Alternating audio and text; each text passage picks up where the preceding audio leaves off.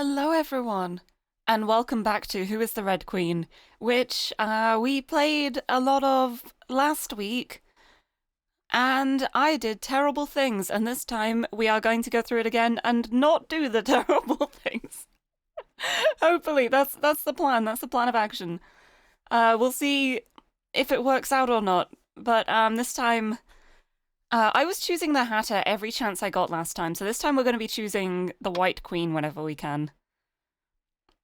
To try and see if we can make things work out a little bit better than last time. But hello, Kanan, congratulations on the first. You got the first redeem. And also Timochi, hello, nice to see you. So the Red Queen's half of me? I hope not. I very much hope not, from what we found out about the Red Queen.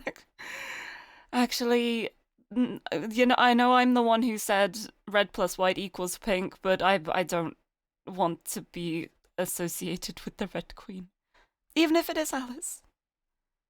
Alice, you are so much better than who you may have been before. Right, but anyway, I figured what I'm going to do this time is if I just skip through for the options I haven't done, I think I might finish things very quickly. So what I'm going to do is I'm going to go through the entire story again, but choosing the opposite options to the ones I chose last time. And then if that works out well, we can check the other options and mop up the final endings as we go along. Because I think I know how to get the bad endings. I'm pretty sure it's going to be related to the party and the arm and the chest and stuff. It should be fine. But yes, we're starting. But this also means for anyone who missed the stream last week, you can still experience the story, because we're going to be going through the story again. It's going to be options I didn't pick the first time around, so it may be different along the way, but there will be parts that are the same as last week. But it just means we can enjoy the story again. At least that's my reasoning behind it.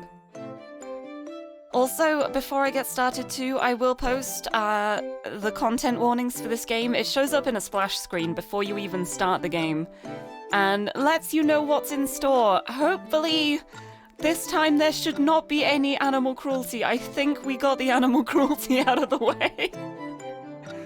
So if that's a problem for you, that should be... I do not plan on being cruel to any animals, please. Please, I've had enough of that. But yes, please be aware, it's a horror game. There is death, there is blood. The whole plot is about dismembered body parts. So please be aware of that coming into this. Anyway, let's do this again. It's story time. Falling. I was falling. Down this rabbit hole with no start nor end, I was falling. Where had I gone? Where could I go? As if I were forgetting something very important, I fell down, down, and down through a sparkling, shining darkness. Too bright to be dark, too dark to be bright. I must have been chasing after someone, after something. Like a girl whose curiosity was piqued by a rabbit with a watch, I was falling, down, down, down, again. This endless well seemed to lead everywhere yet nowhere at once.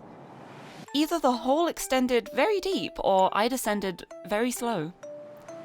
Was I truly even going downward? Perhaps this was all a dream, a fever dream, or in more words, a fantasy that would be as soon forgotten as it was had. I held just one certainty. I was Alice. Alice was me. Now then, just how long was I supposed to keep falling? The air brushed past my fingers, my cloak ruffling upward. A quiet humming breeze caressed my cheek. As if I could hear someone's voice, a pleasant voice, a woman's voice. I strained my ears for whispers in the wind. Alice, what a time for madness. Without a bit of fear or vertigo, should you not have focused on topics more pressing? Like the darkness, or the light, or how you couldn't awaken from this dream? But even now you were just falling. What does it matter? With a thump, I came upon soft grass, and the fall was over. Not a bit hurt, I forced myself to my feet. Up above my head, the firmament whence I fell had not a tear in its blue canvas. Down about my eyes, only familiar unfamiliar surrounded me. I started on an exploratory stroll. Haha! Soon, I stumbled upon a rabbit who looked like a girl. Or a girl who looked like a rabbit. Perhaps the correct answer was that she was both a girl and a rabbit. Not lingering much on the species of the rabbit before me, I called out to her.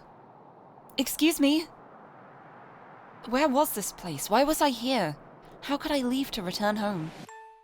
I thought of what to ask her, but she recognized me as soon as I spoke, so my questions were lost in my mouth unasked. "Alice?" "White Rabbit?" "Have you seen Her Majesty? Do you know where she's gone? Where could she go?" "Oh, you, grr. I grr at the rabbit."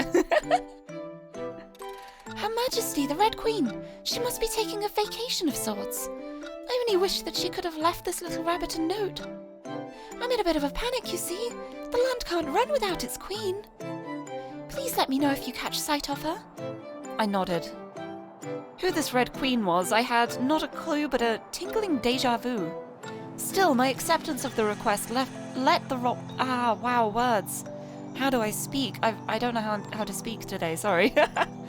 Still, my acceptance of the request let the White Rabbit breathe out a sigh of relief. It's Red Queen time! Hello, Addie! How's it going? Welcome. I'm going through again. I'm going through the story from the beginning.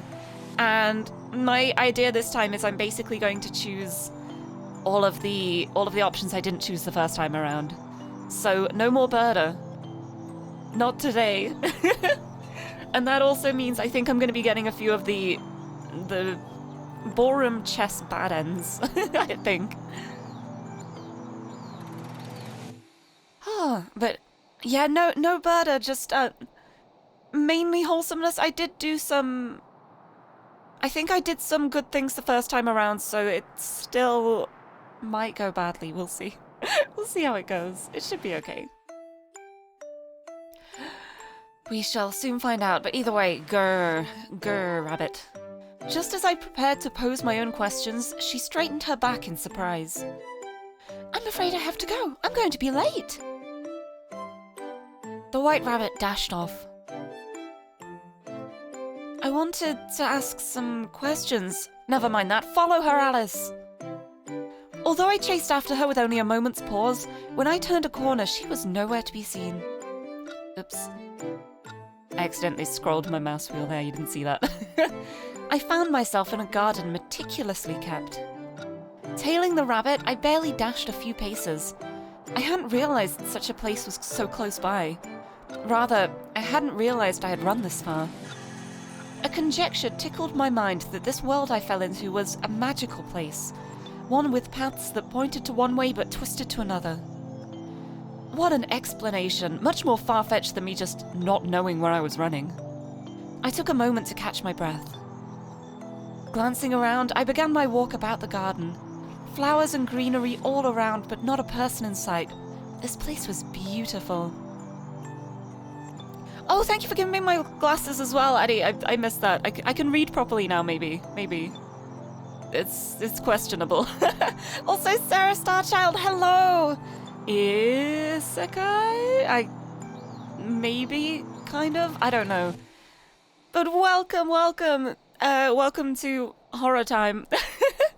Playing a horror visual novel at the moment. Sorry, I'm just sitting up properly. My chair's gone weird. Weird chair, but yes, it's very Alice in Wonderland. The whole setup is very much Alice in Wonderland, but please be aware as well, this is a horror game. There are some content warnings in place. Not all of them will apply, because the first time I played this, I did all of the worst things I could, so I think that crossed off a lot of the content warnings, but it's still very much a horror game at its root, so please be aware of that going into this. But yes, we have just landed in Wonderland for the First time, haha. The first time, yes. The original isekai. It's true! It's true, sent to another world. It's the true origin. But oh, it's so pretty though. Glancing around, I began my walk about the garden. Flowers and greenery all around, but not a person in sight. This place was beautiful. I wanted to meet the person who made it. Not quite a gardening person myself, I still appreciated a pretty place and felt a swelling excitement to explore what sights could be seen. Honestly, that's me too. I am absolutely terrible with plants. I cannot keep plants alive, but I love gardens. And I love just being out like in the woods or in the forest, just having greenery all around. I feel like it's such a lovely feeling to just be among nature. A reminder of reality then dampened my joyful curiosity. I wanted some answers, a way out and back home. As pleasant as dreams were, one had to be able to awaken from them before they turned into nightmares. Whether this was a dream or reality had still yet to be seen. Step, step, I walked around. Hop, hop, I peered over the bushes. Soon enough, I discovered the heart of the garden where one might sit for tea. I spotted a white-haired girl in the garden.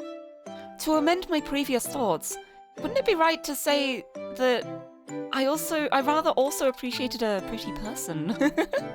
Frivolous thoughts flew from my mind as our eyes met. Her gaze seemed to beckon me over, so over I went to speak with her. Are you enjoying the garden? The garden's beautiful. The gardener will be happy to hear that from you. However, if you have come here now, you should be searching for something. We should first introduce ourselves. I am the White Queen. Just like with the rabbit, for reasons unclear to me, I already knew who she was. Here, that should be as good as her name. Oh, I just realized Hold on a second. I forgot to add the Lirie tag to this stream. Very, very important. I need to do that quickly. There we go. let me just quickly fix that, because this is also a Lirie game. Also very important. Yeah, I think my problem is that whenever I have plants, I always do try to look after them too much. And like overwater them, and then they're like, oh, you're so needy. I am going to perish to get away from you. I don't know. I have quite a few artificial flowers. I've got a really nice artificial flower pot in my room where you can't really tell that they're not real flowers unless you go really, really close to them. But it means that I get the joy of the appearance of flowers without having to actually look after them. And it also means that Tiffany, my cat, doesn't eat them, which is also also definitely a positive. Right, anyway. Your Majesty, my name is Alice. Don't stand on ceremony, Alice. I am not someone you need to speak with particularly respectfully. Welcome to my garden in Wonderland. Wonderland. I tasted the word on my tongue. I can't remember why or how I'm here. Not this garden, but Wonderland. I was falling, and I couldn't remember why I was falling. I was simply falling until I fell no more. I'm sure I've forgotten something very important. You needn't force yourself to remember. Some things are better left forgotten. Perhaps it was fated for you to come here. Perhaps something is missing that you must find. This world must appear like a place of dreams. You should find the Red Queen. The missing queen whom the White Rabbit mentioned was the Red Queen. I waited for the White Queen to continue. She hesitated to speak of the Red Queen, as if the elusive royal would appear like a ghost behind her as she spoke. You have a plant in your room that your mum comes to water. She told you not to give it water so it gets the right amount. Honestly, that's the only way I would be able to keep a plant too. Just have someone else look after it and just be like, just don't touch it. Do not touch it and it will be fine. I tried to imagine what sort of person the Red Queen was. She will let you return to your own reality. When you meet her, You should be able to find all of the answers you are seeking for. As for where she is, that is for you to discover. Do you dislike her? That's a difficult question, Alice. So she's like that. I'll let you judge the Red Queen. You might learn something new about yourself. Shall I head off to find her now? Why not stay for some tea? Of course, I'd love to, but it's not quite afternoon tea time yet. A later time, then. Certainly, to have tea outside of tea time wouldn't do. I won't keep you for too much longer, Alice. I'm sure you will be able to find that person soon enough. Until later. Later. I waved goodbye to the White Queen. Oh, no, this is not the Red Queen. There's no red here. I waved goodbye to the White Queen and departed from her garden. Glancing back, I saw her gaze linger upon me. I stepped onto a twisting path in the forest. I didn't know which way to go to find the elusive Red Queen, turning left and right. To find a queen, I thought to seek a castle. However, the rabbit said that the queen was missing, so, unless the rabbit had also forgotten something very important, the queen shouldn't have been at the castle. The Red Queen. She seemed like a troubling person. The way the White Queen's face froze, tongue stuttering along at the topic of the Red Queen, made me wonder, was the latter queen a tyrant or a fool? The tutor at home liked to talk about kingship of that sort. When a White Queen and a Red Queen love each other very much, a Lirie is born, the Pink Queen. Not sure about that though. The Red Queen in this, I would rather not be associated, I think, from what we learned last time. To me, either or neither were fine. After all, who were the peasantry to affect the mood of a high queen? I hummed and walked along with a skip in my step.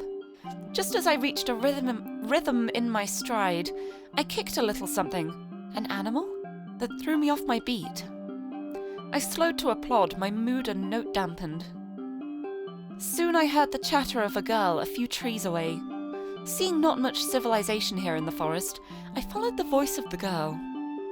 Although she was chatting, I heard her voice alone. There she is, best girl, best girl. I'm so sorry, I'm going to be mostly ignoring you this time, but you are best. She's the best girl. I keep scrolling by accident. When I do the scroll wheel, it goes back a line. So if it ever skips back to the previous scene for seemingly no reason, it's because I'm being silly with my mouse. I passed by a few bushes and soon enough found a tea party in the middle of nowhere. At a table set before a tree sat the girl. Hello there, Alice. What did you come here for? Her chatter ceased. Her mismatched eyes pierced through me in its place.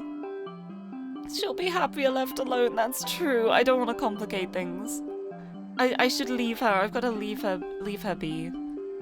It would be better off. Also, Gigi, hello, welcome. Hold on, I'm just gonna have a sip of me drink. Gotta stay hydrated. And who am I? I'm actually drinking water today. What's going on? I have my monster with me, but... Oh. I just need a sip of water for... just little voice acting things. My voice is like, ugh, okay. It should be fine. There we go. Yeah, be proud of me. I'm looking after myself. Oh, thank you for the hydrate. I'll have more. More water. Haha. And also monster. I mean, now that the hydrate's happened, I should totally be having monster. There we go. The Mad Catter! Yes. That's me when I put the hat on. There's no room here at the table, so don't take a seat. No room, no room! She moved the puppets on her hand, a sleepy mouse and a mad hare. Looking right to left, I could barely see the ends of the table set for tea. One person in such a large space, conversely, she almost seemed lonely. There's plenty of room, Hatter. Any opportunity to drink Monster, I'm like, right. Well, if you insist. Another one for good luck. There we go.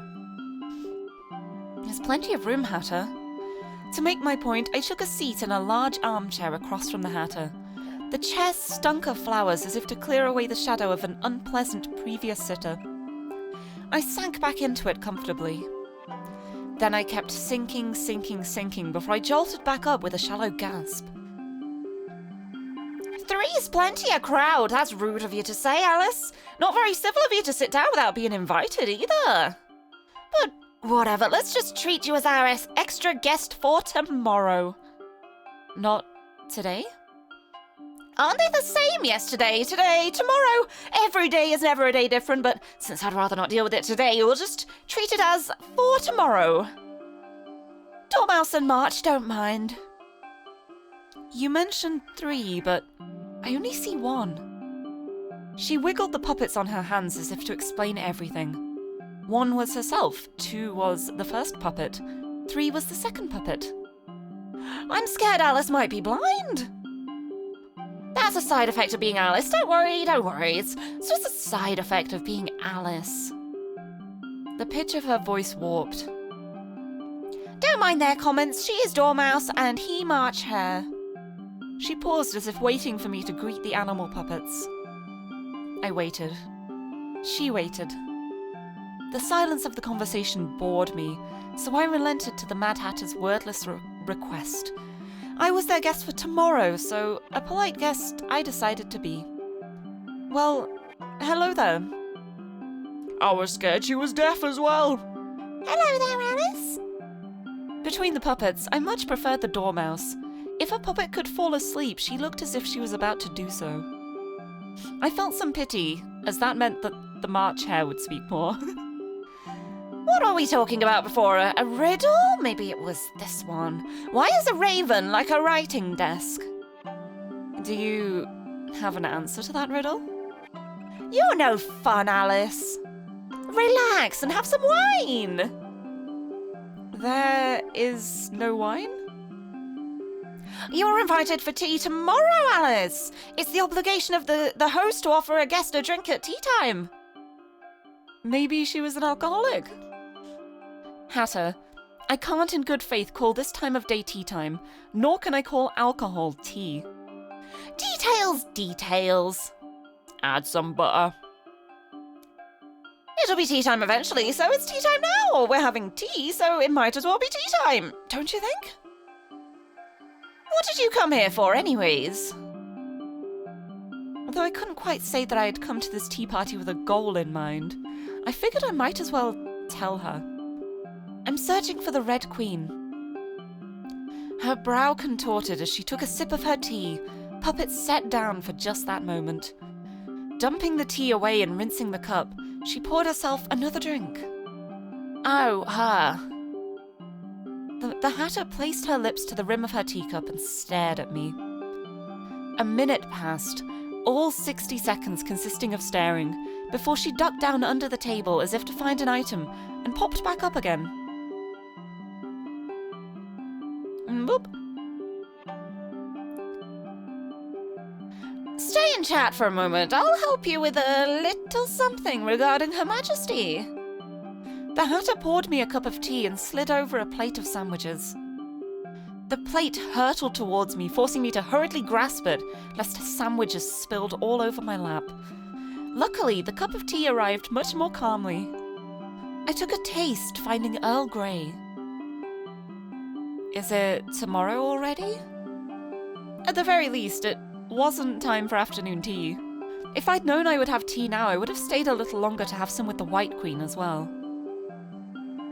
It was not that people couldn't have tea outside of afternoon tea, but it was a principle of things. If people drank tea any time of day, they would drink it all day. It's true, we do. Haha. It's called being British.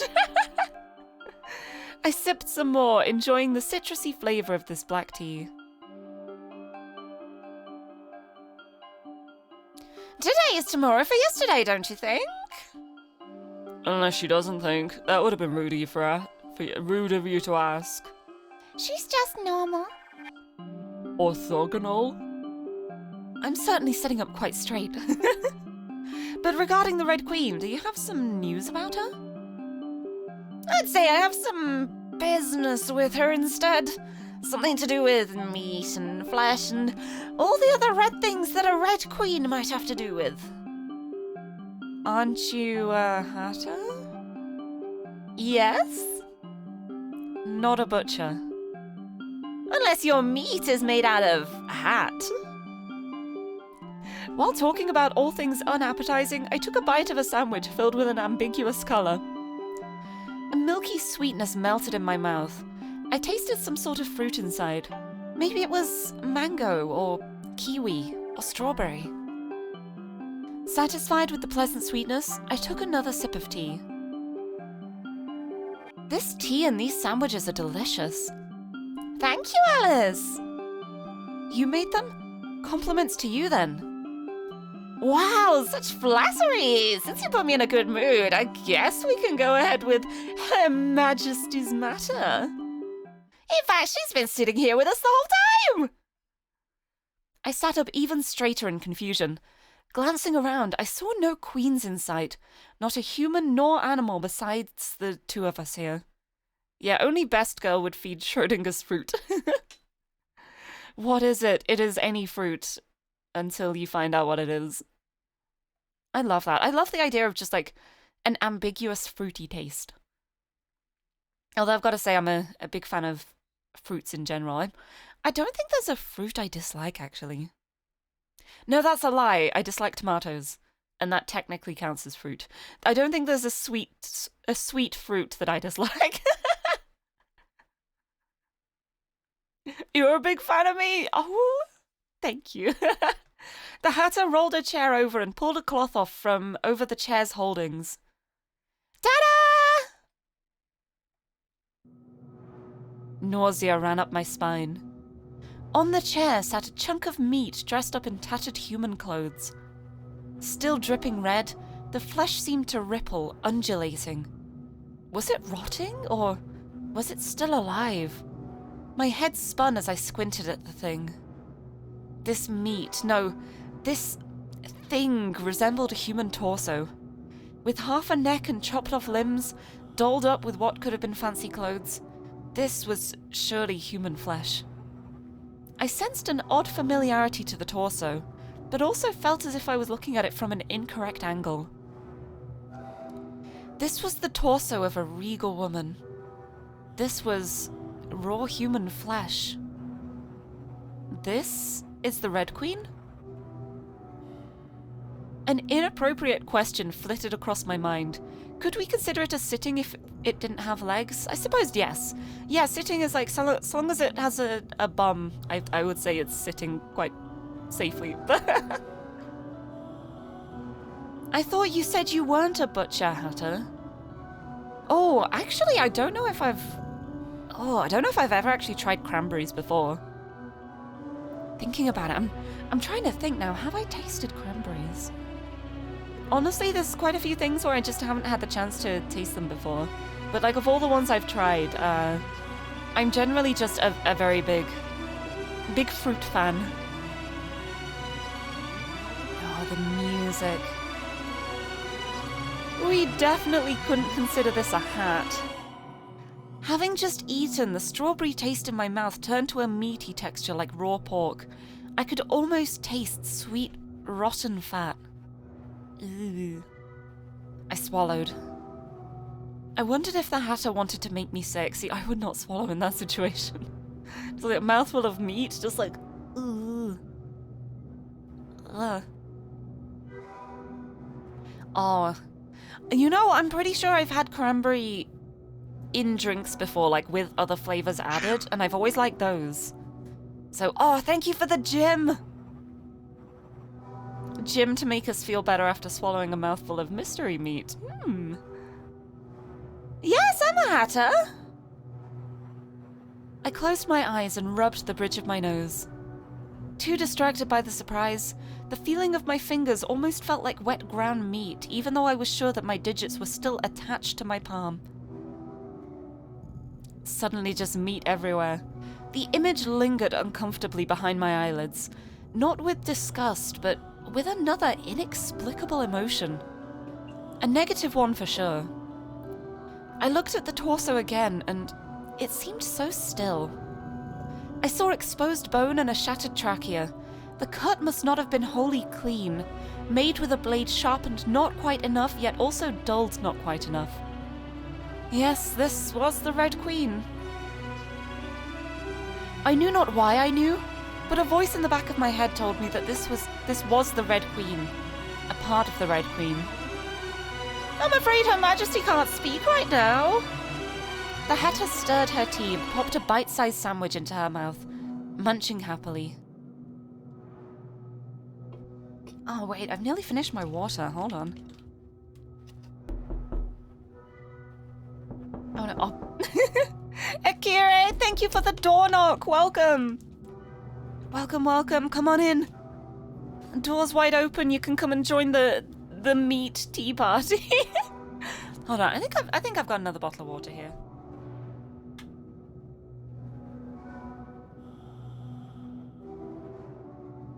I do. I've got another. I was actually prepared for once. We're good. I just had a moment of fear, like, oh no, I don't want to run out of water in the middle, but I actually have another 2 bottles of water in here because I keep forgetting.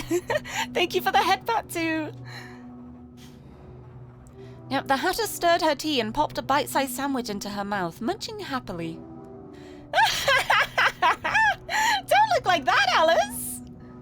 The Hatter didn't dismember Her Majesty. Yes, Hatter is innocent.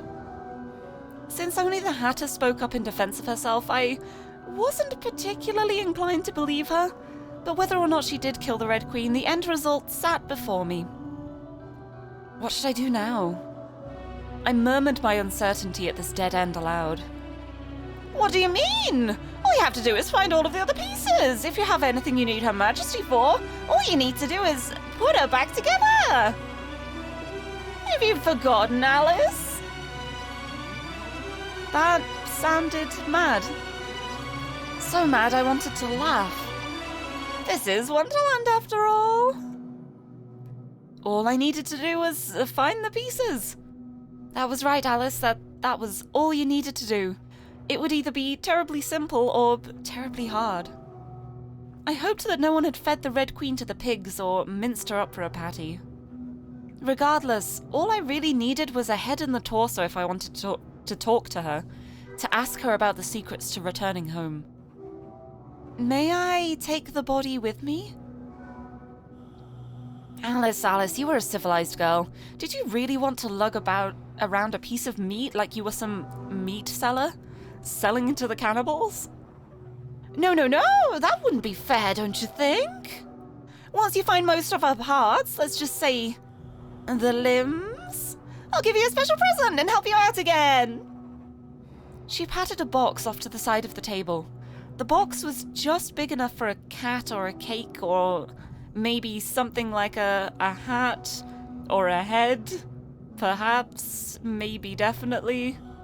Of course, don't peek or try to find out what the present is.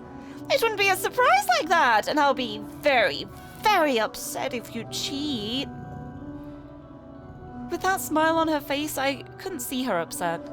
Only muddled sincerity came through her voice. Yeah, we're not for the bright and pretty scenery. It's basically the plot of a Resident Evil game. Resident Evil in Wonderland. It is. It's just like, we just gotta find the limbs. It's fine. Honestly, that's one of the things I love about this game, though. The fact that they managed to have such an amazing horror atmosphere, and it's still so bright. I feel like it's really difficult to do that well. Like, I can only really think of a couple of examples. Sorry, just putting my other water bottle on the floor. I can only really think of a couple of other examples off the top of my head, but Midsommar, I don't know if anyone's seen that film. Incredible film. And absolutely amazing at making a horror film that is not visually dark. Like, it is so bright, and honestly, the brightness kind of just adds to the horror factor of it, because it's just like, oh god, this shouldn't be like this. It's so bright. Another one I really like is, what's it called? All of Us Are Dead, I think it is? It's a translated title. It's a Korean show, a Korean zombie show. I just like instinctively said it Korean style there. I think it's All of Us Are Dead. Yeah, it's a Korean zombie show, and one of the things that I loved so much about it when I was watching it is that the color in that show is incredible. It's really bright. It's got more like green, red, bright color tones to it, and I feel like most zombie shows that you see are very desaturated. They're very dull. It's all about like the grit and the darkness and the dirt. But this show, it is so bright. It's really saturated, and honestly has such a cool effect. Like when you see like the blood, they all have green uniforms. So when there's red, the bright red on the slightly darker green uniforms, it looks so cool. Also, Darren the Baron 1, hello, thank you for the follow, welcome. I hope you enjoy your time here. I will get back to the game in a second. I just got distracted talking about bright horror. But yeah, I really like bright horror things, because I feel like it's very easy to just make everything dark and then just be like, ooh, it's dark, you can't see, it's scary, you don't know what's going on. But yeah, it's like the one thing that always really drew me to All of Us Are Dead was the fact that it is so saturated and bright. And you don't expect that from a zombie show. It's so cool. I'm really excited because they've announced that there's going to be a season 2. I think that might actually be coming out fairly soon. I don't know exactly. I know it was announced.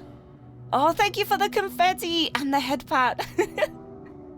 I feel like the confetti and the head pat are the biggest draws for anyone who follows. You could just immediately pat me on the head. Why not? So thank you for the hydrate as well. I will have a sip of my drinks.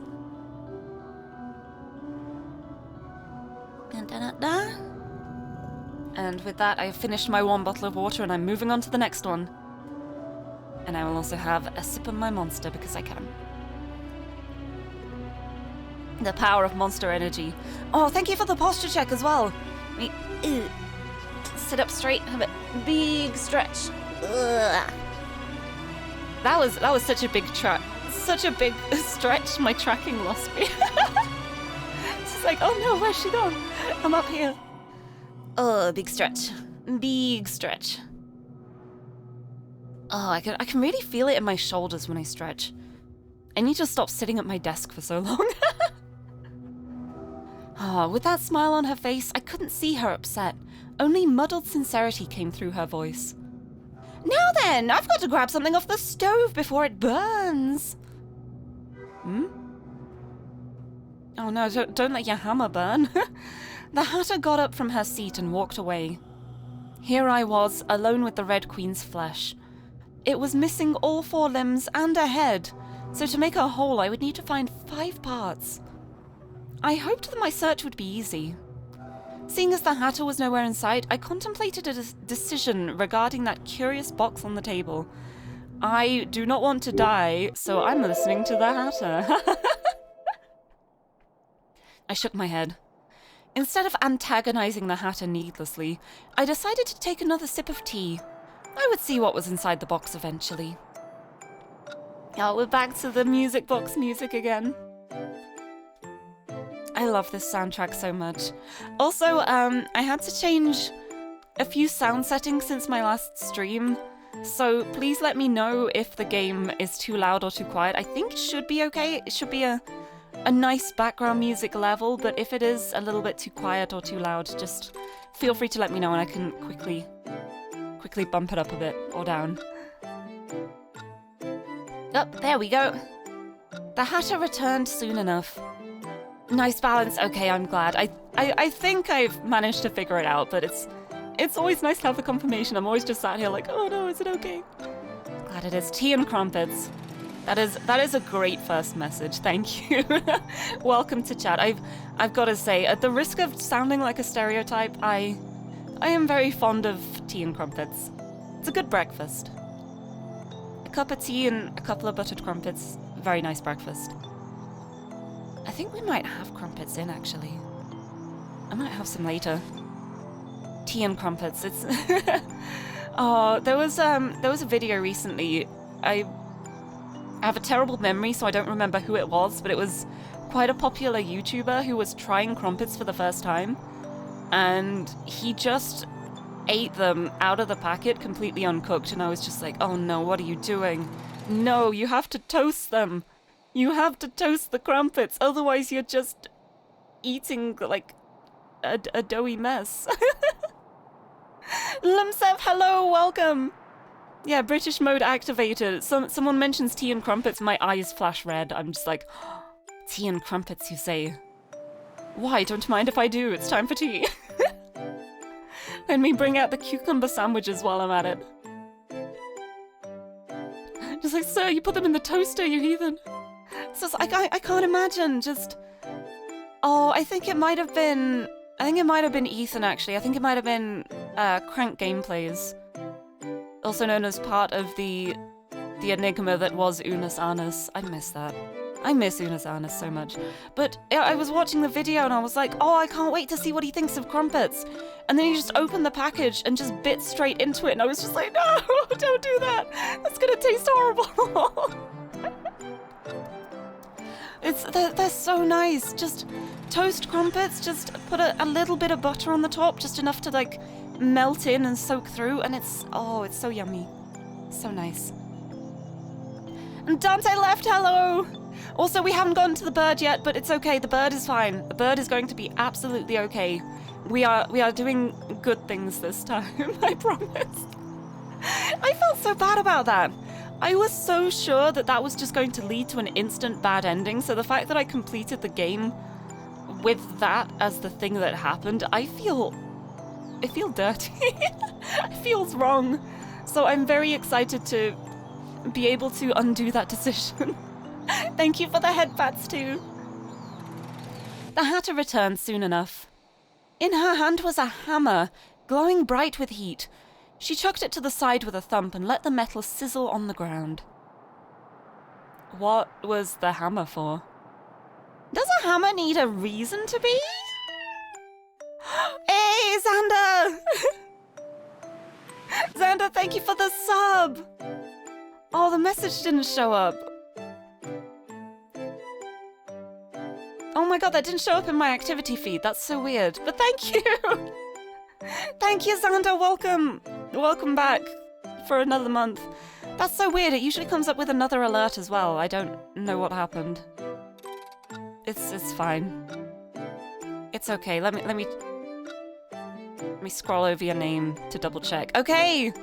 19-month subscriber. There we go. Yeah, it usually comes up with how many months. It just didn't that time. Oh, there it is. Oh, this is usually automatic. There it is. Yeah, I guess the message didn't go through. Yeah, I thought it was for the Prime ones too, because every time I've done a Prime sub, it has just instantly gone through without the option to add a message, so... Okay, there we go. Thank you for the Prime. Thank you for giving me the Amazon money, Xander. We should totally set up a Twitch account for Mumsy too, just saying, for absolutely no reason. Also, Mama Petra, hello, welcome. What did you miss? I've only just started the game again. I'm going from the beginning, but this time we're going to pick the actual good options instead of crunching birds in my hand and stuff. I'm not doing that again. It's not happening again. I'm gonna behave, I'm gonna be good, I'm gonna do nice things. I'm not gonna be mean to the Cheshire Cat. Gonna see how it goes.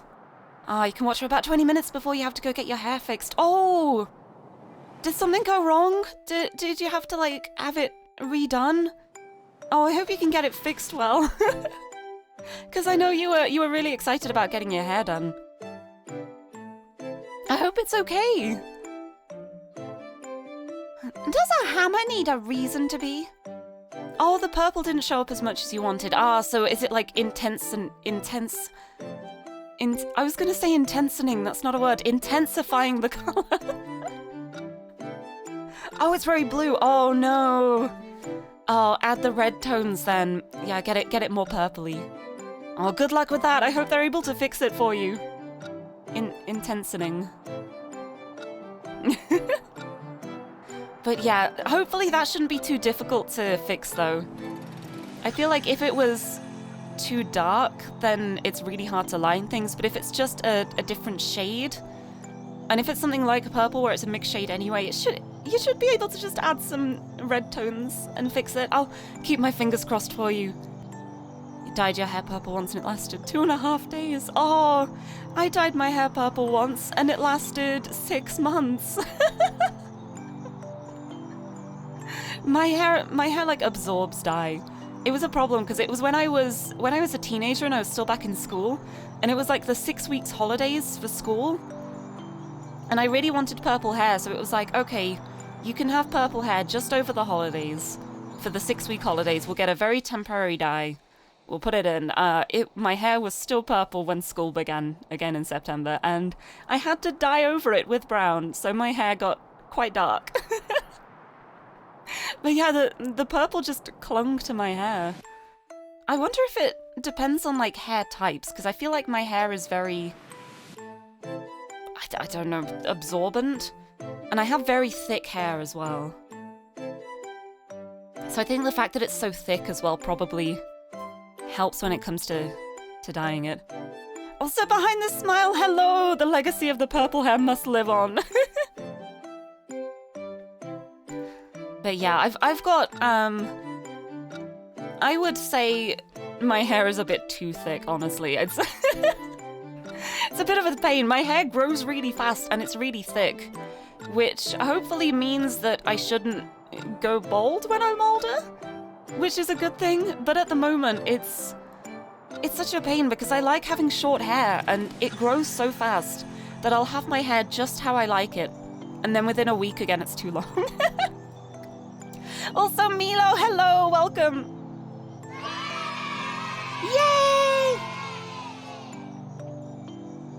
Yeah, because I think Asian hair as well is often a lot darker, and my natural hair color, I'm breaking the illusion now. My natural hair color is brown, but it's a lighter brown. And it's also very interesting because when I was younger, I had really, really blonde hair. Like, my hair was white blonde when I was like 2 years old, and it just like gradually got darker as I got older. But it does mean that like it's not as dark as it could be. I definitely don't take after my parents with it, which is quite funny. It's like my mum and dad both have really dark hair. My brother has really dark hair. Mine is medium brown. I don't know how that happened. It's probably the side effects of being the only cat girl in the family. Did Xander ever dye his hair? Oh, he has. He has many times. One time Xander he had his hair quite long, but he had it styled in, you know, like the punk style that's like the Liberty spikes, where it's like super high spiked hair. He had his hair spiked up like that, and it was lime green, and it was incredible. But it was also a lot of upkeep because his hair is so dark, so getting it to that lime green, it was a challenge. It was a task, and I think after a while he was like, the upkeep is absolutely not worth it. Yeah, your hair also refused to get curls. Oh no! Oh, my hair curls quite easily as well. It's a bit strange because I feel like part of my hair is like a different type of hair to the rest, because there are little parts in my hair that curl super easily, and they also get matted really easily, and then the rest of my hair is just straight. So I end up with this kind of like mixed wave hair if I just leave it as it is. But it's why I like having short hair though. I like bob length, like chin length like this. Like this. Is the perfect length for me. anime girl hair. It is. I just get the little bits that stick out randomly. Right, anyway. Game. Does a hammer need a reason to be? Anyways, go ahead and try to find some of the Red Queen's body. An arm, a head, or maybe two. Just bring them back here for me to attach to this. She pointed to the torso. Oh, thank you so much for the lurk. I hope the watching goes well. I hope you enjoy it. Enjoy your show. I will enjoy my dismembered limbs. It'll still be tea time when you come back. Let's just count you as an extra guest for the next tomorrow as well. To be exact with time, now was not tea time. I suppose there's not much else to do here. I looked at my empty cup of Earl Grey and lifted myself up from the armchair. For what it was worth, I quite enjoyed this odd-hour tea. Shaking my legs just to make sure they hadn't fallen asleep, I started to leave. Until later. Auf Wiedersehen! Oh, after playing through the game once, that line, her face there too, like she looks so, like, gentle. Auf Wiedersehen! She leaned back into her chair and made a lazy wave my way. Somehow, she looked lonely. I love Hatter so much. I love her, best girl. It's like I haven't even done much with the White Queen, but I don't think the White Queen's going to be able to overtake Hatter for best girl. I love her. I love her. I returned to another forest path, walking forward and forward. After moving for a while, I realized that I had no idea where I was going. In simpler words, I was lost. I walked around in a few circles before looking upward. Haha. Above, I saw a cat. A cat who resembled a girl, or a girl who resembled a cat, leisurely stood on the branch of a tree. Unlike the White Rabbit, this cat, the Cheshire Cat, I couldn't help but wonder if she was actually neither a cat nor a girl, and was just pretending to be either. I met her cat-like eyes. Oh, her cat eyes, nodding in silent greeting. Oh, it's like looking back on this now with the knowledge that I already have. Ooh. It's so interesting. Her grin stretched across her face as she stared right back. Sharp teeth filled her mouth and claws adorned her hands. I have sharp teeth too. Free fangies. I also have sharp teeth. Probably not as sharp as hers. Yeah, honestly, the art in this is so pretty. And yeah, you drew these fangs. And such wonderful fangs they are. This was probably a cat. Cheshire. The flame that was her tail flickered, and she hopped down to meet me closer. I don't suppose you'd tell me which way I should go. I posed a silly question that I expected no answer for. After all, I was asking a cat for directions. Depends on where you want to go. To my surprise, I received a response. To find the Red Queen. Ah, the crazy one. Are you sure you'd prefer not to go with the nice one? The one I'm searching for is the Red Queen. Alright, the Mad Queen. Then again, we're all mad around here. That is, except for Her Majesty the White Queen. She's too sad to be mad. Oh, sad girl. It's okay. We'll cheer her up. That's sounding dangerously like I can fix her. That's it's not quite what I'm going for here. If you're looking for the Red Queen, up, up, down, down, left, right might help. Self-awareness, Alice. Self-awareness. B.A. The Cheshire Cat vanished into thin air. Soon enough, she reappeared. Just go to the White Queen instead. Maybe you'll find something on the way. She started to fade away again before popping back. I forgot to ask, how's the Hatter doing? She seems to be fine. It's still tea time over there. It's always tea time with that one. A third time she disappeared, leaving a grin lingering in the air, before that too vanished. This was a grin without a cat instead of a cat without a grin. The third time was the charm. The cat did not return. I can't say I've seen a cat quite like that before. Then again, Cheshire wasn't really a cat. Walking her through a few tree lengths more, I mulled over the odd advice she gave. Right, let's save here. More saves. It's making all of the saves. I might not even go back to them, but... There we go. Last time we went up, up, down, down, left, right. I think this time we should try and find the White Queen. So I'm gonna go for that one.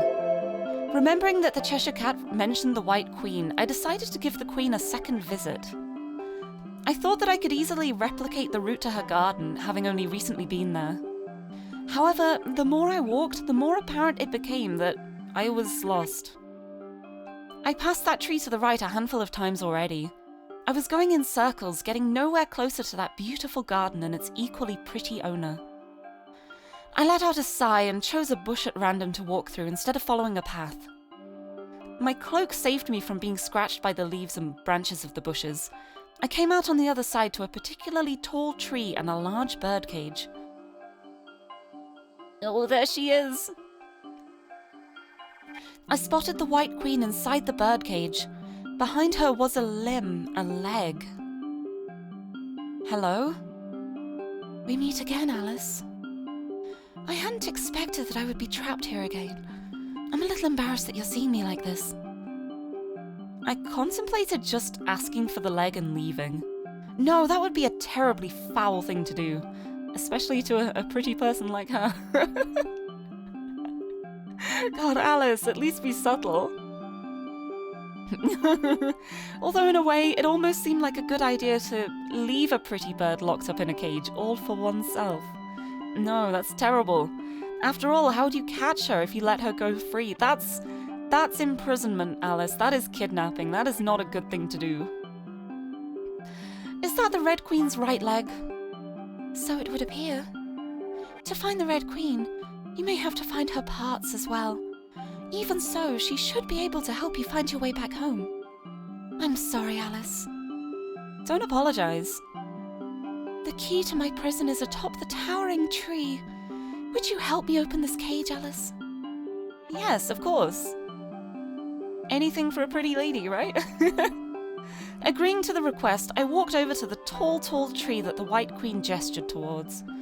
How tall it was, I couldn't say. If I angled my head and squinted, I could see the glimmering of a silver key at a high branch above. I circled the tree. The front and the back, the sides left and right, they all looked equally hard to climb. Bird! It's bird! It's bird! It's bird! As I pondered on how to scale the tree, a little bird approached. Oh, I'm so sorry, bird. I love you. I love you. I love you, bird. I will keep you safe. Chirp, chirp. With all of the talking animals and not quite animals in Wonderland, I had an inkling that this one might speak as well. Perhaps it spoke French, like a French bird. Bonjour? Bonjour. Unfortunately, I knew little French. My practice had grown rusty, so much that the tutors would be ashamed. But I tried to pull out at least one more phrase. Où est ma chatte? Chirp? I must have said the wrong words as the poor bird began to tremble. I mean, asking a bird where a cat is probably not the nicest thing to do. Parlez-vous anglais? Parlez-vous anglais? There we go. I've got to do it like a proper British person. Parlez-vous anglais? Yes, yes, Chirp, chirp. Cats, no cats, please. What are you doing? What are you doing, Chirp, chirp? I'm trying to get that key up there. What are you doing, little bird? Chirp, just having lots of fun every day. Not doing anything in particular, just not doing anything in particular. Now that the Red Queen, I mean, Her Majesty, is missing, Wonderland is so much more wonderful. We can play and frolic as we want, Chirp, chirp. Auntie Bird got in trouble for breaking Her Majesty's laws, and now there's no more Auntie Bird, Chirp, chirp. I was so sad, so sad. Her Majesty was so scary, so scary. You weren't telling me, right, chap? Chap, chap, you look like a nice person, chap. Much nicer than her, much nicer than her. Oh, I see. I'll help you with the key, chap. Puffing out its little chest, the bird flapped its wings and took off upward into the sky. It flew and flew and flew, but soon enough became tired. Not reaching the key on the tree, the bird faltered and fluttered back down. It dipped its head in disappointment. Sorry, I couldn't do it, chap. I refuse. No. Pet the bird. Pet the bird. Pet the bird. Pet the bird. No birder. No bird murder. No birder this time. We are petting the bird because they are a lovely little bird. They are pink and cute and lovely and having a wonderful time every day, and we're gonna pet them. Don't worry about it. I rubbed the little bird's head, causing it to peek up at me with its large round eyes glittering with surprise. After the failed first attempt at the key, I returned to the White Queen's side. She looked fitting in the cage, pretty, like a flower preserved forever in glass. Again, I thought that she was beautiful. It's so creepy. These lines are just... Fight against it, Alice. Don't do it. Really, she was beautiful. That's true, Alice. You know, when you got here the last time, you thought I accidentally... Look, I chose it because I thought it was going to be a bad end, and I wanted to get all the bad ends. And I wanted to get it out of the way with as quickly as possible. I didn't realize that I would be able to just completely continue the game without going back and not doing that. But it's okay. I am I am righting my wrongs now. The bird is fine. Bird is fine. We gave them a little pet. They can go on their way. They are a lovely bird. No birder. Just pets. Even so, I couldn't let her stay trapped, not to mention the Red Queen's leg. I wasn't able to find a way up. Do you have any ideas for what I should do, White Queen? Over there are some mushrooms. If you eat the ones to the left, you will grow. If you eat the ones to the right, you will shrink.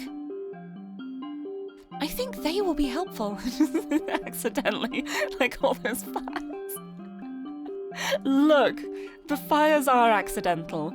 I will fully admit to straight up killing the bird. I did that. That is something that I did. I can't take that back.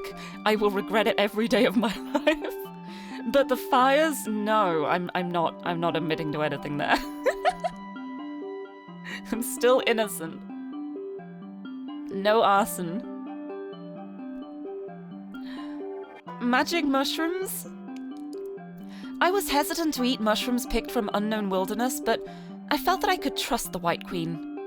Why? I didn't know. Well, this is Wonderland, isn't it? I'd forgotten something important. The feeling of forgetting tingled in the back of my mind whenever I saw the White Queen.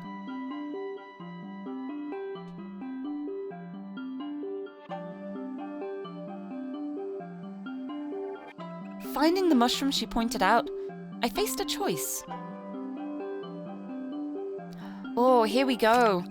Last time I grew and I was able to just pluck it out of the tree, but I wonder what happens if I shrink after not killing the bird, because I got killed by bird for being an awful birderer. But this time I didn't. This time I was nice. I think the birds will be my friends. I think we can get the big bird to help us, so I'm gonna shrink. I ate a right mushroom and immediately began to shrink. The world around me swelled in size. I was afraid I would shrink to nothing, but I soon stopped shrinking. I must have been the size of a doll. Looking upward, I found that the key upon the tree was even further away. I hadn't quite thought my decision through. A gust of wind blew past.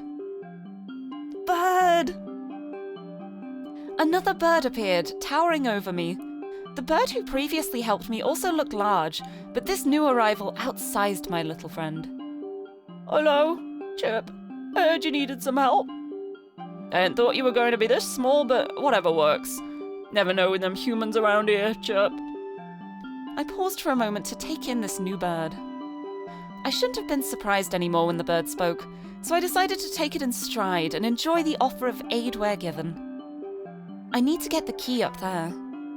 Well, that's probably a bit hard for you, ain't it? Since you're so chirping tiny. You're nice to Birdie over there, so I'll let you ride my back and we can go get that key of yours together, Chirp. How about that? Good. I'm going on a bird ride. I climbed onto the bird's back, admiring the look of its feathers up close. I made myself comfortable and grabbed onto its neck. Hold on tight, buddy! We're flying. With a flap of its wings, the bird began to fly. Whoosh! The wind blew past me, throwing my hair into disarray. My cloak fluttered behind me wildly. In a few moments, we reached the key at the top of the tree. I grabbed it, placing my arm through the loop to hold it while riding the bird. The key was heavy, a silver thing almost as big as me. We descended and I dropped the key to the ground. Thank you for the assistance. Why did I sound so AI with that? Thank you for the assistance. Goodbye. The assistance is greatly appreciated. Farewell, Big Bird. Have a good rest. Welcome, Chirp. Don't expect a free ride again. I'm going to grab Birdie and go, so have fun with your own thing, tiny human. See, it's so much nicer not killing birds. You're right. Don't kill birds. It's a bad thing. The bird left with its smaller friend. I hugged the key over to where the white... Oh, I lugged the... I lugged the key over to where the White Queen sat, breathing heavily when I finally walked the full distance with the weight in my hands. The key I now had, but the cage I could not open. I was much too small. Thank you for the hydrate and posture check. I will have a sip of my drink.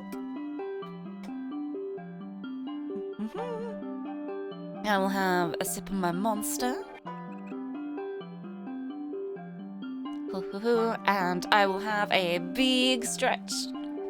Ooh, big stretch. Yeah, it's a lot of reading. A lot of voice acting. Honestly, I have so much fun with visual novels because I love just thinking of silly voices for the characters. It's so fun. I love going from something like this. And then just speaking like this. It's a lot of fun. It's a lot of fun. I love it. Okay, I need to stop there. There we go. The key I now had, but the cage I could not open. I was much too small. The magic will wear off. In the meantime, would you accompany me to chat, Alice? That may be for the best. I would have to wait till I reverted back to my original size to open the door. Is the invitation for tea sometime still open? Yes, always. Then, shall I ask about what sort of foods and tea you like to drink to see what I might expect? What's your favourite tea? White tea. That is such a predictable answer. Do you prefer black tea still? How did you know? We chatted for a while about tea, and at some point the conversation turned to flowers. Perhaps it was that she felt ambivalently on floral teas. I've got to say, honestly, I'm not really a fan of floral tea either. Like floral tastes in general, flavourings, I'm not generally the biggest fan. I like fruits. Fruit tastes I like a lot. I like fruit teas. My main tea is a really nice fruit tea. It's like a mixture of berries. It's a really nice tea, but I do like just like regular English breakfast tea as well. A good old trustworthy. You are welcome to visit the garden any time. Yeah, it's interesting. I love floral scents. Not so big on floral tastes. Whereas I like fruity scents and tastes. Honestly though, I think like with scents, I think my favourite scents tend to be more like spice scents.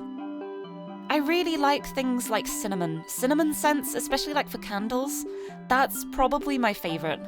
I love cinnamon candles. I feel like I may have been influenced by my mum with that.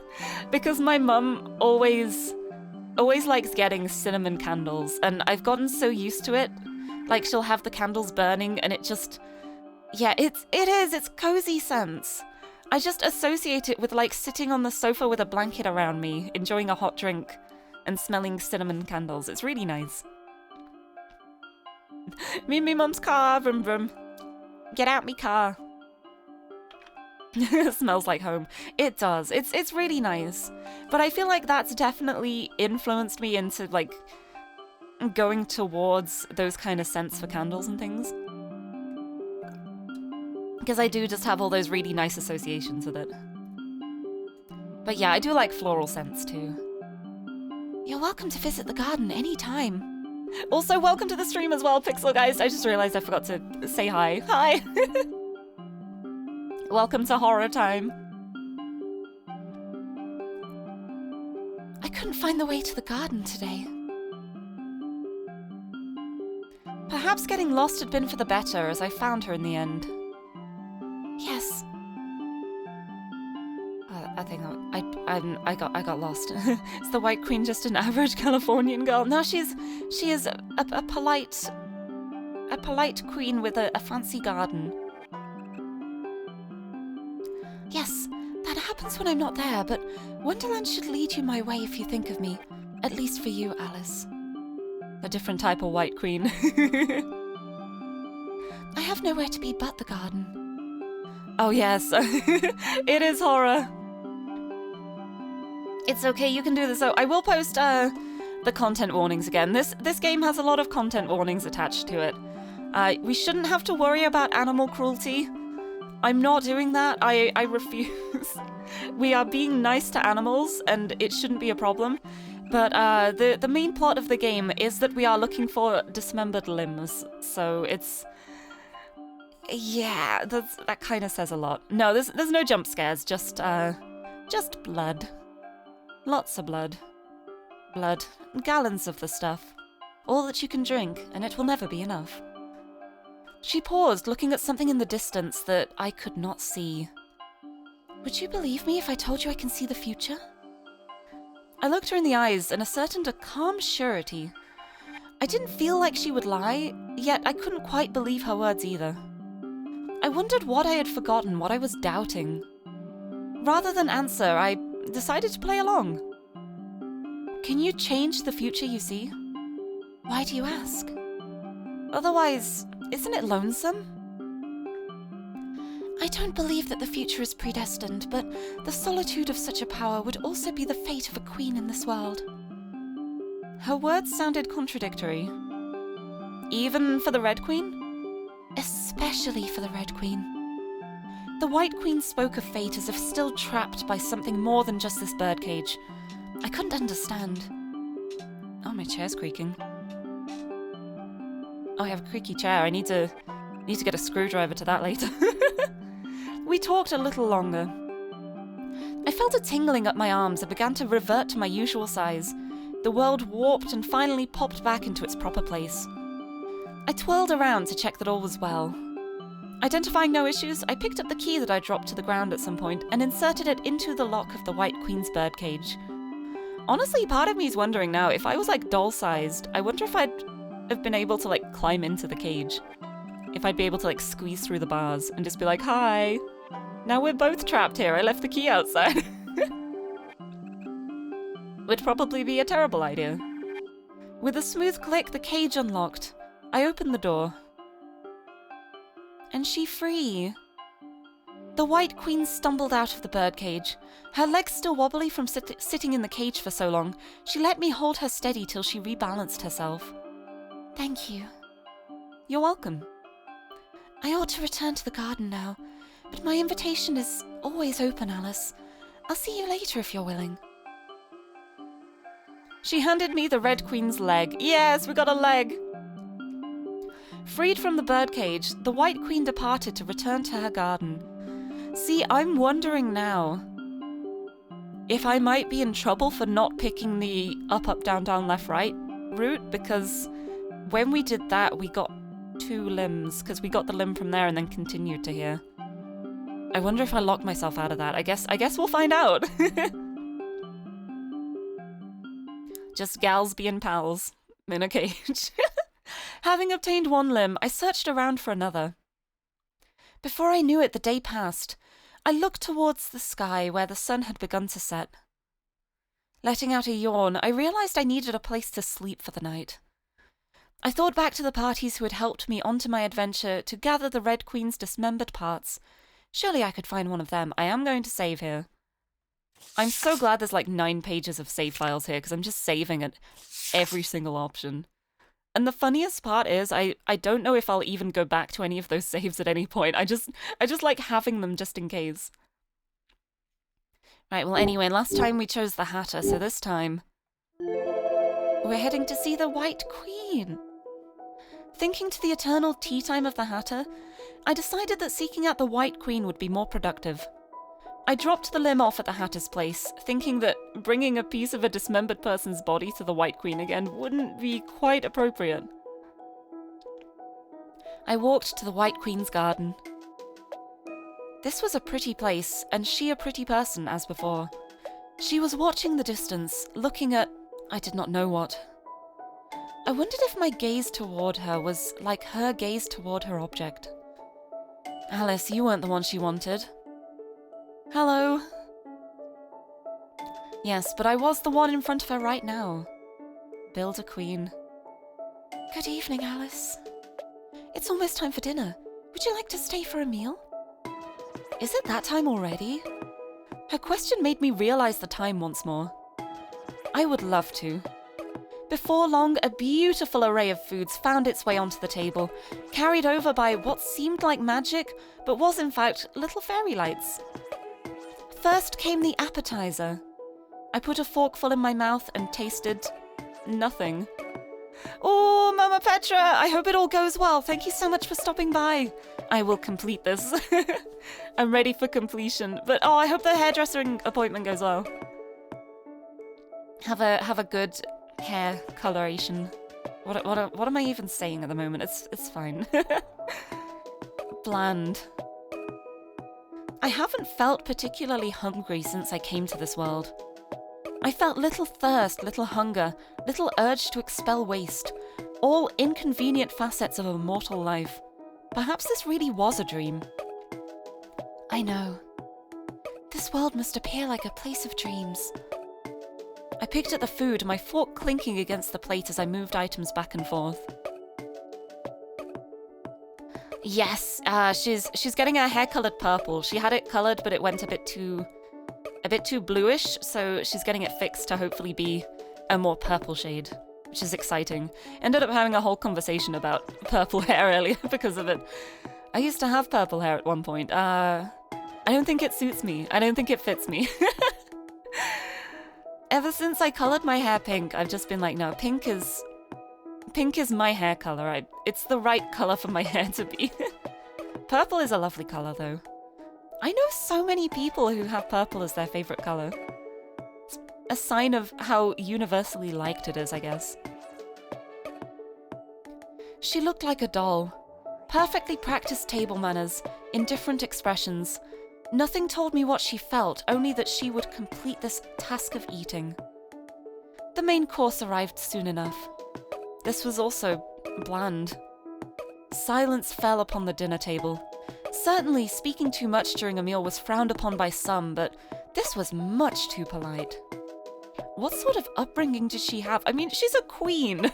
She is a queen. That's the upbringing she had. A queen was a queen, but I knew not which country she ruled, nor what courtiers she had. The White Queen was a mystery. Oh, Akire, thank you for the... Oh, wait, it's Uwu. It's Uwu Dictionary time. Thank you for the Ewuctionary narration redeem. Oh, where's my dictionary? Here it is. We've got a Q, which is for queen, but it depends where I open my dictionary. Let's quickly open it to... There are... I feel like I go straight from P to R whenever I open my dictionary. There's like 5 pages of keywords. Oh, hey! But I opened it and the word queen is on this page, so I feel like that's a sign. Ignore the fact that there aren't many pages. We're reading the word queen. Queen, noun. The female ruler of an independent state. 2. Also queen consort, a king's wife. 3. The best or most important woman or thing in a field or group. 4. A playing card bearing a picture of a queen, ranking next below a king. 5. The most powerful chess piece able to move in any direction. 6. A reproductive female in a colony of ants, bees, wasps, or termites. Or 7. Informal, a very feminine homosexual man. Can also be used as a verb, apparently, huh? The verb to queen it also means to act in an unpleasantly superior way. I've never used the phrase queen it like that. So it's like, oh, if... I guess it would be like, if you queen it, then you're acting super, like, over the top. Like, oh, don't queen it, that's too over the top. I've never used it like that. No, it'd be more like queen it, queen. Queeningly. I don't know. There's so many definitions for the word queen, though. But it's always so interesting because they're all based around the same basic premise of what a queen is. But it's used in so many different ways, like the playing cards, the chess piece, the, like, bees, wasps, termites. I didn't know that termites also use the term queen, though. Actually, no, I guess I did. Saying termite queen, that makes sense to me. I feel like I may have already known that. I just didn't take it in. But it's really interesting. But thank you for the Wiktionary narration, Redeem. Let's head back to this queen. Don't queen it, queen. Her white queen was a mystery. My fork and knife clinked listlessly against the plate. The tea time at the Hatter's place was way better than this. Eventually, dinner came to a close with dessert. As the little cakes were delivered to the table by the same servants, I perked up at the sight of sweets. I took a bite. The cake tasted too light. As I looked down at the cake in disappointment, I heard a choking cough. What?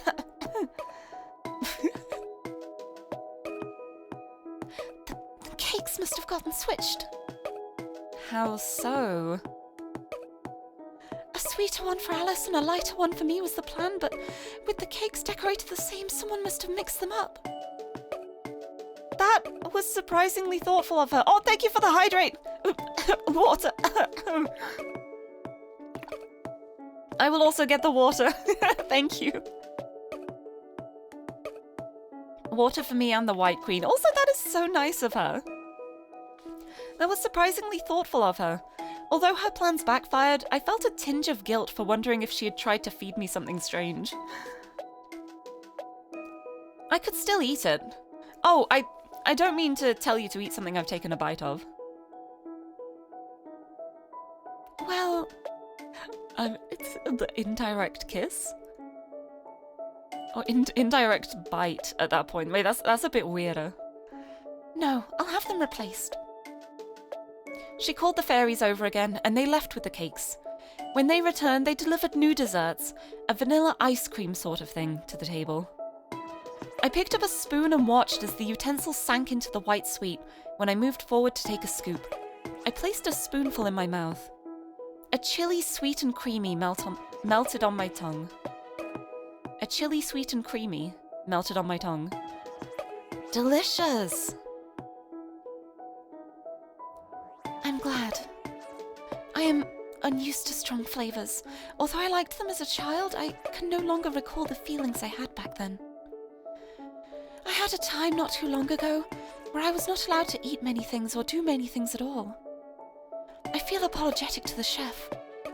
It's just that I've become so accustomed, so even though she's gone... She looked somewhere far away, but soon refocused onto me. Her ice cream began to melt on her spoon, and she unconsciously stirred it like a cup of tea. Did the Red Queen force her to eat bland food? That's... Oh, I can also understand that feeling as well, though, because especially when you're used to certain flavors and textures, getting anything more intense than that can be way too much. White Queen, I feel so sorry for her. But yes, thank you for stopping by, Addie. Yes, I hope you rest well. Thank you so much for stopping in. The VOD will absolutely be up. This time, I am not doing awful things, hopefully. But I do still have 3 bad ends to get, so there will be that, I guess. I guess there will be bad things. It's okay. Thank you for stopping in, though. Oh, the poor White Queen, though.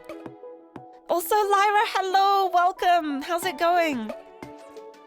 Welcome, welcome. We got a pretty lady. A pretty lady who has been trapped like a bird, forced to eat boring food. To live, one must eat and drink. That is what it means to be human. Human? I don't enjoy eating, but I rather do like tea. Should I be considered halfway there? Although it's also something I picked up from her. You must feel bored listening to me talk about this, Alice. No, not at all. I want to know more about you. If I had to choose if I liked or disliked the White Queen, I would have to say I liked her. Deep within my heart, I held an inexplicable emotion toward her that I could not identify. That I had no reason to feel. Is that feeling gay? It's like, oh, what is this feeling? Woman? After the desserts were done with, we talked a little more, mostly about useless little things. It's late now. Would you like to stay for the night? I would appreciate it. I've no place to be or go, anyhow. Oh, pretty sky. After a while more, we departed from our position in the garden. She brought me to a guest room, walking before me under the starry night sky. Good night, Alice. Will you head to bed as well? In a while, if I can. A little voice told me that she couldn't sleep very well. Oh, me too. To live, one must also sleep, White Queen. Good night. Upon hitting the bed, I felt a haze of fatigue overcome my mind. My eyelids grew heavy and I fell into a deep slumber. Surely I was dreaming within a dream. I dreamed of blood. Fun. The next day and the day after, I continued my search for the Red Queen's parts. I tried to remember just what the Cheshire Cat had said, speaking the pattern of directions aloud to a beat. Oh, it's just a different order. I think I'm safe. Up, up, down, down, left, right. I felt as if I had missed a few items, but that was all that the cat had given.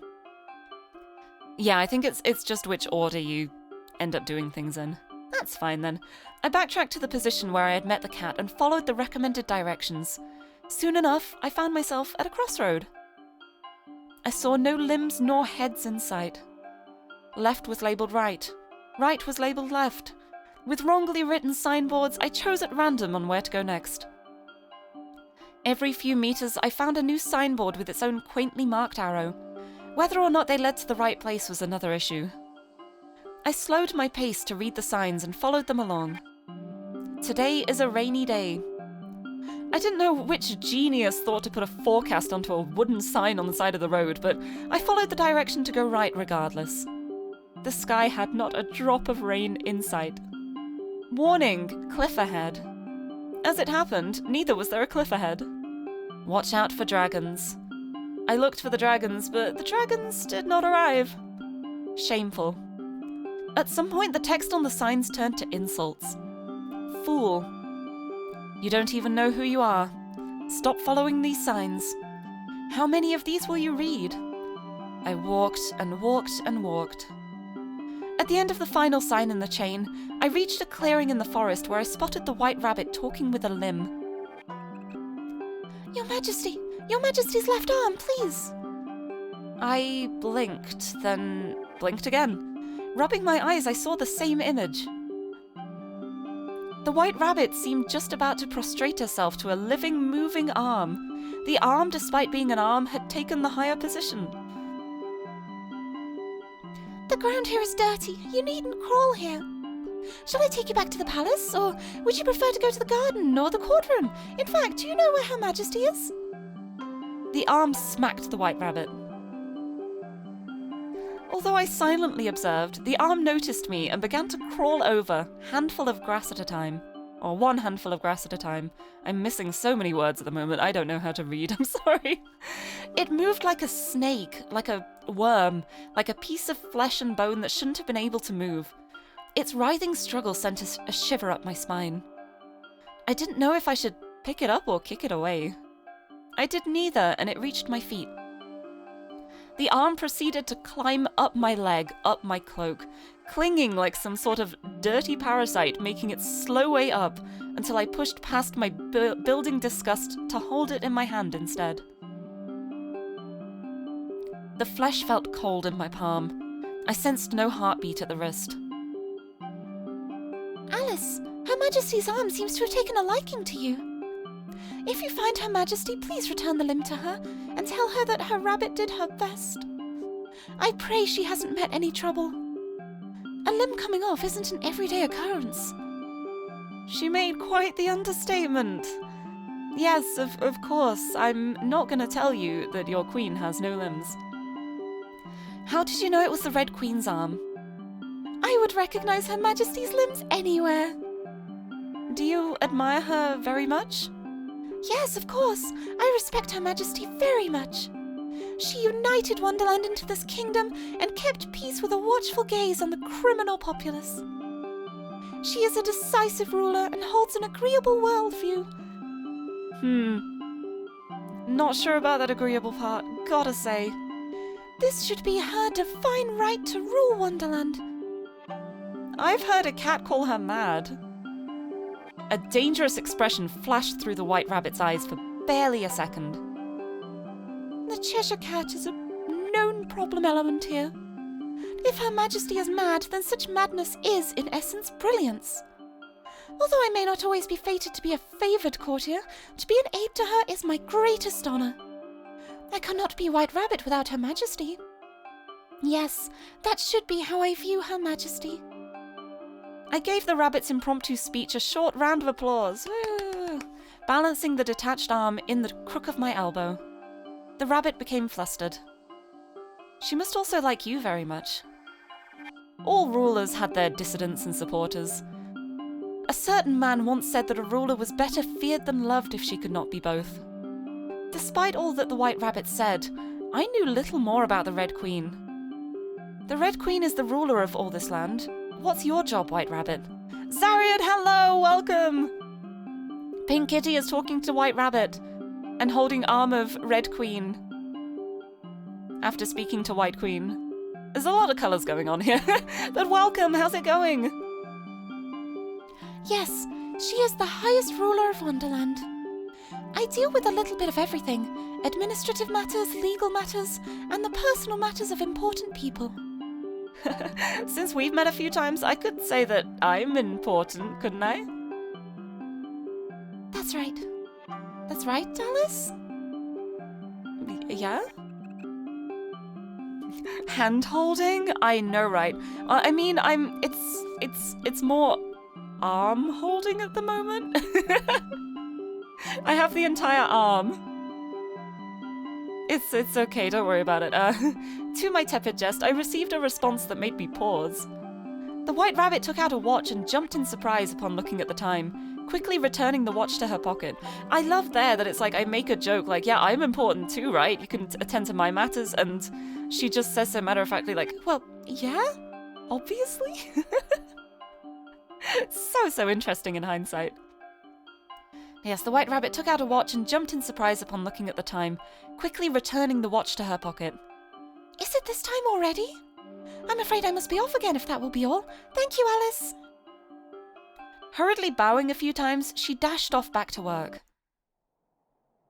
After wandering around some more, I returned to the Hatter's place with the second limb in hand. The day came to an end, but the Hatter's clock remained at tea time.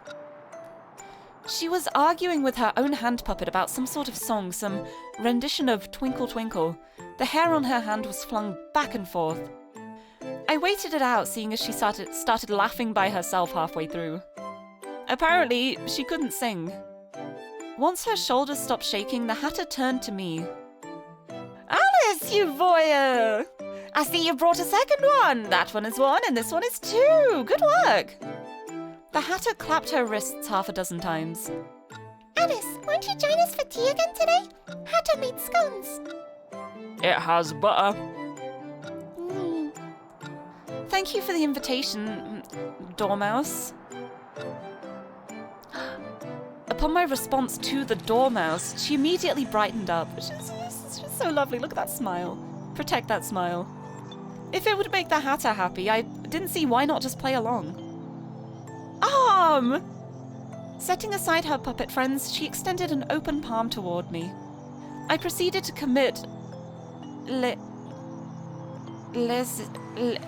majestés? I've already forgotten. It's like offense to royals. But I cannot pronounce French. I am so sorry. By tossing the limb over the Hatter's tea table to her. I took a seat in my armchair, seeing her clumsily catch it in her arms. At my seat, there was already a cup of tea prepared. With her free hand, the Hatter opened up the dog cage and retrieved the other limb. Do you need any help with that? I have everything under control. Without another pause, the Hatter stuck the limbs onto the Red Queen's torso. The flesh sounded with a squelch as the muscle, skin, and bone began to knit into place. Still, a red line remained where the limbs connected. I took a bite of a scone. As the Hatter said, it had butter. The Red Queen's incomplete body twitched, something squirming under the skin. I spread some clotted cream and jam onto the scone. The perfect blend of sweetness made me wonder where she got the jam. It was very red. Yep, always cream first and then jam. That's always the order it should be, and if you do it the other way around, you are objectively wrong, but you do you. Ow! The single arm grabbed at the Hatter, smacking as it squirmed. The Hatter kicked the incomplete Red Queen. Rendering the limbed hunk of meat paralyzed with shock, the Hatter forced its limbs off. A bit of blood and something else dripped onto the ground. Gripping the writhing limbs in her hands, the Hatter popped open the dog cage door with her feet and chucked them back in. With a thud, into the cage the arm and leg went. Good scones. Thank you! You mentioned you also had some business with the Red Queen, Hatter, but what is it? Something to do with red? Something to do with flesh? I realized that I didn't quite know. A personal matter, Alice. I'd prefer if you don't pry. I was the one gathering the pieces, so of course I wanted to know. Then again, the Hatter could just as well put the corpse together herself. A better question was how she obtained that first chunk of meat, but I doubted she would answer. I was curious. After all, not every Hatter keeps the Red Queen's dismembered body at their table, much less treats it like you do. The White Rabbit is searching for the Red Queen right now, you see. And the Red Queen is right here. At least, part of her was. No one likes the White Rabbit! Why didn't you tell her, Alice? Well, I didn't feel like it. The White Rabbit was boring. I had the feeling that telling her anything about the corpse sitting with us wouldn't help me much. You've saved me from the dungeon. In that dark, dank place, a hat's not enough for the cold. Dungeons here aren't for keeping, but for killing. I see. Let's commit les majestés together. Surely the Red Queen will forgive us for piecing her together. I much preferred this Mad Hatter. No, Alice, this is much closer to blasphemy. We have no choice but to beg the wrathful god for forgiveness, don't you know? I couldn't help but think of Osiris, the judge of the dead, cut to pieces by his own brother. Even a god king, rather a god queen, could be chopped up and rendered helpless. The tutors would be proud of me for remembering. Is that so? It'll be good working with you, Hatter. I offered a hand to shake. Seeing her hesitation, I expected her to reject my outstretched hand, but she instead grabbed my finger with an expression filled with uncertainty. I thought she would try to pull my finger off. However, she only gripped me weakly and shook it up and down before letting go once more. She was a bit gloomier for the time after. Night fell and another day ended. What did I dream of? I must have forgotten. Only 2 more limbs and a head remained. I continued on my adventure to collect the Red Queen so that I could finally meet her and find a way back home. Step, step, step. I walked around this upside-down world. In between my explorations of Wonderland, I chatted with the Hatter, and she made a certain inquiry. What do you want to go back to at home? What indeed? Alice, Alice, what was waiting for you at home? I counted off my fingers, 2 sisters, 2 cats, a large empty home, books, and tutors. With my sisters, Lirie and Edie, I was not particularly close. The older Lorena and the younger Edith, intelligent Lorena and precocious Edith, they seemed to live in their own world apart from Alice. I preferred the cats, a white cat and a black cat. The former was cute, a little beauty like the White Queen, and the latter a little devil. As for the books, our library seemed endless. We had so many books that I could drown. Maybe a pile had collapsed on me and I was dying, suffocating under the pages so terribly that I fell into Wonderland. The tutors would be so mad that the books were ruined. I winced at a phantom stinging the back of my legs. The poor ruler, I could already see it go red. That was my world, a boring, normal, plain world, where animals didn't talk and corpses didn't move, where I hadn't needed to think of much at all. I was Alice, and that place was Alice's place. I fiddled with my fingers, grasping for the correct expression to wear. A smile was always safe. I'll be off then. Step, step, step. I traversed about this place, which was not Alice's place, my place. I was walking around searching for clues for where the next limbs or even head could be, when I heard the sound of conversation. Haha. I followed the noise and found the oddest pair, a rabbit and a cat. Ask the Hatter. Hatter? That mad Hatter? She's more cuckoo than the bird. A real nuisance. The only silver lining is how, now that rat and hare are out of the way, she's become more of a recluse. No, it's so bad. My ears are still ringing from that time we had to pull peasants off the street to sing for royal guests. The courts have stopped working, the kingdom's falling into anarchy. We've got filth on the ground left and right. Up and down, too. Shut up, you damn cat. You fucking criminal pretending to be a cat. If we weren't so busy, I'd send the guards to chain you up and throw you back into the dungeons where you belong. Scary threats from a rabbit. Listen up. Your name is still on the top of the list for execution, cat. Don't think you can do whatever you want. Now I've got to... Alice. The white rabbit made a puking sound. The blood drained from her face when she met my eyes. Hello? Did I interrupt a conversation? Just one thing would make White Rabbit better. Go full Cockney when mad. I wouldn't be able to do that, not with the high-pitched voice too. It's like, hey, wait, what you doing? What you doing, you fucking cat? Get out of here! Did I interrupt a conversation? No, not at all. Hello, Alice. I hope we weren't too loud. The cat and I were just making some small talk. How have you been? Patch? Is that Patch, Exy? Hello, thank you for the follow, welcome. Let me know if I'm mispronouncing. I just guessed that the X was an A. Okay, I'm right. Hello, welcome, thank you for the follow. Hope you enjoy your time here. Welcome to, horror time. But thank you. We're just talking to the Cheshire Cat and the White Rabbit at the moment, and they definitely get along very well. Well enough. And you? Well enough as well. Well, what about me? Well? Are you well? It depends, I'm Cat. Just joined, pissing yourself laughing. Glad you're enjoying your time here.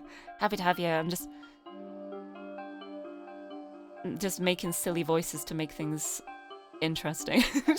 I've got to say, I love that, like, for this conversation, I kind of gave them the voices randomly before I knew much about the game, and I love that I gave the Cheshire Cat the lowest voice and the White Rabbit the highest voice, and they are like complete opposites. So I feel like it worked it worked out so well.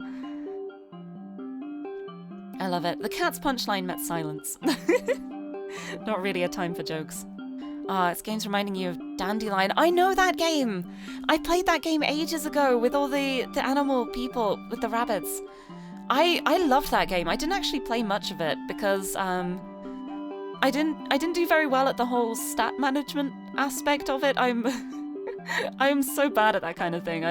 I don't know how to plan ahead. I just completely go along with things in the spur of the moment.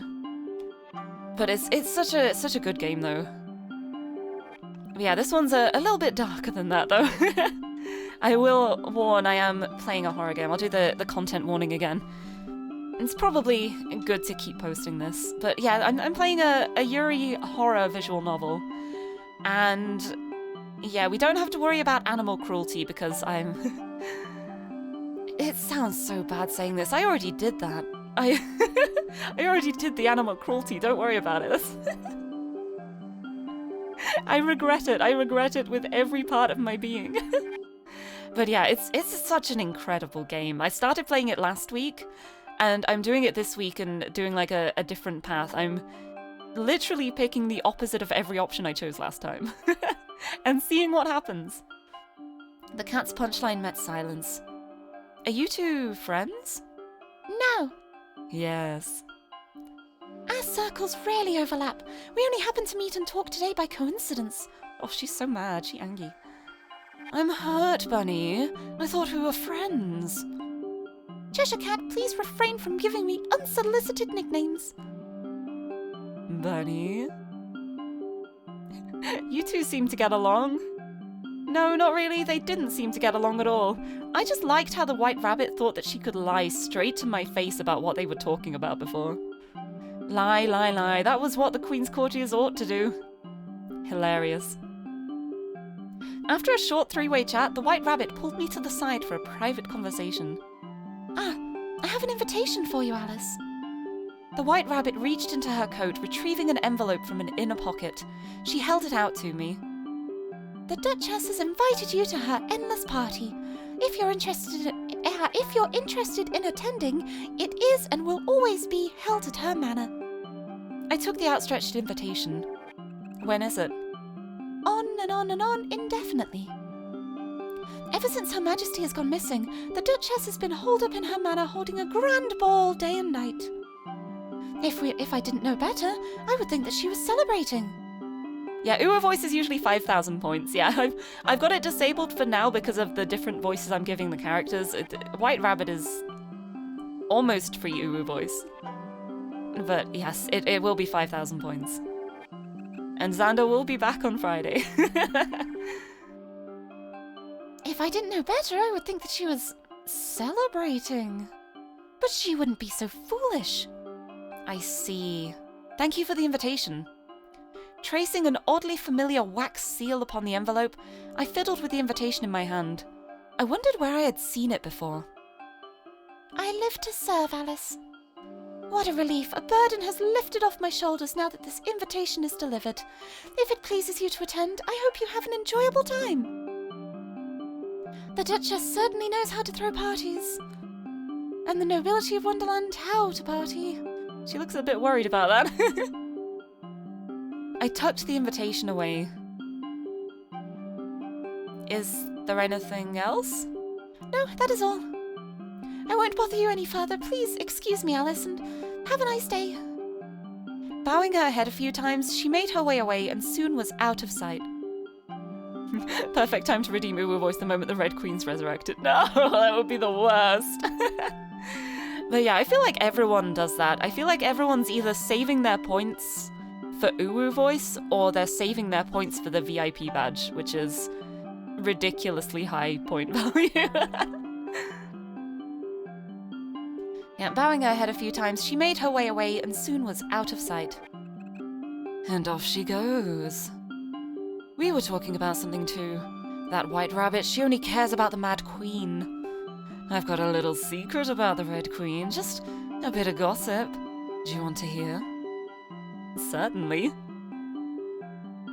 I was in a bit of a stump trying to find the rest of the Red Queen. The first 2 pieces came along quite easily, as if delivered on a silver platter, but now I had to find some more clues. I waited for the cat to speak again, glancing at her flickering tail. She gestured for me to come closer. Don't need VIP badge, you're already VIP. It is true, who needs a little shiny badge? The badge is optional. You've been here for so long though, you've been following for so long. You've been in so many streams. Valiant, important poggers, yes. You're a very important pog champ. She gestured for me to come closer. When I moved in, she flicked me sharply on the forehead, causing me to recoil in surprise and stumble back. Yeah, look at that, 1 year, 3 months. Wow. You saw me in my beginnings before I even had this model. I never said I would say. Try finding me later, Alice. Before I could respond to her provocation, she disappeared into thin air, leaving a grin floating before me for a short moment more. That is, if you can. Catch me if you can. With a flicker, the grin too vanished. Well, we gotta find her. What did the rabbit call her again, Alice? I ran my fingers through my bangs and sighed. Looking around, I was alone on my search again. Right, I know what happens if I search for Cheshire. So I wonder what happens if I check out the party and leave Cheshire until last. Because I did it the other way around before. It might not make a difference, it might be the same as before, but... Ooh. Yeah. Remember once it got timed out because of misunderstanding? Yeah, it's the main problem. It's, sometimes I will time out a comment and then it'll be like, oh no, wait, I just realized I totally misinterpreted that. Oopsie, my bad. It's okay though, it's just like, I feel like a timeout is a good way to be like, oi, be careful. Would have been a problem if I banned. Oh, I once accidentally banned one of my best friends in a stream, and I couldn't figure out for ages how to unban because it was like right as I started streaming, I didn't know what I was doing, and so I was just flailing for so long, just being like, oh god, I didn't want to ban you, oh no, how do I undo that? Figured it out eventually, but that was kind of funny. Also, Barb, hello, welcome, thank you for the door knock. Come on in, the door is... There's no doors here, I'm in the middle of the forest. But welcome! I think I'm gonna check out the party first. I'm gonna do it the opposite way around to how I did it last time. I took out the invitation that the White Rabbit had delivered to me. Running my fingers against the paper of the envelope and the imprint on the wax seal, some sort of animal, I tore the invitation open. Inside I found a card and read it to myself. I'm doing well, thank you. I'm doing much, much better than the last time I played this. I am not being a terrible, terrible person. But hello, welcome to Horror Yuri time. Yeah, I always recognize the names that have stuck around from the beginning, and I appreciate you guys so much. Thank you for coming and joining this pink cat girl all the time. Inside, I found a card and read it to myself. Alice, the Duchess requests the honour of your presence at her ball. Today, tomorrow, time eternal. The Duchess's estate, the manor. You are required to bring a companion. Flipping the card over, I noticed something of a crudely drawn map. I followed the lines on the map and somehow pinpointed where I was in relation to the manor. I had nothing to bring to a party, nor did I have a readily available guest. I pondered about whether I should go or not, seeing as that I could put it off indefinitely, but with the Red Queen's parts still missing, perhaps someone there would know. Enjoy the British pink cat! It's so funny how it's become like a stereotype, the whole like British a bottle of water, and I never say it like that unless I'm literally making fun of myself. Also, Chopnati, hello! Thank you for the follow. Welcome. Hope you enjoy your time here. Right as I say, British bottle of water. It's Tuesday. It is Tuesday. I can't even joke about that one. It is Tuesday. But yeah, I always say British. I always pronounce the T. I feel like it's a very, very small fraction of people in the UK who do actually say British instead of British. It feels weird to me saying it like that. But yes, welcome and thank you for the follow. I hope you enjoy your time here. We're about to go off to a fancy manor party. Watches in Scottish. I'm not even going to try and do like a Scottish accent or anything. I feel like that would be very bad. I would not do a very good job of that. I just can't do accents in general, I think. I pondered about whether I should go or not, seeing as that I could put it off indefinitely, but with the Red Queen's parts still missing, perhaps someone there would know. A Duchess should have been close to the Queen, for example. Yeah, she might know stuff. That at least the tutors had mentioned. As for the +1, my mind wandered to my few human acquaintances in Wonderland. Yep, we went for Hatter that last time. This time we are being the White Queen.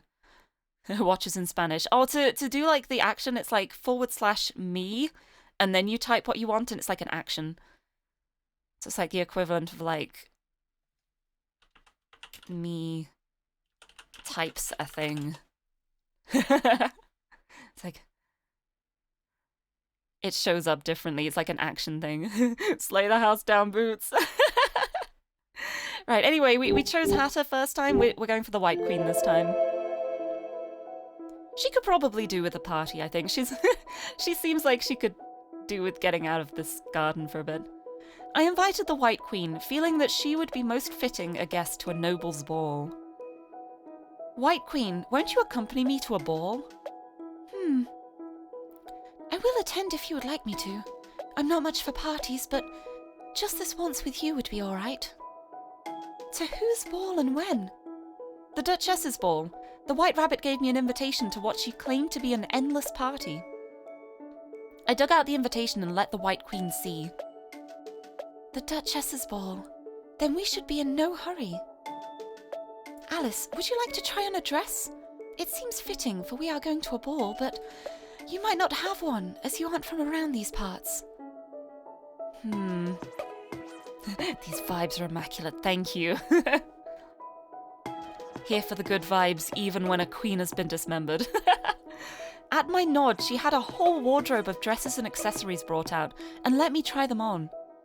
Lace and frills, silk and cotton, ribbons of various colours and glittering gems. What a variety. Not a single thing had been touched or worn before, as if unwanted gifts.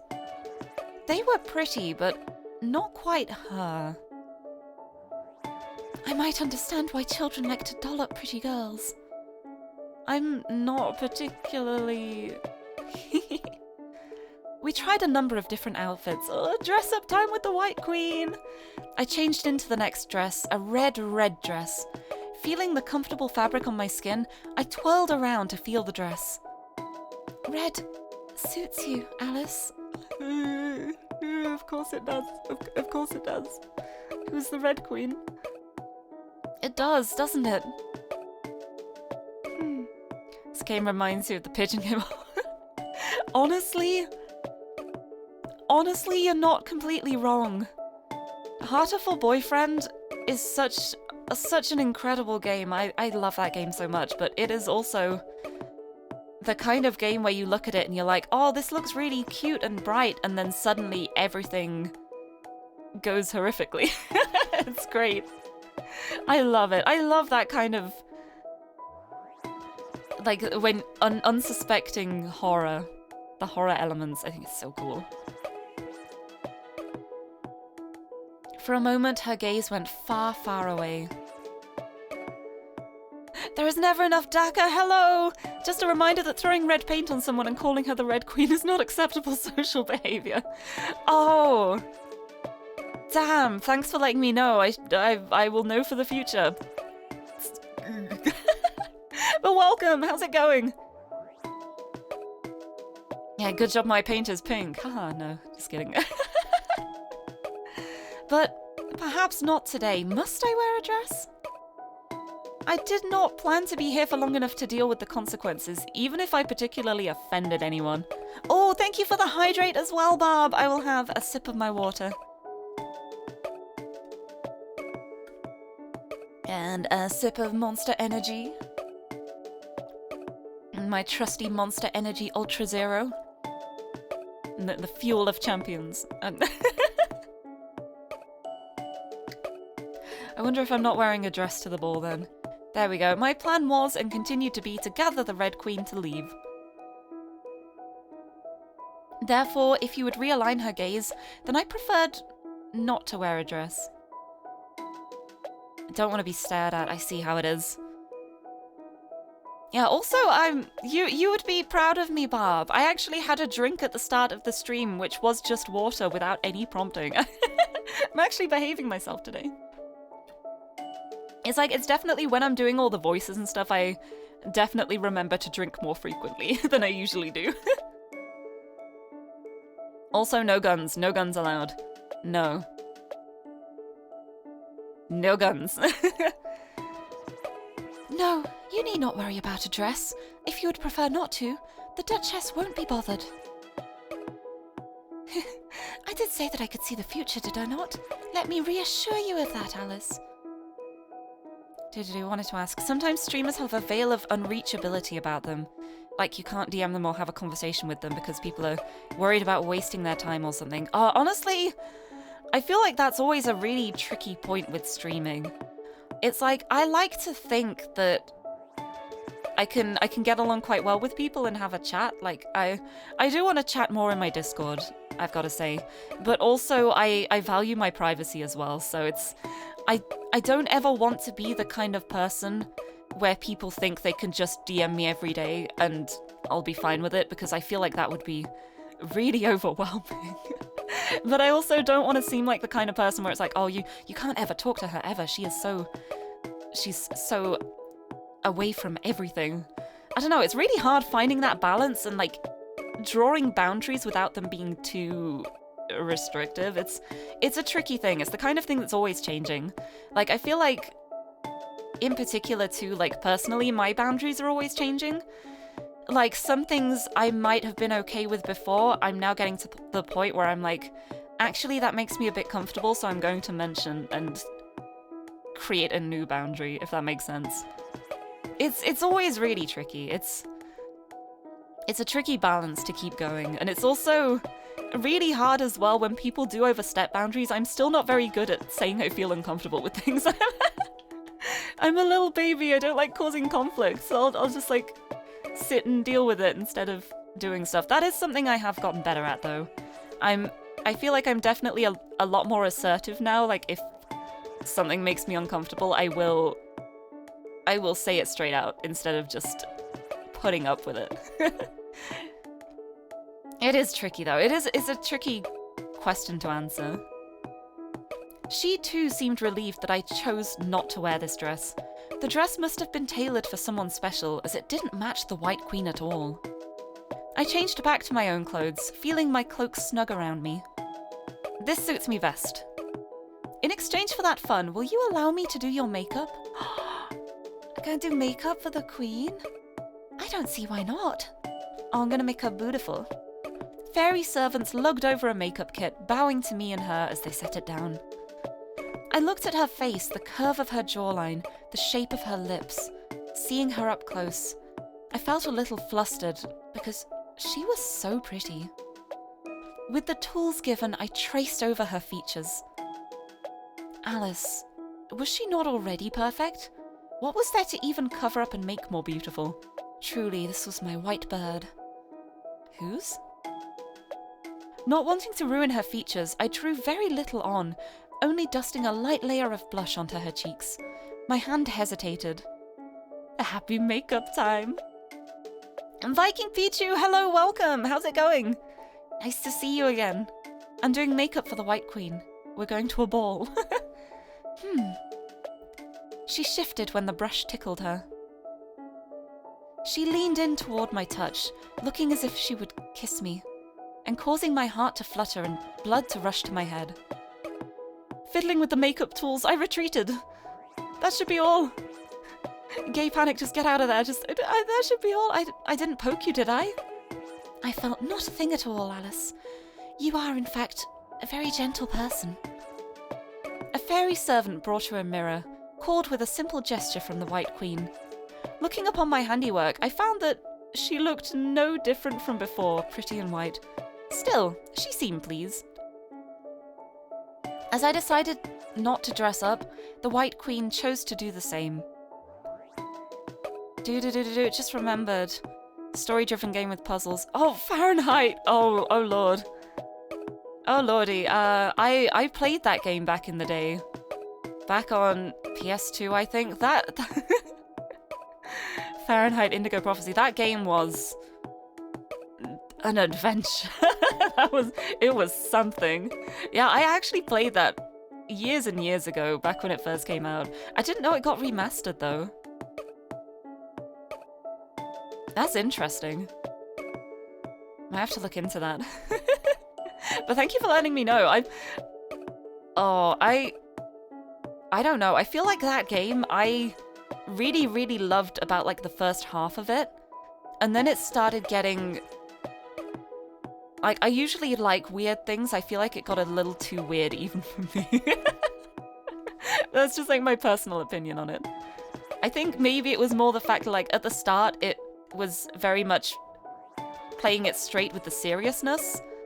And then it went off the rails. I think like if it had been off the rails from the beginning, I would have loved it. I feel like if it stayed serious all the way through, I would have loved it. It just kind of threw me a bit midway. When it was just like, I see. Shall we go? I extended a hand toward her. Certainly. She called a carriage a pretty crystal thing whose coachman sat invisibly with but a shadow. The horses, too, were nowhere to be seen, like fairies. We entered the carriage and off it went. Yeah, that's exactly it. It goes from urban noir to LSD-induced trip. That's that's the best way to describe it. I think maybe, I don't know, replaying it again now, it's been a long time since I played it. It might be interesting. Maybe. Interesting, it definitely would be. But I think it's because I was expecting more of like the urban noir feel, and then it just went completely off the rails, and I was like, this is not what I was expecting to play. But yeah, it's intense. We entered the carriage and off it went. I looked outside the window, seeing familiar yet unfamiliar scenery, some places I had never passed by even when coming to her garden. Here we go. Our ride stopped amongst a number of other carriages. I alighted, helping her down, and we walked up to the Duchess's manor. A guard stopped us at the entrance. Halt! Please show your invitation card. I handed the guard the card. Card for guard. Guard card. He looked it over, glancing at me and the White Queen, before stiffening in surprise. Your Majesty the White Queen? Making eyes toward another guard, the guard gestured and led us inward a few steps through the entranceway. The guard's fellow quickly darted inside as if to report the appearance of a rare visitor. To enter, guests must provide an arm. The arm will be returned to you whenever you wish to leave the party. An arm? A limb? The guard nodded. Yes, I am afraid I cannot make an exception for anyone. Right, here we go. Here we go. Last time I offered the Red Queen's arm and everything went fine. This time, I'm gonna offer my own arm. And hope it doesn't go horrifically. I looked toward the White Queen. Alice, why not chop off the White Bird's arm? You had already taken one royal's arm, so another's arm was not much more. I shook my head to dispel the thoughts. No, bad thoughts. No, bad Alice. Would this arm suffice?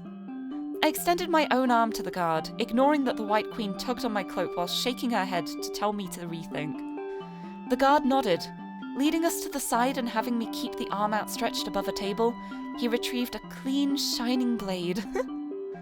Uh-oh, the blade glittered with the sun like the moon. Slash.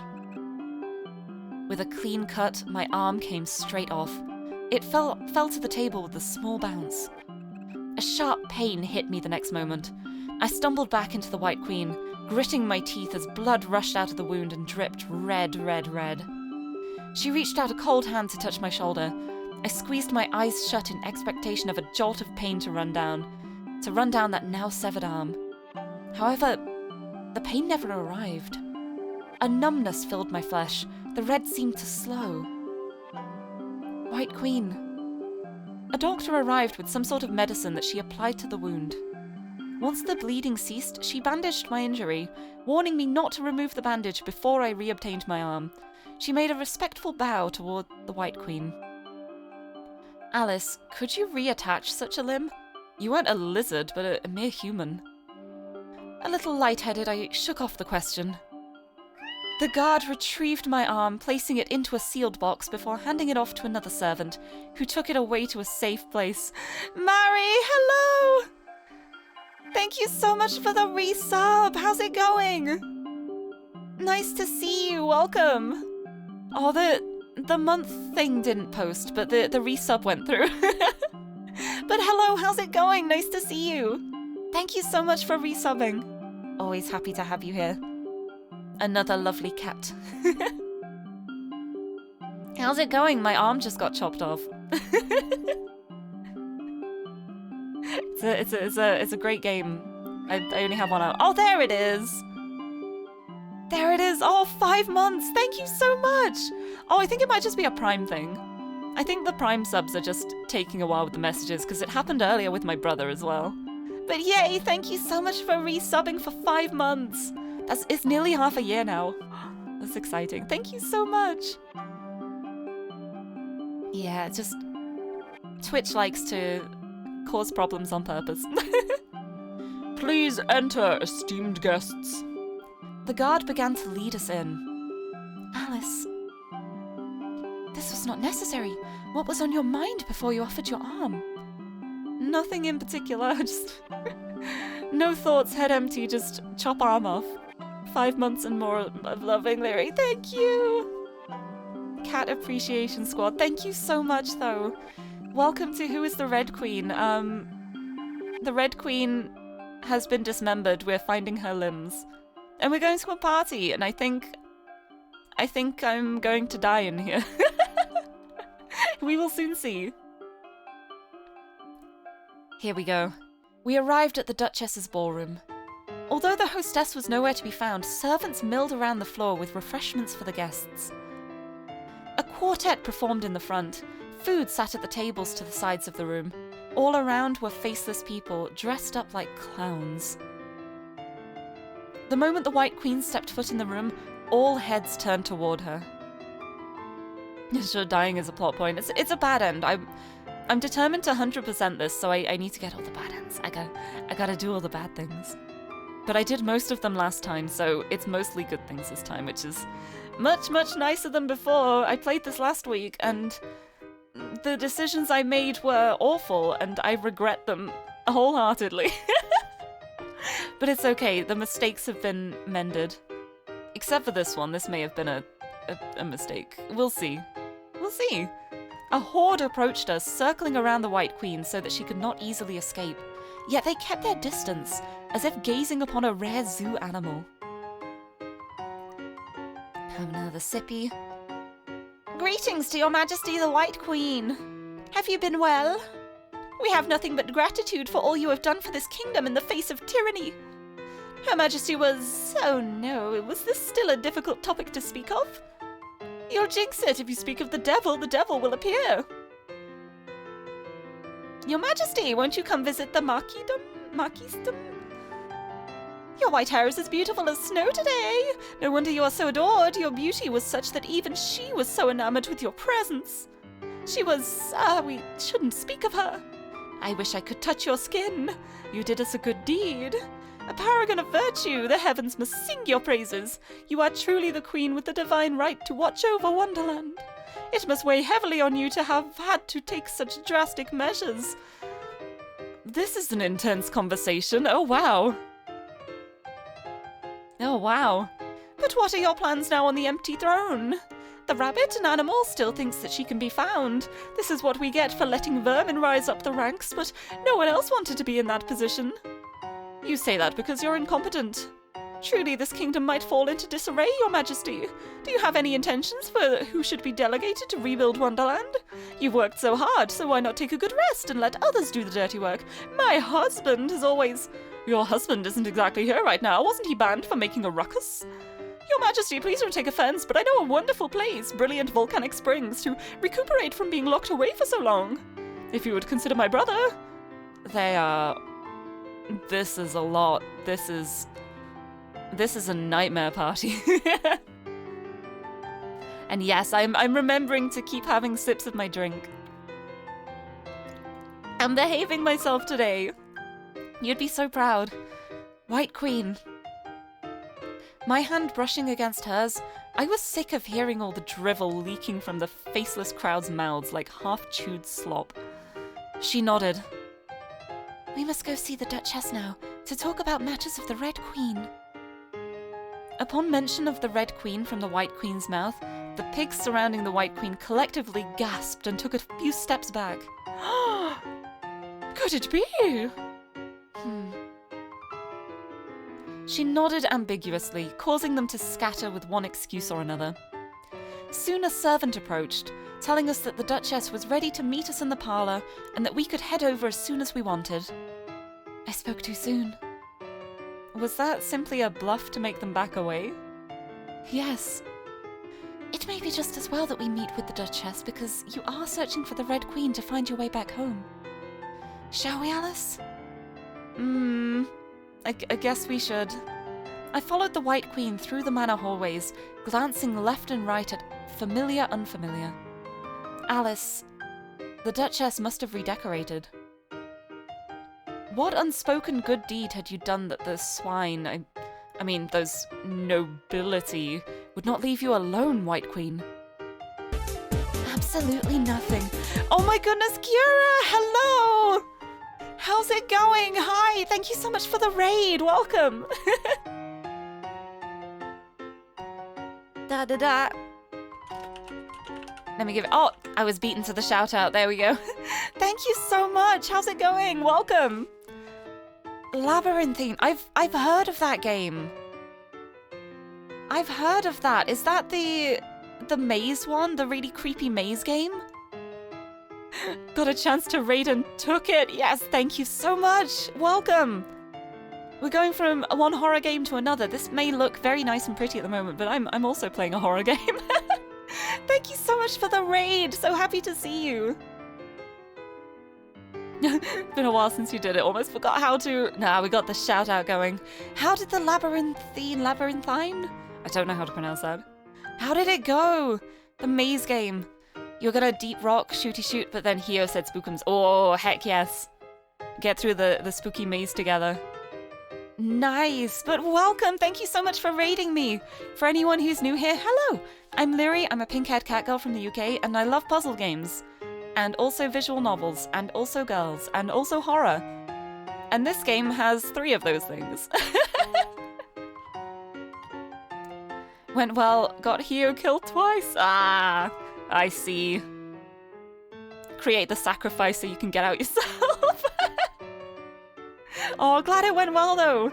Welcome, welcome. I will post a quick content warning. The game I'm playing at the moment is a horror game. There is blood. There are dismembered limbs. It is an experience. I actually have my own arm chopped off at the moment. But yes, there won't actually be any animal cruelty this time because I did that last week. I still regret it. But yes, it is a horror game, so please be aware of that coming into here. But yes, you are welcome to stick around if you want to just listen to me saying things. It's such a cool game though. This game is incredible. It's also free to play as well, so if you like the look of it and you want to play it yourself, completely free, look it up on Steam. But yes, thank you so much for the raid. I'm so glad you got the chance to raid me. Thank you for bringing the raid over here. And also, if you're tired after your stream as well, please don't feel obligated to stay. Please have a good rest. Get like a snack, get a drink, have some dinner. Mistyped your remote. Oh no. But am I all right now? Or is the other all that's left? Badumch. I don't actually know which arm got cut off. I think it did mention, but I wasn't really paying attention. I was more just focusing on the fact that my arm was being cut off. It's like I didn't even need to cut off my arm as well, but I still did it. I've got plenty of arms. I've been collecting limbs. But yes, I hope the food goes well. I hope you make delicious food. And thank you for bringing your community over here. I hope everyone enjoys their time. I'm just enjoying a ball with a lovely white queen. Nothing could possibly go wrong. There's not going to be any death. There's probably going to be death soon. It's okay. She stopped. I stopped. The Duchess welcomes you. The guard before a room bowed and opened the door, letting us into the Duchess's parlour. Inside sat a featureless woman who hid her face. Instinct told me that she was ugly, yet I could not see anything, not disfigurement nor beauty. I perceived her. She was the Duchess. You talk me up, but I need to experience it firsthand. Oh, thank you so much. I'm so glad you think so. Oh, I've got to live up to expectations now. Okay, oof, here we go. Slap my face a bit. I'm ready. I'm ready to be perceived. But no, thank you so much, though. And I hope you guys enjoy the horror to come. This is actually a game that I played last week. I did an entire route of the game last week, based around a different character, but this week I'm doing it again, but the other way around. I'm going for a different character. This time we're focusing on the White Queen, who has been locked away for quite a while. We free her? But yeah, we're at the Duchess's party at the moment, and things are not going to go well. Welcome, Your Majesty the White Queen, and what name did you go by now? Yes, Alice. The Duchess looked at the White Queen before glancing toward me, returning a sense of pity towards us. Your heart is still entangled. You didn't come to me for that advice, beloved White Queen. I believe you wanted to speak with me about our dearest Majesty, the missing Red Queen. Yes, it's Alice's matter. We told the Duchess about my circumstances. I fell into this world unknown and was seeking out the Red Queen in order to find a way home. We left out the part where the Red Queen was dismembered, but the Duchess already knew. You are searching for the Red Queen, but the Red Queen has been dismembered. To even request aid from her, you must assemble all of her pieces. As it so happens, I have her left leg in my possession. In that case, would you give it to us? I will be giving it to a pair of guests at today's ball. It would be unfair for me to hand it off to you when another pair would have had to show their prowess to earn the limb. I will offer something in exchange. You've nothing to offer, nor you have a true desire to meet our dearest Majesty again in this form or another. Of course, these are only my own thoughts. Forgive me for assuming, but I cannot give you the limb like this. Rather than letting her offer something in exchange, would it not be better for me to do so as the person searching? What could convince you to give up the limb, Duchess? I will hold a little game today, and if you win, then the limb will be yours. A game? Yes, a game. Our dearest Majesty loved her games, even if they were much too often cruel games with no winner, not even herself. I'm sure that Her Majesty the White Queen remembers. Will you not do me a favour, Duchess? No, not even for you, Her Majesty's most beloved.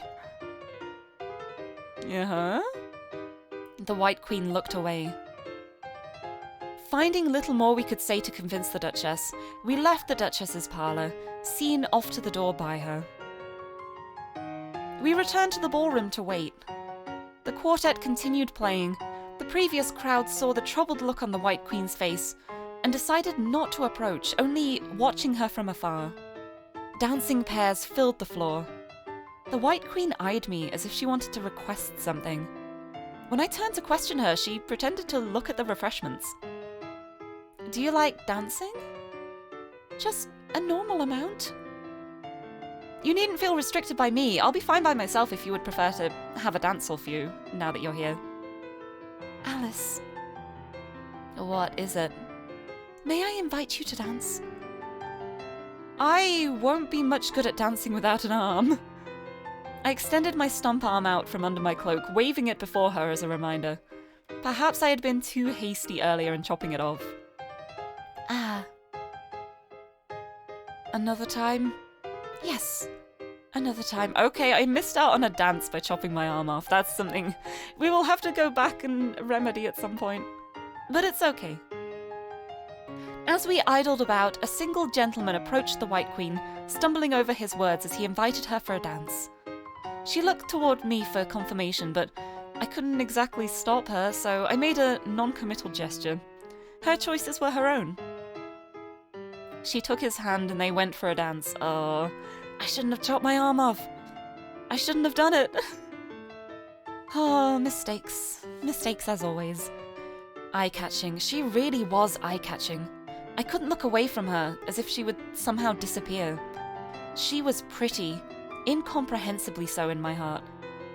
While I watched, she met my gaze from far away, and mouthed words I could not decipher. Alice, did you like her? Or was this emotion in your chest something else? How unpleasant watching her in the hands of another. Oh, it's jealousy! Even if just for one dance, it's jealousy. You're jealous. The music stopped along with the dancing. It was at this time that the Duchess made her appearance. Behind her was a servant carrying the severed leg under a red cloth. Tonight we have a special gift to be given to a single guest. A hushed whispering ran through the ballroom, as all the guests guessed at what the White Queen and I had already learned. We are holding a chess tournament, the usual game that ends when the king has fallen, even here where the king is long gone. Of course, the winner will receive the prize. The servant removed the cloth. All around the guests let out a collective gasp. What, you may ask? Why, it could only be our dearest Majesty's leg. May the best strategist win. The Duchess clapped. The servants began to move out, setting up tables and chess sets in a matter of minutes. With a matchup list created, the tournament started. Here was an exercise left to the reader. If given a game and a player terribly good at a game, what would happen? Naturally, that player would win, and win again. To my surprise, for this game that was chess, the player who was terribly good was the White Queen, even with the handicap of Alice as a teammate. We made our way to the finals, where we met with the last opponent not at a table, but in a cleared-out space in the ballroom, with a large chessboard overlaid. The last opponent was the Duchess. Around her lined up stood 1 1/3 dozen soldiers dressed up in black like chess pieces. Human chess, Duchess? Our dearest Majesty enjoyed watching games like this. One of you two have to take the role of a piece, and otherwise I will provide the other pieces for you to play with. Please take your time to decide. Those blades that the Duchess's black pieces wielded looked very heavy and sharp. Dangerous. Alice, let me. You could get hurt, White Queen. I would say the same to you. At the very least, the Duchess would hesitate to hurt me, for I am the White Queen. However, you are Alice. I know. In that case... I can't just let you take that risk. Funny, the idea of seeing you hurt pains my heart. We stood at a standstill for so long that the Duchess had a set of white pieces shuffle in and take their spots on the board. One of us had to be the human chess piece. Right, this is going to be a bad end thing. I think if I let the White Queen be the piece, it's going to be a bad end because I don't know how to play chess. Or I can't play chess well. So I'm going to go for this and see how it goes. Do you trust me? I do. Choosing to do this means you put your safety into my hands, White Queen. Are you certain that you trust me? Yes, I trust you, Alice. Her eyes met mine, filling me with discomfort, as although she trusted me, I did not trust me. Given the responsibility for another person, I knew not if I could fulfill her expectations. I directed her to be the king, to be protected. The white piece already on the board handed over a fake white crown and a sword to the White Queen, taking his leave so that she could walk into position. I started with the first move. Clang, clash. My white pieces fell, but so did the Duchess's black pieces. Beepy Sheepy, hello, welcome! How's it going? Welcome to the stream. I hope you enjoy your time here. In this horrific chess match. For each of hers I took down, she captured one of mine, setting us evenly on our score. Each time I looked at the game, I ascertained that the White Queen was out of harm's way. If she were to be taken down, the game would end. If she were to be taken down, I would have failed her trust. Alice, you were soft-hearted today. I placed my hand to my chin, pondering on what my next move should be. It's going okay. Oh, glad to hear it. I'm doing well too. I'm having a blast playing this game. This game is so good. It's such a cool game. I can't believe it's free, honestly. Extreme, but good. Perhaps to... Giving her hints would be cheating. Your Majesty the White Queen, at this moment you are playing a piece on the board and therefore may not speak. That's a shame. I'm currently playing a horror game called Who is the Red Queen? It is a Lirie horror visual novel, and I feel like I must emphasize the horror. I do have a little tag for content warnings. I'm not murdering birds this time. I'm not. I refuse. But it's a very dark game. It's incredibly cool though. It's so good. I actually played it last week and did one of the main routes, and now this week I'm doing a different route. So it's exciting to see how things change when I pick different options. But yes, please be aware. Yeah, it is so pretty. It's so pretty and bright, and there's like flowers and tea time and lovely things. And it's also horror, and I'm trying to collect limbs of a dismembered queen. So yeah, just like a nice happy topic. Good times. Yeah, at least I didn't get raided in the middle of gore. It's very true. I got raided right as I made a horrible choice with a bird last stream, and it's so bad. It was so bad. But yeah, it's a Wonderland theme. It's an Alice in Wonderland themed game. And the characters are based off Alice in Wonderland too. Like, we do have the Hatter, we have the Cheshire Cat, we have the White Queen, the Red Queen. It's really, really cool. I love it so much. And I feel like I'm about to lose at a game of chess and get everyone killed. We'll see how it goes. You're a very amusing person, Alice. Still, I feel sorry for letting her enter your hands. The Duchess saw something that I did not see. I will take that as a compliment, Duchess. Our game continued till neither had many pieces left on the board. Surveying the results of my formulaic strategies, I found the light of victory. I nodded toward the White Queen, who had seen the same thing. Checkmate, Duchess. Okay, that route went well, so this is gonna sound bad, but I'm going back because I think this will be a bad end if I choose to do this. If I choose to do this and I will not take the role of king, I think I may not survive it. And I want to complete the game like 100%, so I do want the bad ends too. I got 3 bad ends in my first time around, so let's try and get the other 3 this time. I was at best mediocre at chess, even if the tutors had smacked basic strategy into me, so I preferred to trust the White Queen instead to command the board.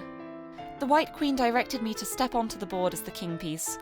While I was given a fake white crown and sword, I was to stay out of danger. I guess I can't choose at this point. She started with the first move. I wonder if I have to do it with the Hatter then, to not be the king. Interesting. Either way, she started with the first move. With each command she gave to the human chess pieces, she came closer and closer to a speedy victory against the Duchess. Black pieces fell one by one. Then the Duchess spoke. Did you want to keep her in a cage like you were? The White Queen stumbled, directing her knight to a position that she did not intend for him to go, allowing him to be cut down by the Duchess's pawn. Oh no. Oh no, she's being influenced. I think this is a bad end. Oh. The Duchess was a distraction. White Queen. No, a piece on the board cannot speak. We are the players, and you are but a game piece. Sending the Duchess a dirty look, I shut my mouth. The shackles that our dearest Majesty bound you with have still not been removed, despite all that you have done. Why is that? My matters do not need to be spoken of. The White Queen made a series of bad moves as the Duchess talked. The Duchess is completely just cheating here. I guess it's not cheating to psych your opponent out. It's probably a valid strategy, but I say it's cheating. How dare you? This is unhealthy, Your Majesty the White Queen. Before long, the losses on both sides of the board evened out. Taking advantage of the White Queen's state of disarray, the Duchess began her assault. One by one, our remaining white pieces fell. Blood spilled on the floor, staining white armor red. The red made the White Queen shiver and avert her eyes with pursed lips. The Black Queen came before me, and both the White Queen and I saw no way out. This is our loss. Checkmate! I raised my sword to block as the Black Queen raised her own, expecting nothing more than a mock show of swordplay followed by my surrender. However, her blade came rushing down at me with a sharp clang. The sword in my one-handed grasp went flying. Her sword cut into my flesh as if I were made of butter, ripping out a swath of meat and blood onto the floor. Choking in pain, I toppled to the ground and tried to stop the bleeding. Red spurt all over my single hand that shakily pressed against the wound, too much large. The Black Queen kicked my head like a ball with an ugly snap, forcing me down even further before stomping down onto the freshly cut wound. I tried to drag myself away with my bloodied single arm. She skewered me to the ground with her sword and stepped down onto my arm with her armored black foot, pressing down on the elbow till we all heard a loud crack. A contorted voice escaped my mouth. Cold tears welled up in my eyes. I thought you would have liked this. No, not Alice. I heard a thump as the White Queen fell to her knees, her expression blurred in my hazy vision. Poor dear. Yes, I only have one arm. I chose to chop it off before I entered the party. It was a silly decision. I shouldn't have chopped my arm off probably, but it's what's done is done. Poor dear. The Black Queen stomped down on me again, forcing my insides out from the hole in my body with a squelch. Things that were never meant to come out dribbled to the ground. I tried to call out to the White Queen, but only chunks of squishy material came up my throat in a wheezing red noise.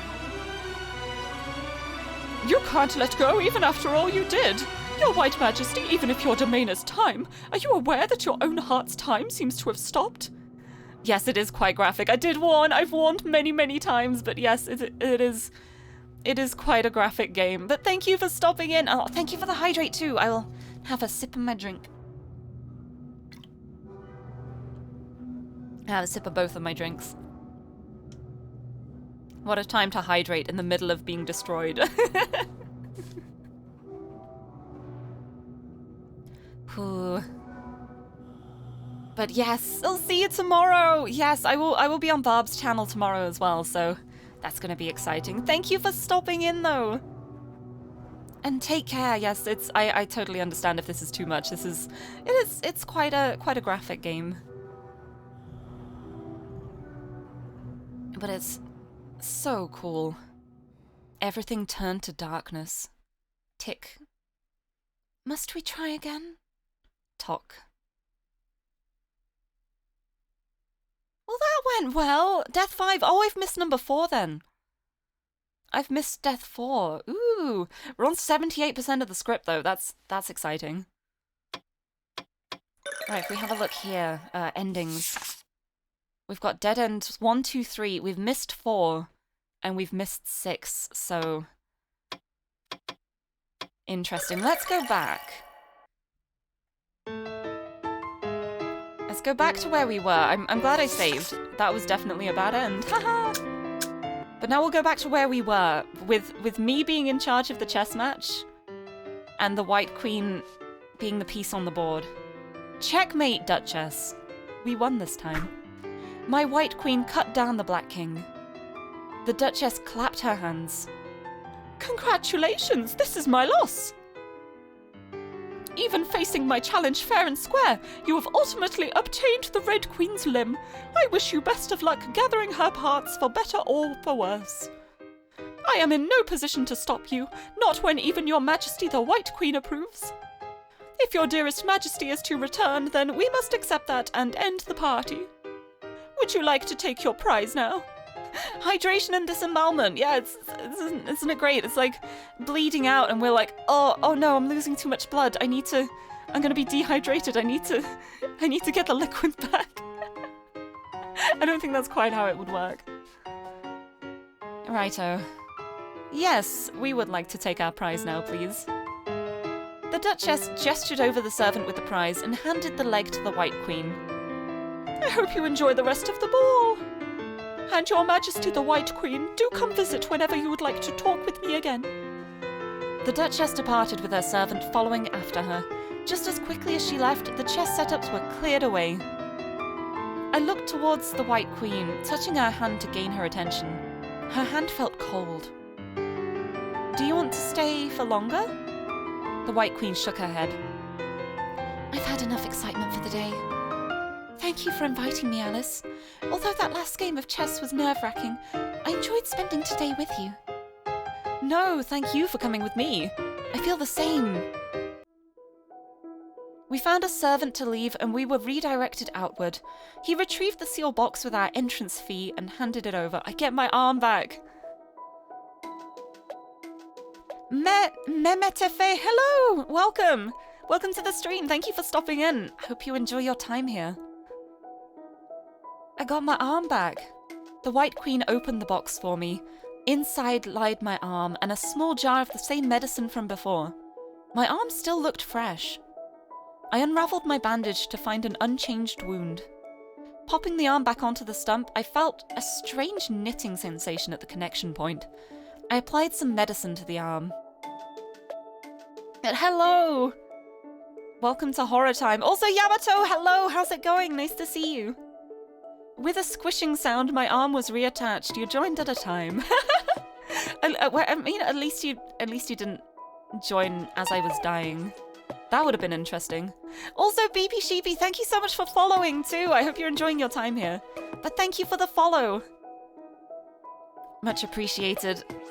I will continue to do my best to be interesting. But thank you. Yeah, at least I'm not getting pecked to death by a bird. That's very true. Also, the bird is very much alive, which is also good. No bird murder this time, no birder. With a squishing sound, my arm was reattached. The only remnant of its severance was a thin pink line that slowly faded into my skin. Thank you for throwing things at me.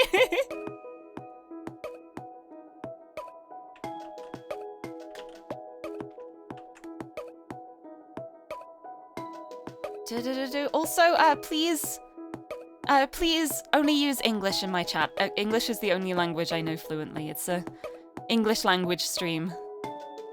And I can't verify what people are saying if it's a language I don't know, so please only speak English in chat. Thank you very much. You're throwing so many things at me. I'm just getting pelted now. Yamato, please. Thank you for throwing things at me. And I will hydrate as well. The monster can flying in the middle of the random items. Yeah, it's true, the worms are very soft. The automatones not so much, but the worms are indeed very soft, which is good. Also, please don't make comments like that. I see the username and I know that I'm guessing you like ass, but please don't make comments like that. It is in my rules to please refrain from comments like that. I'm guessing that you don't know English. I don't know. Please. Please do not leave comments in other languages, otherwise I will have to time you out. I don't want it to be like I'm just like cutting you off. But if this is an English language stream, like I'm speaking English at the moment, so if you don't understand me,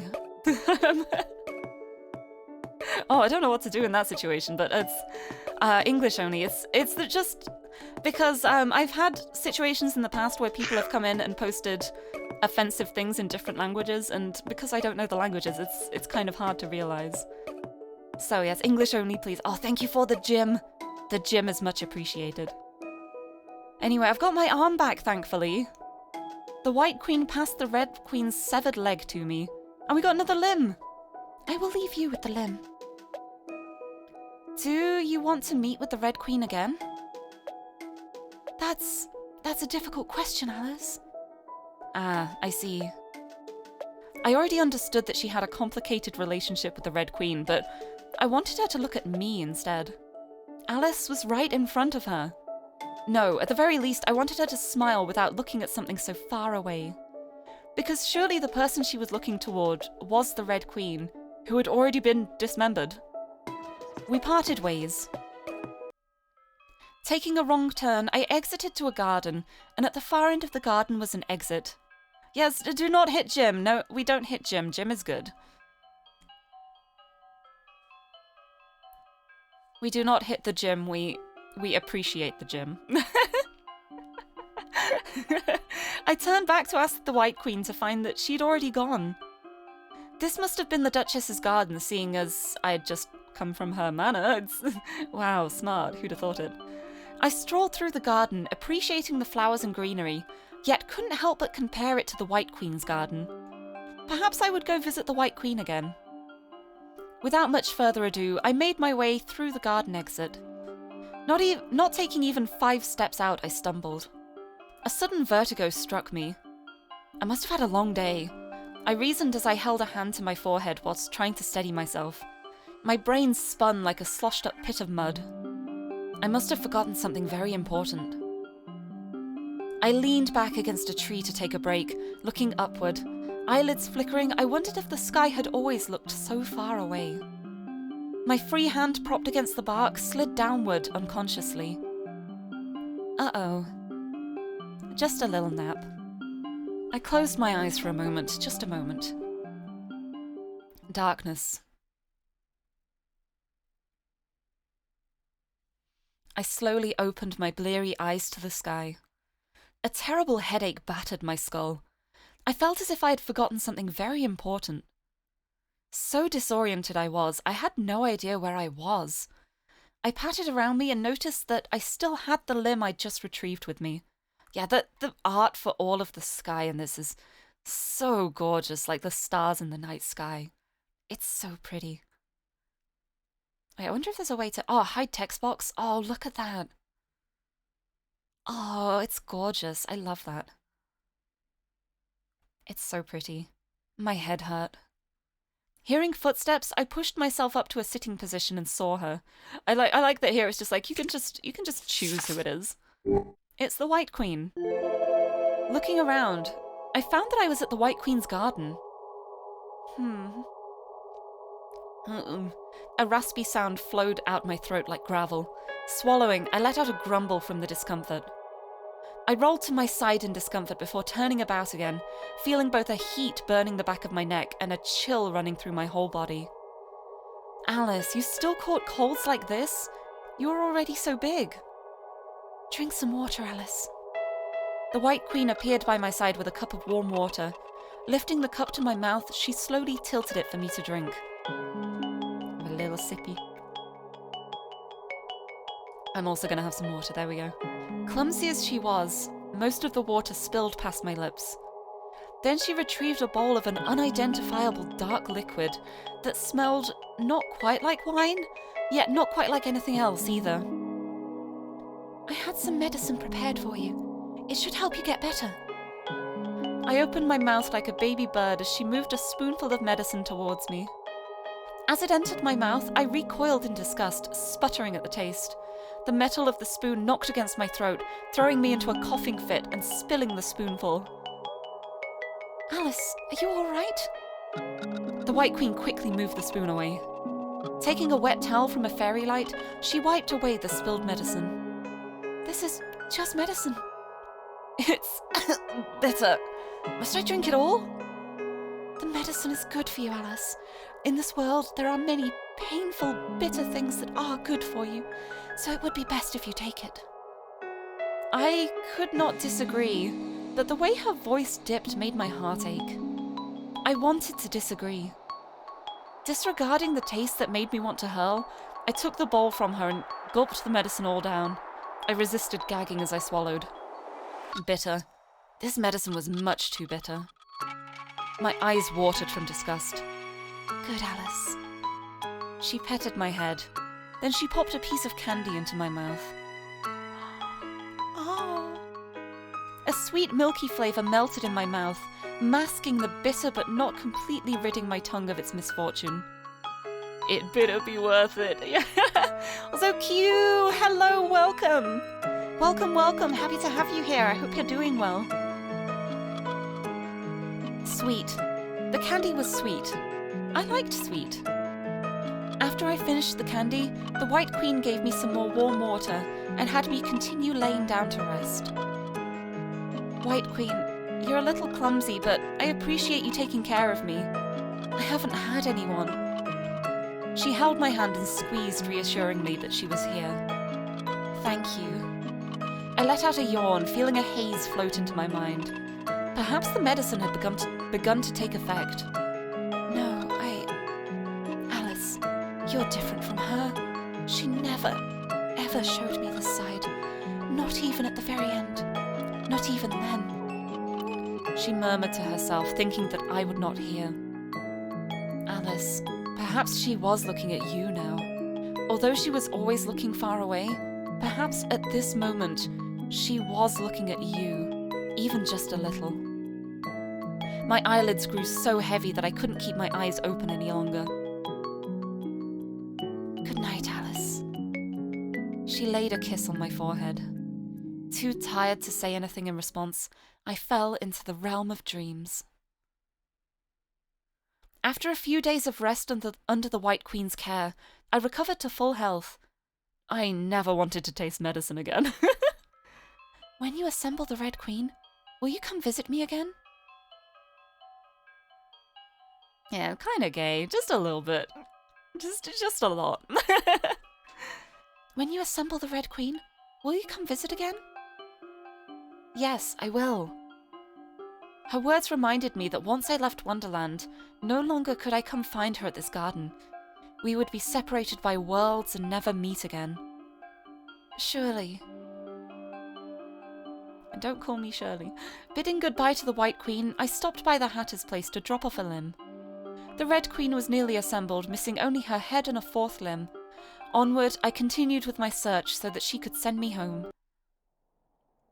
I thought back to the Cheshire Cat's taunting provocations. Thinking of her taunting flick, I had no idea where she could be, for she always appeared and disappeared as she pleased. I had a quick chat with the Hatter to find out. Are you acquainted with the Cheshire Cat? Cheshire? She's scary. Always stays up in the trees. She's usually around the northern end of the forest. The cat always says she has business, so she can't stay for tea. Even though I've never invited her? Yes, we're acquaintances, but definitely not friends. If you're looking for that cat, don't bring her back here. We're low on seats as it is. Next thing you know, you'll have to be chopped up to fit in a teapot. Ta-ta. The trio of one gave me a jaunty wave. Taking the Hatter's words, I started off to explore the forest's north. I walked down many twists and turns, stumbling across uneven ground. Lirie voice mod for this game went, well, I'll just record my own voice acting for it. Be like, here you go.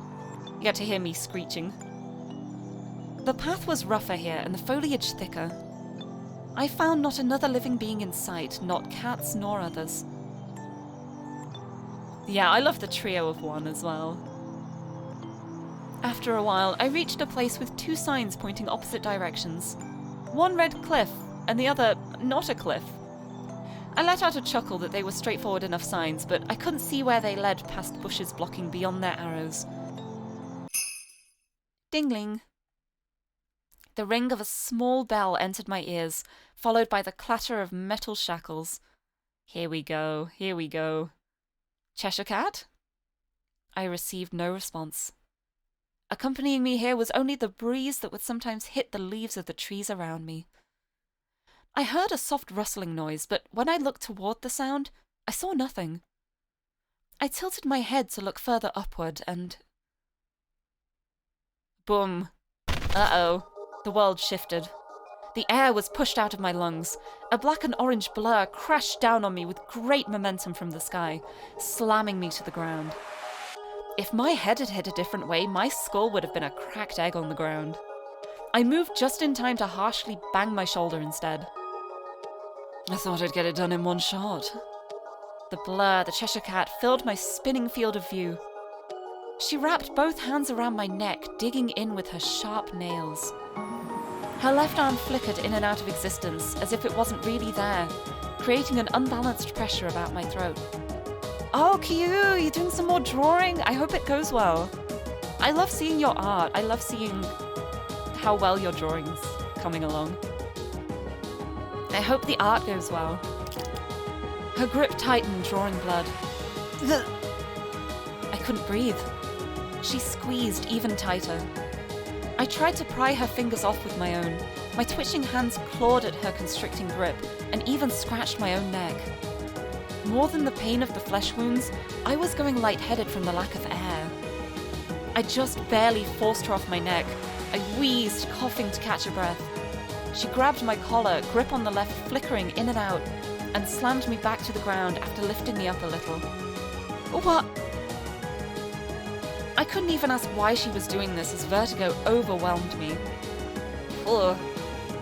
Kicking and flailing randomly, I managed to push her off for a moment.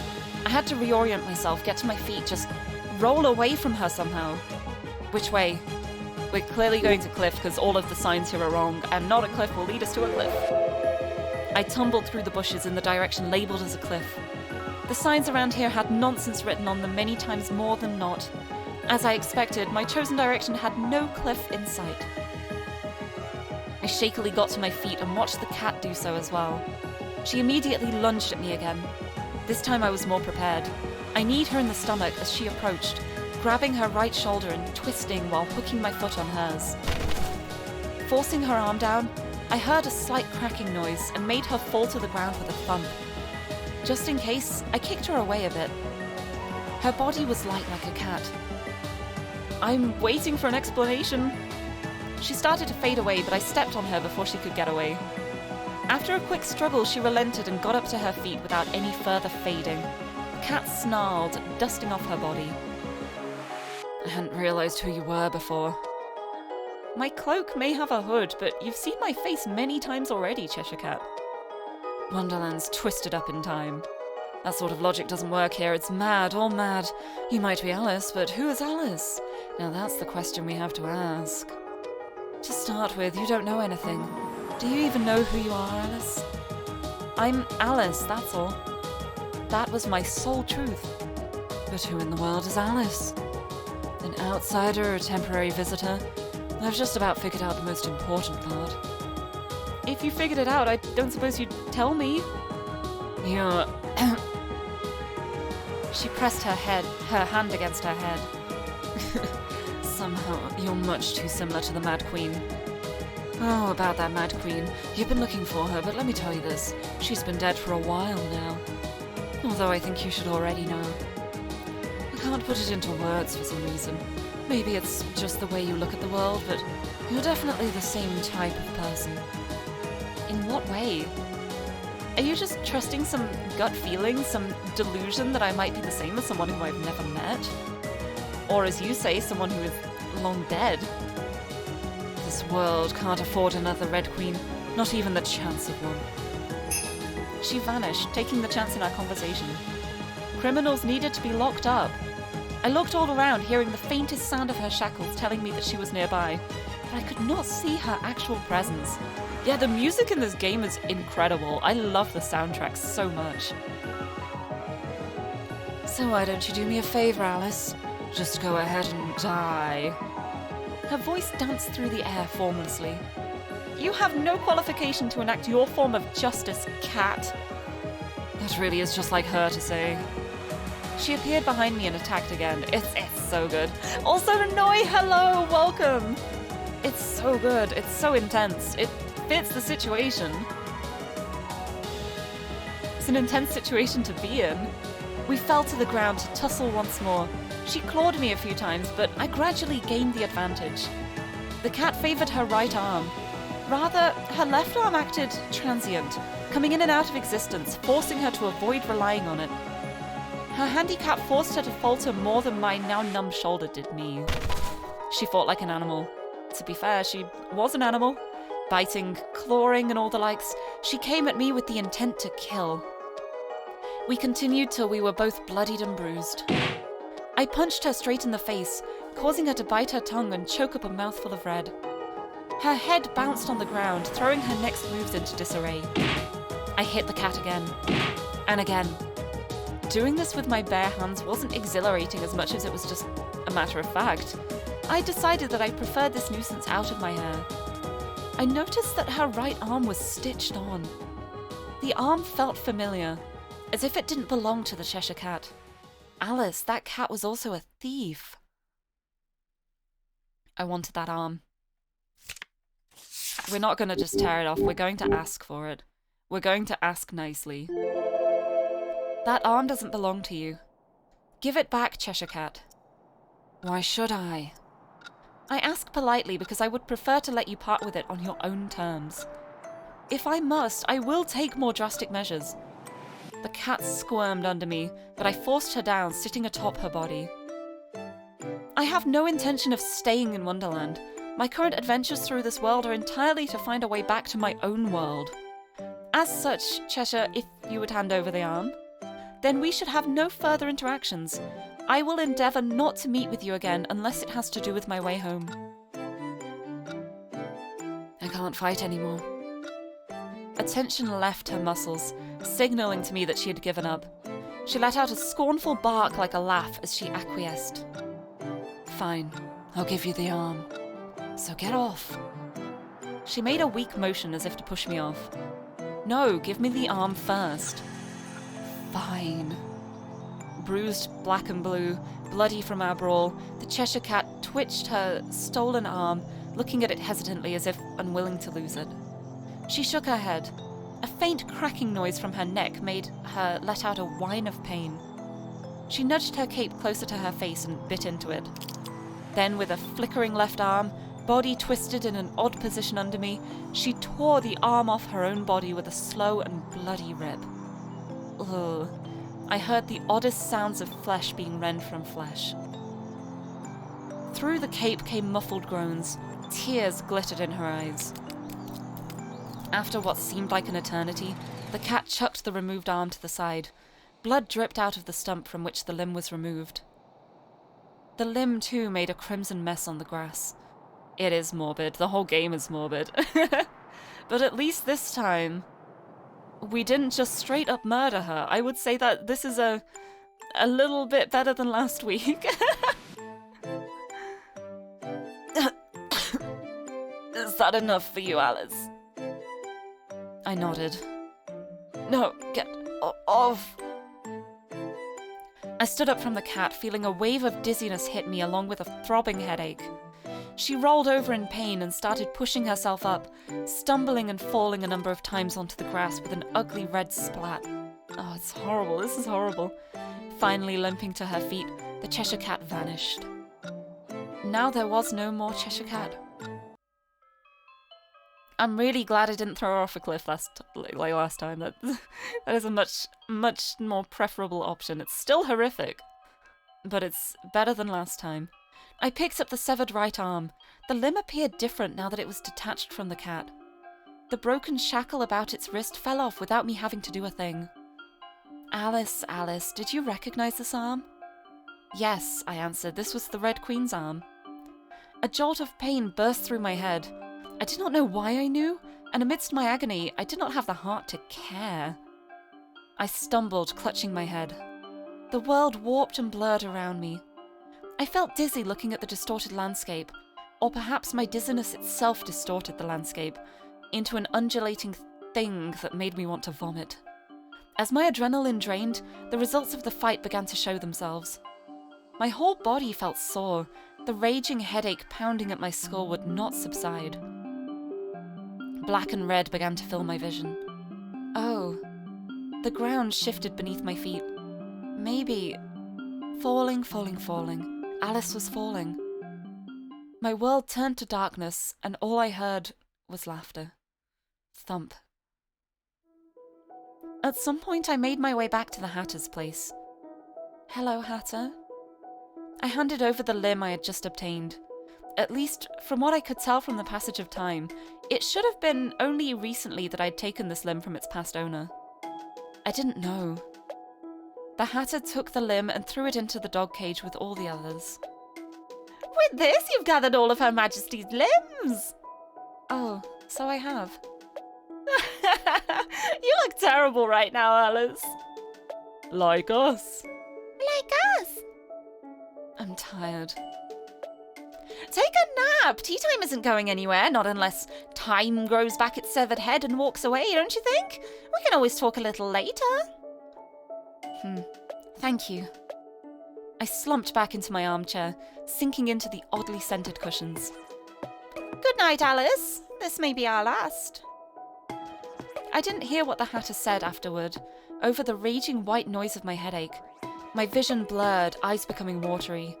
Eyelids heavy. I fell asleep. Is everyone a cute anime girl? It's a Yuri visual novel, so yes. Then I was dreaming, falling into the dream. Tick-tock, tick-tock. I dreamt of a throne. A dark and terrible throne. So horribly cold. It was such a lonely throne, but the eye on the throne was arrogant and happy to be alone. No, I thought even she had someone she loved. A beautiful person. Yes, that person she loved was a beautiful person.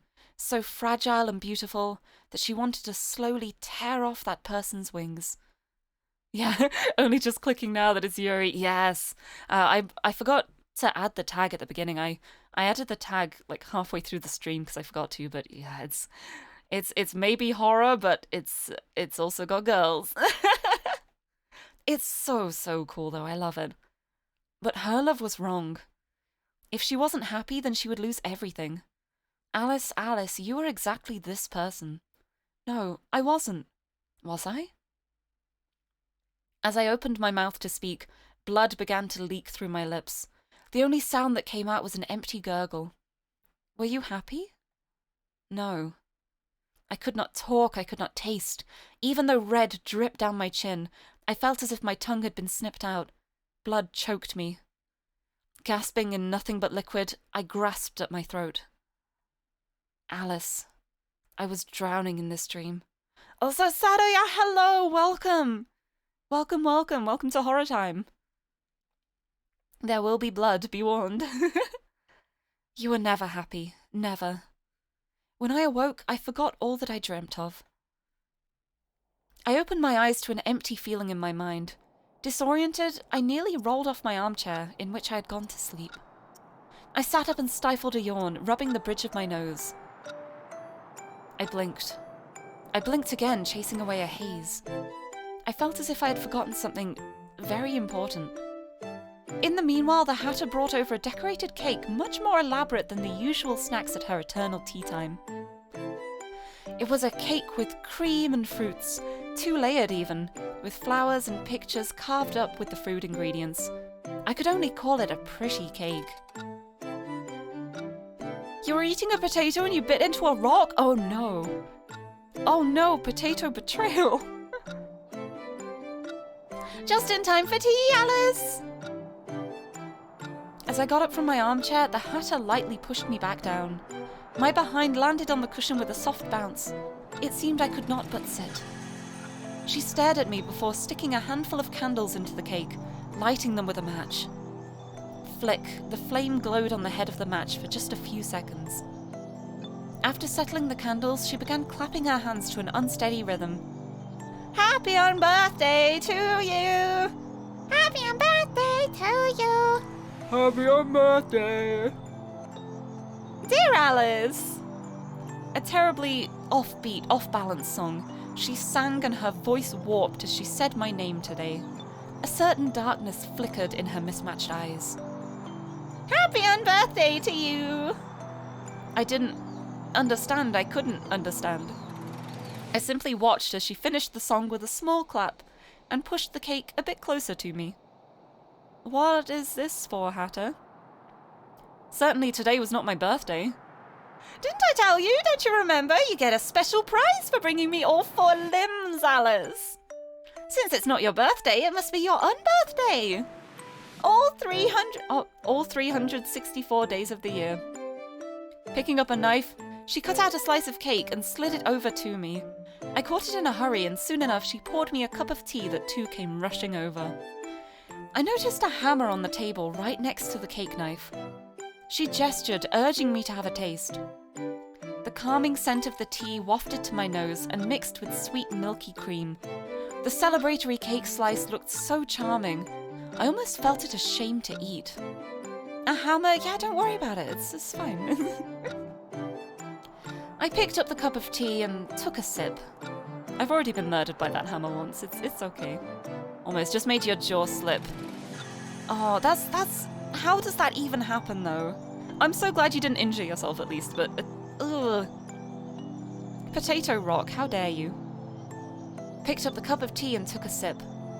This is my favorite. After enjoying some tea, I started on the cake.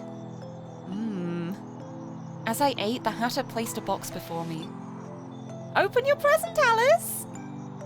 Chop it open! Smash it open. Any way you'd like to. I surveyed the box, an odd and plain box just big enough to store an animal. From the outside, I could not tell what might lie inside. I cracked open a small gap, afraid to disturb what could be hidden inside. Shadows blocked my vision. I saw nothing, but I heard a low, gurgling, drowning sound, a strange and strangled voice, one that sent a chill rolling up my neck. Throbbing headache hit me again. In one go, I flung the lid off. Uh-oh. Uh-oh. Inside was a head. A bloodied head. Huh? A head, a woman's head, a girl's head, a head that should have been dead. A much too familiar face, a much too foreign face. I didn't quite understand what I was looking at, even as the world seemed to shift around me. Alice, you knew who that face belonged to. Alice! Whose head is this? I stumbled to my feet to back away, only to fall back onto the armchair from my loss of equilibrium. This wasn't right. The face looked just like mine, just almost. I clutched my neck and touched my face to make sure that I was still here. This was the Red Queen. This is Alice. This was a severed head, Alice. Whose head is this?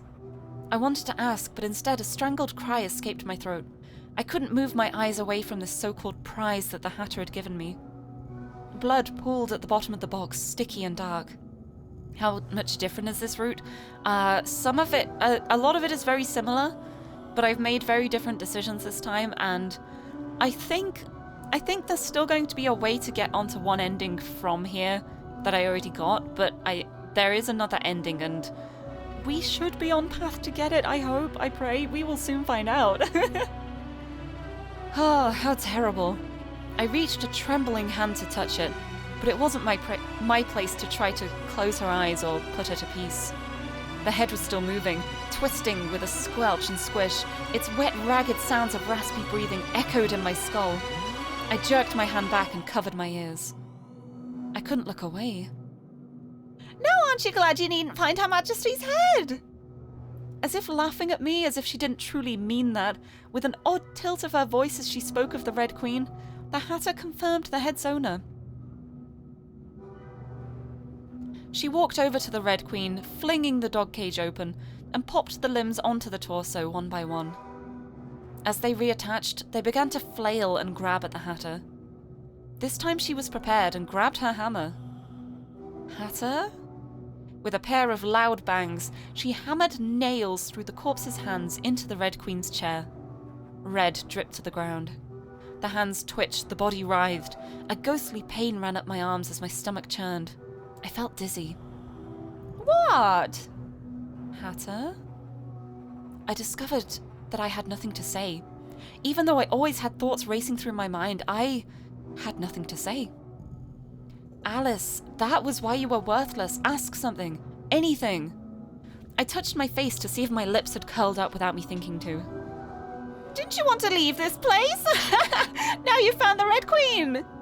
If you have something you'd like to talk with her about, I'll let you take care of that before I proceed with my own business. She pushed the Red Queen over, chair scraping on the ground with a hideous squeal, and stopped only when I sat face to face with the headless, shifting body. Taking the head out of the box, the Hatter put it on the body. The skin and meat deformed, contorting till the pieces of neck met exactly where they should. Then it all knitted together with something unnatural crawling under the skin.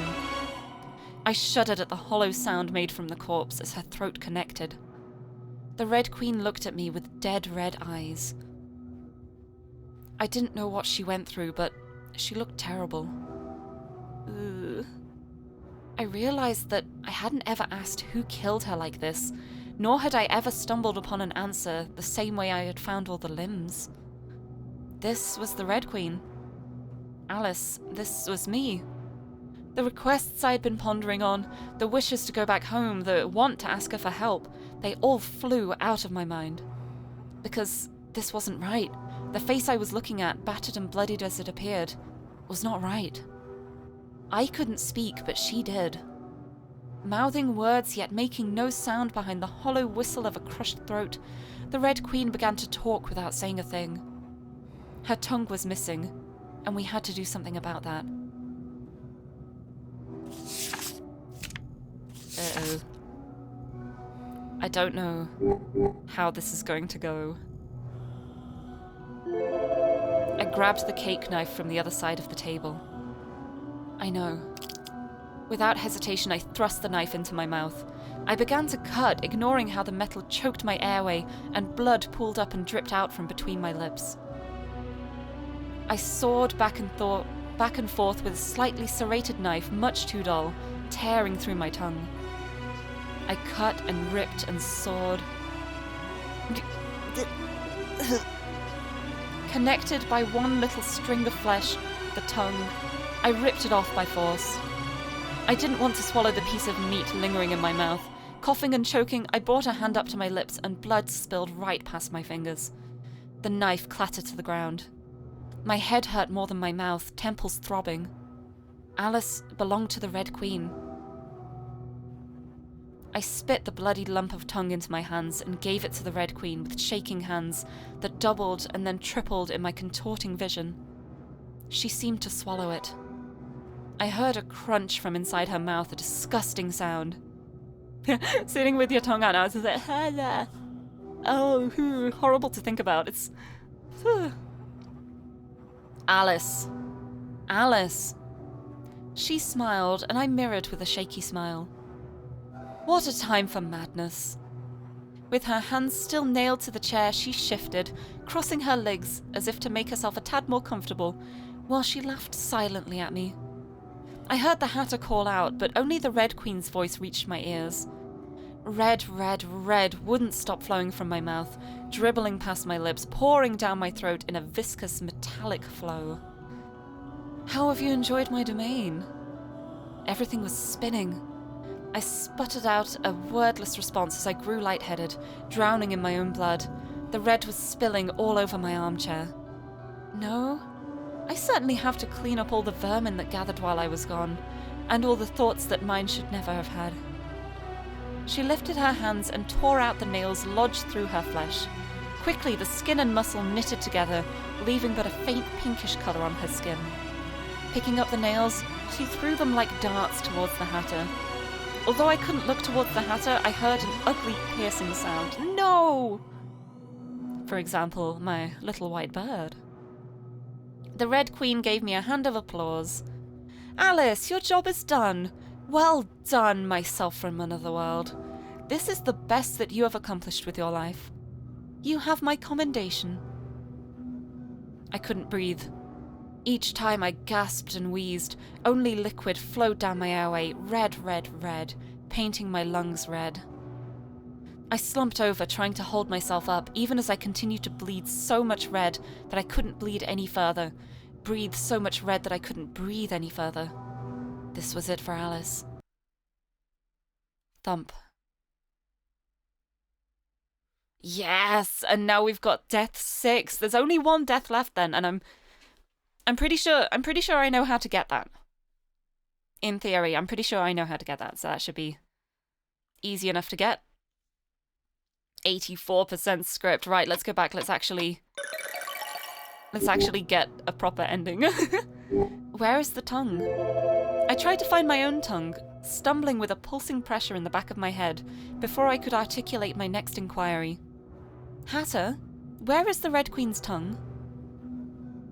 I didn't want to hear her voice, so I tore it out and fed it to the dogs.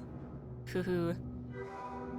Yeah, honestly, I've got to say, I'm kind of glad that it is text only. It's like, it's pretty graphic, it's pretty gory, but I think if there was art attached to it as well, that would maybe be a little too extreme. I don't know.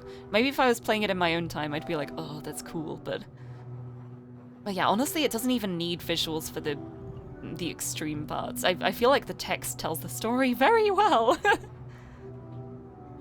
The Red Queen wasn't complete without a tongue. Although she squirmed in the chair, causing the nails to creak, it seemed like she didn't truly have her soul. Alice, you were so close. The corpse looked upon us with stagnant eyes. That should mean I needn't bother searching for it then. What were your intentions, Hatter?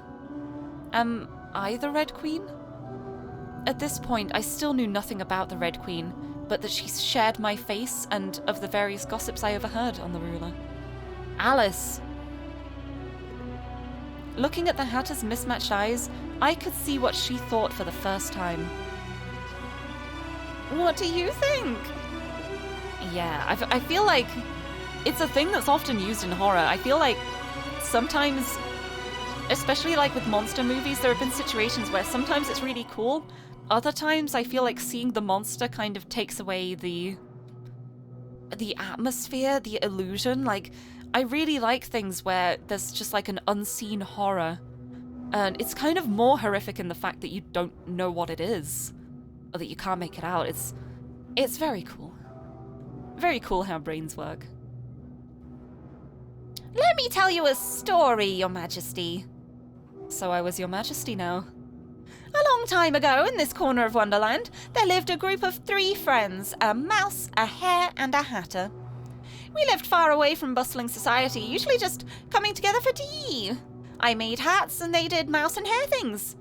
Once we had been dragged to perform like clowns for visitors to this kingdom, but only that once, for Her Majesty hadn't quite appreciated our lack of skill. Her Majesty ran the court of law, a strict queen, some called her, a mad queen, some whispered, a tyrant, most could not even dare to say. I think this story should be predictable, don't you? We were called into court one day. The reason may be only to be judged. She proclaimed us guilty and had us sentenced. I, for no reason, received the lightest sentence of the day. I came away with my neck still intact, not knowing a thing. Thrown into prison and starved, only just that much. When I came out, the streets were filled with newly spilled blood, and 2 very familiar heads rolled my way. Crows feasted on carrion, only for even them to be swept away by the Queen's cards. Do I need to explain further? Perhaps you really are blind and deaf. Dormouse and March Hare are dead. For what? For the sole crime of offending our world's tyrant. And so Hatter has been all alone for a long, long, long, long time. I can never forgive the Red Queen. But she went and upped and died. Who let her get away like that so easily? You who are the same entity as the Red Queen, I can't let you go, don't you understand? I see. Yeah. Depends how long you keep the monster secret. Yeah, I don't know. Yeah, I feel like especially if it's a last-minute reveal, I can't think of a situation where there's been like a last minute reveal of like a monster or a horror at the very end of something that hasn't just felt like a cop-out. I don't know, I'm trying to think now. I can't think of anything. But honestly, I really like the intrigue of the not knowing, the mystery. I see. For the sake of my revenge, you have to die, Alice! She spun the hammer in her hands, her face devoid of mirth as she stepped closer to me, meeting my eyes with her mismatched pair. This is my justice, Alice! Goodbye, Alice! Goodbye. She raised that hammer in her hand above my head. Crack. Then I was falling. Falling. I was falling. Down this rabbit hole with no start nor end. I was falling. My skull and brain pierced itself together, twisting as if going back in time. I re-experienced the pain of having my head caved in with a hammer. I was going mad. A wetness, perhaps tears, perhaps brain matter, rolled down my face as I tried to comprehend. I should have died. I felt as if I was remembering something very important. I landed in Wonderland not quite right, one where the hourglass of time had reversed. Looking upward, I found a sky distorted and stirring with darkness that amplified my phantom headache that throbbed despite losing its cause. I placed a hand to my head, feeling a smooth skin where the hammer had struck. Like the first time, what should have been the first time, the first being I met was the right white rabbit. Like Wonderland, today she seemed different, crueler. An unrestrained black danced in the back of her eyes. Your Majesty! The rabbit greeted me as if I were the Red Queen. No, perhaps I was. Alice, perhaps you were. Not bothering to acknowledge her, I let her continue speaking, saying what she had to say to the Red Queen in that obsequious tone of voice. Did you wish to visit Her Majesty the White Queen today? Yes. I gestured for her to lead the way. Yeah, this part's different now. This is because we followed the White Queen instead of the Hatter for all of the choices. So now we have a different branch. Following only a pace after the rabbit, I walked down an unfamiliar familiar path. Wonderland was quiet, much quieter than I was accustomed to. Even the grass wilting away from my presence, not to speak of the animals. A report on Her Majesty the White Queen's affairs. As punishment for her previous transgressions, we have been regulating her sleep to 1-hour intervals as ordered. That's torture. That is horrific. What the heck? She has been much quieter as of the late. I hope that she will learn the errors of her ways for disrespecting your Majesty. Additionally, as per your orders, we have put her on a dietary restriction to regulate her weight. We found that some chefs have been sneaking her extra food. The chefs responsible have been sent to do hard labor. Is that so? That's messed up. That is so messed up. The rabbit talked about the usual things. Walking, we arrived at a tall tree in a large bird cage, a location I recognized from when I obtained the Red Queen's right leg once upon a time. Your Majesty's mood has been strange today. Could it be... Are you questioning me, rabbit? My sincerest apologies, Your Majesty.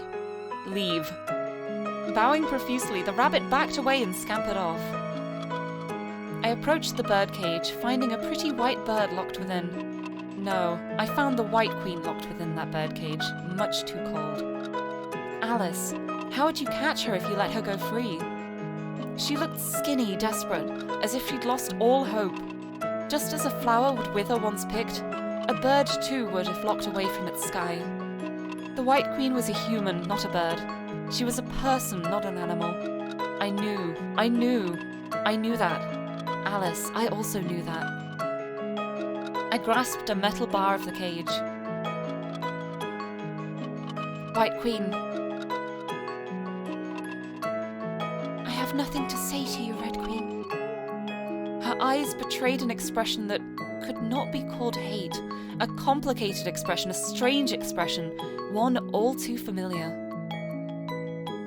You won't even bother to treat me softly today after everything you had done to me. Rather than the Red Queen, I am Alice. I doubted myself, remembering the Hatter's expression for a moment. You said you could see the future, White Queen. I suppose that must have been a joke as I expected, if you've yet to know who I am. We meet in another wonderland. I may have fallen in love, and maybe my affections were one-sided. In a terribly beautiful garden, I was lost, chasing after a rabbit in confusion after falling down a rabbit hole into another world. I told the White Queen about my adventures in Wonderland. I told her about a strange hatter with mismatched eyes, a cat whose dark tail flickered like flames, and the whimsy of living limbs. I told her about the brilliant night sky and every moment we spent together, too few yet still overwhelmingly precious. Then I came here and met the White Rabbit who led me to you. How fantastical that would be. I felt the same way, speaking about the quest that I, that dull Alice, had found myself embarking on upon falling through an endless void. Only a miracle could have brought me here to meet her and all the others in Wonderland. But tell me, you who share her face but not her name, why should I believe you? Why should I think that you are not but the Red Queen mad again with some scheme? She is the one who knows me best in this world. We were born together, fated to die together as if death could reach us at all. Bound by a marriage from our conception, did you not say? She said, the Red Queen said. So it should be that you finally lost it. Her pale eyes locked onto my body, the Red Queen's body, as if viewing someone unfamiliar. Or am I the one who's gone mad? You claim to be from the future. Then, should I be from the past? The Red Queen is dead in my time. Do you understand what those words mean? Only a pinch of blasphemy. Only a pinch. But these memories, these happenings that must have happened in the future, they're quite important to me. Meeting you was important to me. Important. You also liked to say sweet words in the past. Should I say that she also liked to say sweet words in the past? I understand now. The Red Queen will no longer love me, so she gives me a replacement till she tires of playing this act. Tell me, what type of tea do you prefer? I blinked in surprise at the sudden change of conversation topics. Black tea. Do you still like white tea now? The White Queen looked at me, at Alice, for only a second. No. A strange tone of voice escaped through her lips, as if she came to a realization. She sounded soft and tired. Tell me again about the future. We'll meet again. I'll free you from this cage. You'll be free beautifully, and... My voice trickled off into silence. I had no happy ending to tell her of us. None of Alice and the White Queen. What mattered to the White Queen was the Red Queen. She'll be long gone. Why? No, don't answer. She... I believe you. Something beyond logic tells me that I should believe you. Can you make the me of the future happy? I wonder. After all, my White Queen had always been looking far away. No, you wanted to leave after all. You gave me a wonderful story, but tell me a better one next time, please. Remembering the key I obtained in a previous Wonderland, I checked my pocket and pulled out that very key. Take this. Holding it in a closed fist, I passed the key to the White Queen through the cage bars. She took the key with trembling hands, gripping it tightly as if the metal would disappear. Knowing that having the key was a risk, she hid the key away in her dress. Yes, Queen, I'll make you happy. It's tricky because... What if that's a lie? I feel like it would feel worse to lie in a situation like that. Oh. Perhaps she would use it to escape from the Red Queen. What?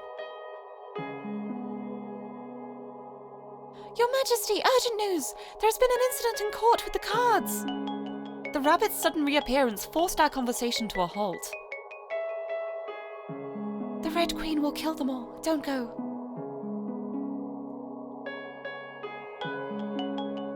The White Queen gestured to me, telling me to lean in closer to her. She moved up to the bars of the cage as close to me as she could come. Show me that I can believe in you, and I will find you. Until later, Alice. Yeah, well, this is the second stream I've done of this. This is like, I've been playing this for 7.5 hours now, so you probably have missed some content.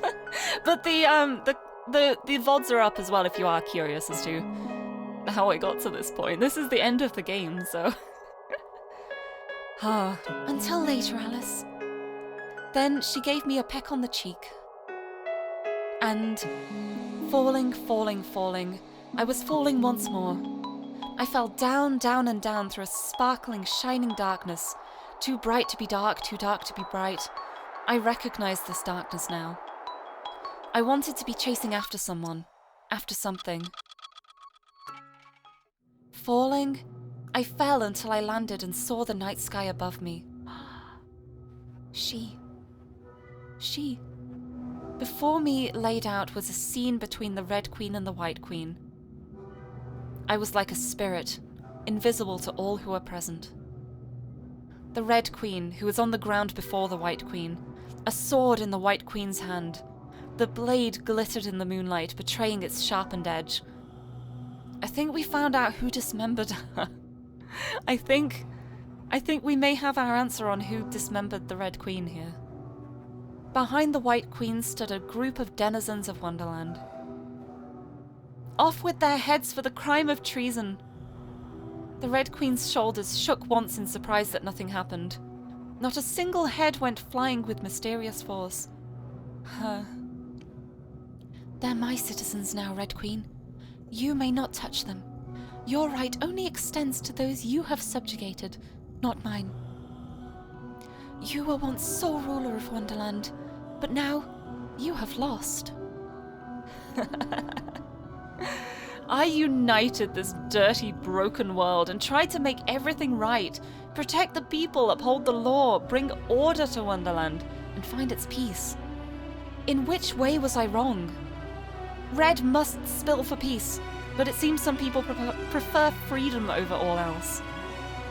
We were born just as space and time were, created at the genesis of this world. We were the only two existences of this distorted Wonderland. Therefore, given such power, we were to be rulers of Wonderland with divine right. You were the one who gave it away first because you were weak, so I took all of the responsibility onto myself because I loved you. Were you not happy within my cage, protected from the outside world? That is not love. That is not love. That is a twisted distortion of love. We are the only two of our kind in this world. If you did not care for this place, then I let you live a beautiful life within a cage. Let you stay beautiful, White. I loved you dearly, White Queen. But you were the same as everyone else. Traitor. I'm almost sad, no, heartbroken. But what choice do I have now? White Queen, you'll cut me down now, won't you? Or will you continue to be a coward? Show me your conviction to betray me. There can only be one victor if we are to be pitted against each other. I couldn't see the Red Queen's expression. I loved you. I betrayed you? You were the one who betrayed me first. The White Queen raised her sword and cut. A limb. Sharp pain shot up my arm, even though I was not the one who was cut. Who betrayed who first? You who are in charge of time. A second limb. I squirmed as I tried to grab at a wound that did not exist with an arm that my brain screamed was no longer attached. It hurt, but no red came out of me. I should know better than me. A third limb. A final limb. Blood splattered over the White Queen's dress, staining her red as the Red Queen's body shook. In agony, I gasped. My vision shook, tilting as I lost equilibrium and filling with tears. I collapsed to the ground and writhed, even though my limbs were still intact. I didn't even know what to clutch at, what to clutch with. You're also a sadist, aren't you? I'm just angry. Finally, off went her head. Once, twice, thrice, the White Queen hacked at the Red Queen's neck, as if taking out her frustration on a neck already severed. My consciousness snapped. My vision blacked out.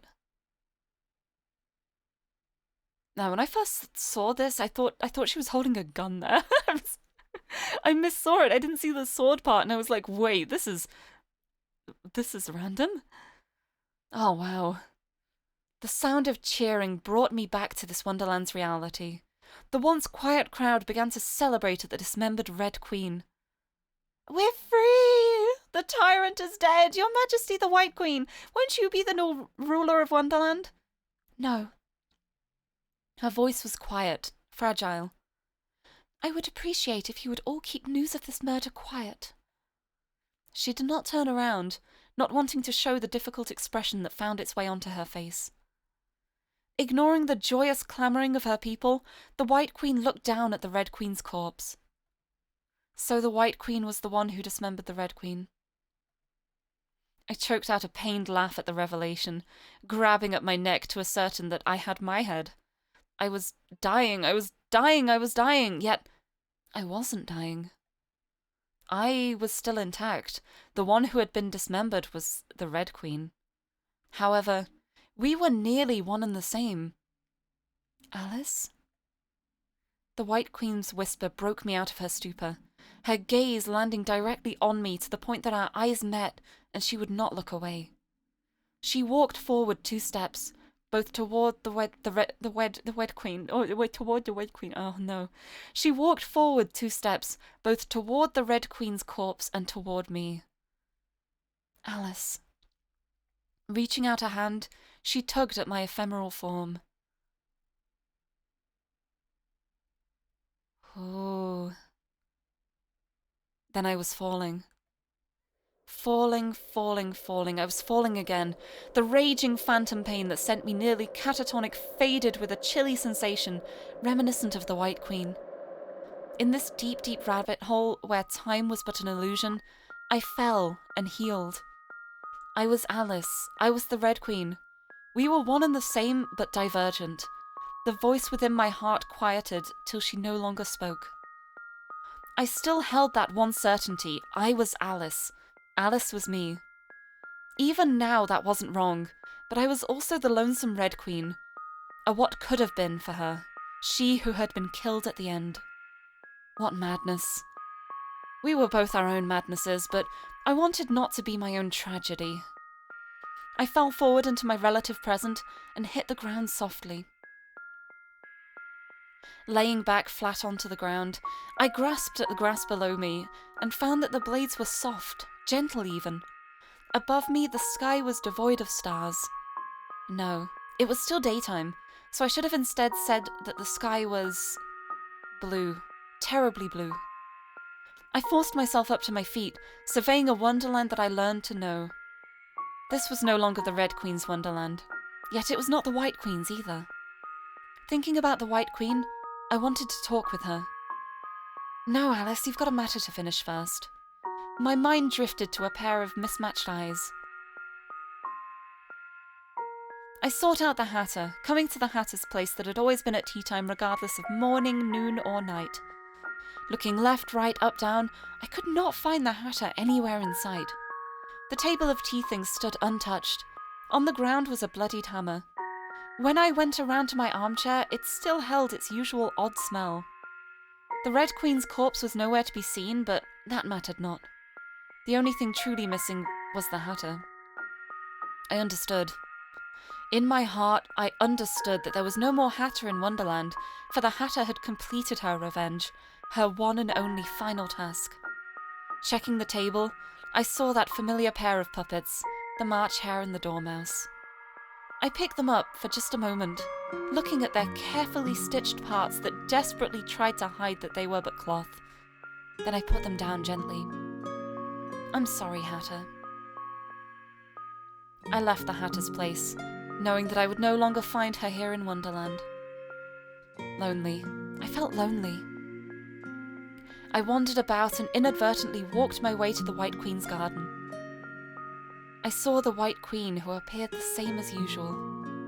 In a chair across from her sat the Red Queen's corpse. The Red Queen did not fit this pure garden, but she and the White Queen must have had a conversation here. Alice, how long has it been since we last met? Much too long. I'm sure you must have questions. Allow me to explain why I instructed you to seek out the Red Queen when the Red Queen was already dead. We, the Queens of Wonderland, were created with a power within us. I hold power over Wonderland's time. She held power over Wonderland's essence, its space and boundaries. Even a remnant of that power can send you back home. With her corpse gathered, that power can be used. I know. I felt the power take root in my soul. So you do. It's time for you to depart from this imperfect Wonderland, Alice. Wait. I like you. I love you. I want to spend more time with you, White Queen. You're always looking far away toward the Red Queen, so I wish you would look at me. She carved herself into my heart irreparably. A long, long time ago, she was... Even though she caged me away, even though I was the one who killed her. How odd. I still cannot put into words what I feel toward her. The Red Queen began to disappear. Dissolving into tiny lights, her corpse faded away as if her role in this world was no longer needed. I saw the Red Queen mouth a few words, but I knew that they were not for me. I'm sorry. That was inappropriate of me to say. Perhaps I had long been rejected. No. At first, I saw you and thought of the Red Queen. I thought that you could be her. You probably don't remember. But that was why I dragged you through time and time again, pulling you from a time where by a miracle you fell down the rabbit hole into another Wonderland. That was my obsession. With her. But eventually I learned that you were different. You were Alice. Perhaps parts of your existences are similar. I could call you her of another world, or her you of another world, but you alone are Alice, and I fell in love with you. Kind, soft Alice who can be a little strange, Alice who chases after her goals, Alice who somehow fell in love with someone like me. Yes, I think it's a miracle that we met here, in this Wonderland. Maybe I can begin to heal. I love you, Alice. Not in the way that I don't know what to feel about the Red Queen, but from the depths of my heart, I love you. The White Queen pressed a kiss on my lips. Oh. My heart raced. I hadn't thought that she would reciprocate my feelings. Tears welled up in my eyes, dripping down my cheeks in disbelief. Oh. Kiss me again? We kissed again, clumsily. White Queen, I love you. I wish that this world were more perfect, so that we could be together. Despite what goes on in our hearts, it's still time for you to depart. You have to leave, Alice. Go back home to your own world. Come with me? I can't, Alice. But this world will fall apart now that the Red Queen is truly dead. And I have drained my power as well in my selfishness. This imperfect Wonderland was a miracle. Oh, Sarah Cat, hello! Oh, all the feels. I'm glad I was able to meet you. I wanted to stay here by her side. White Queen? Truly. Yeah, you arrived just in time for the gay. Perfect timing. Truly. She put a hand on my shoulder. Goodbye. Oh. And pushed. Then I was falling. I tried to go back up, but the Red Queen's power wouldn't respond. As the gate to return to my own world opened, the power evaporated. Falling, falling, falling, I was falling. No, yes! Enter stream immediately at Tragic Lesbians. Welcome. Falling, falling, falling. I was falling. The White Queen. I wanted to go back to the White Queen. Alice, who had never quite wanted anything so much, wanted to take her hand again, to see her again, to steal a happy ending together with her. Yet no matter what I did, I continued to fall, through this darkness too bright. Falling, I left Wonderland and could no longer return. If this were the case, I would have rather forgotten. I would have rather forgotten something very important, but I knew that I would remember everything that happened in Wonderland. I fell until I could fall no more. Hitting the ground, I opened my eyes to reality, seeing my family's house in the distance. The sky was blue, still terribly blue. I started crying, my shoulders shook. Hearing as my sisters rushed over to ask what was wrong, I wished and wished to see her again.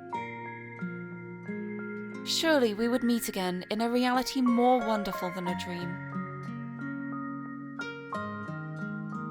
One day, while out on a walk with the cats, I stumbled into a girl. A girl with white hair.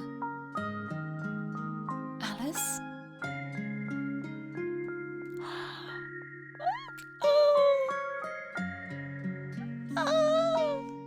Not tragic. I mean, it was tragic.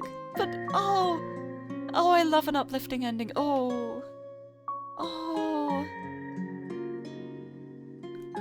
what a beautiful ending. Oh, we did it. Is there any happy endings? I would consider that happy. That was happy. That was better than it could have been. But it is a horror game. There's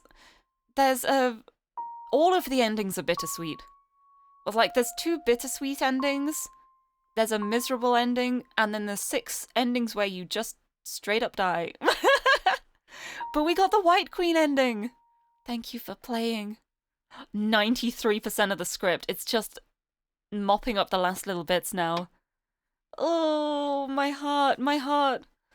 Honestly, the Hatter one hit me harder, I think. I got so attached to the Hatter, that was so much. Anyway, the last 7% I think is going to be to do with the chess match.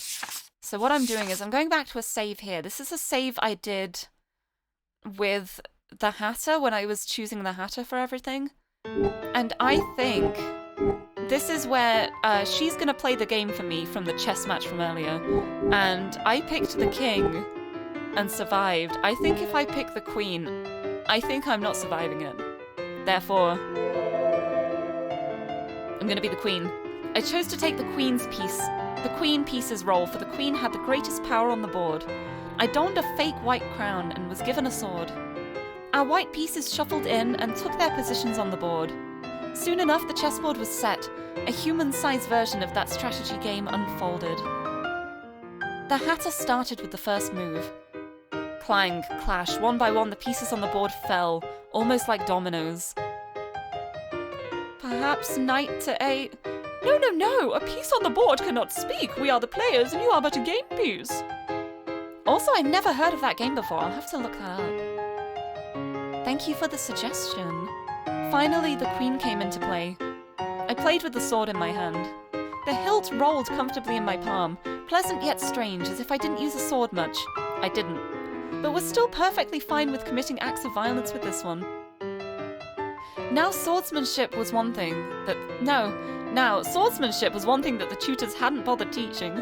After all, it wasn't fitting for a lady. They really should have, as it turned out that I was quite good at cutting things down after some short exhibition blows. The Hatter directed me across the board. I attacked as told.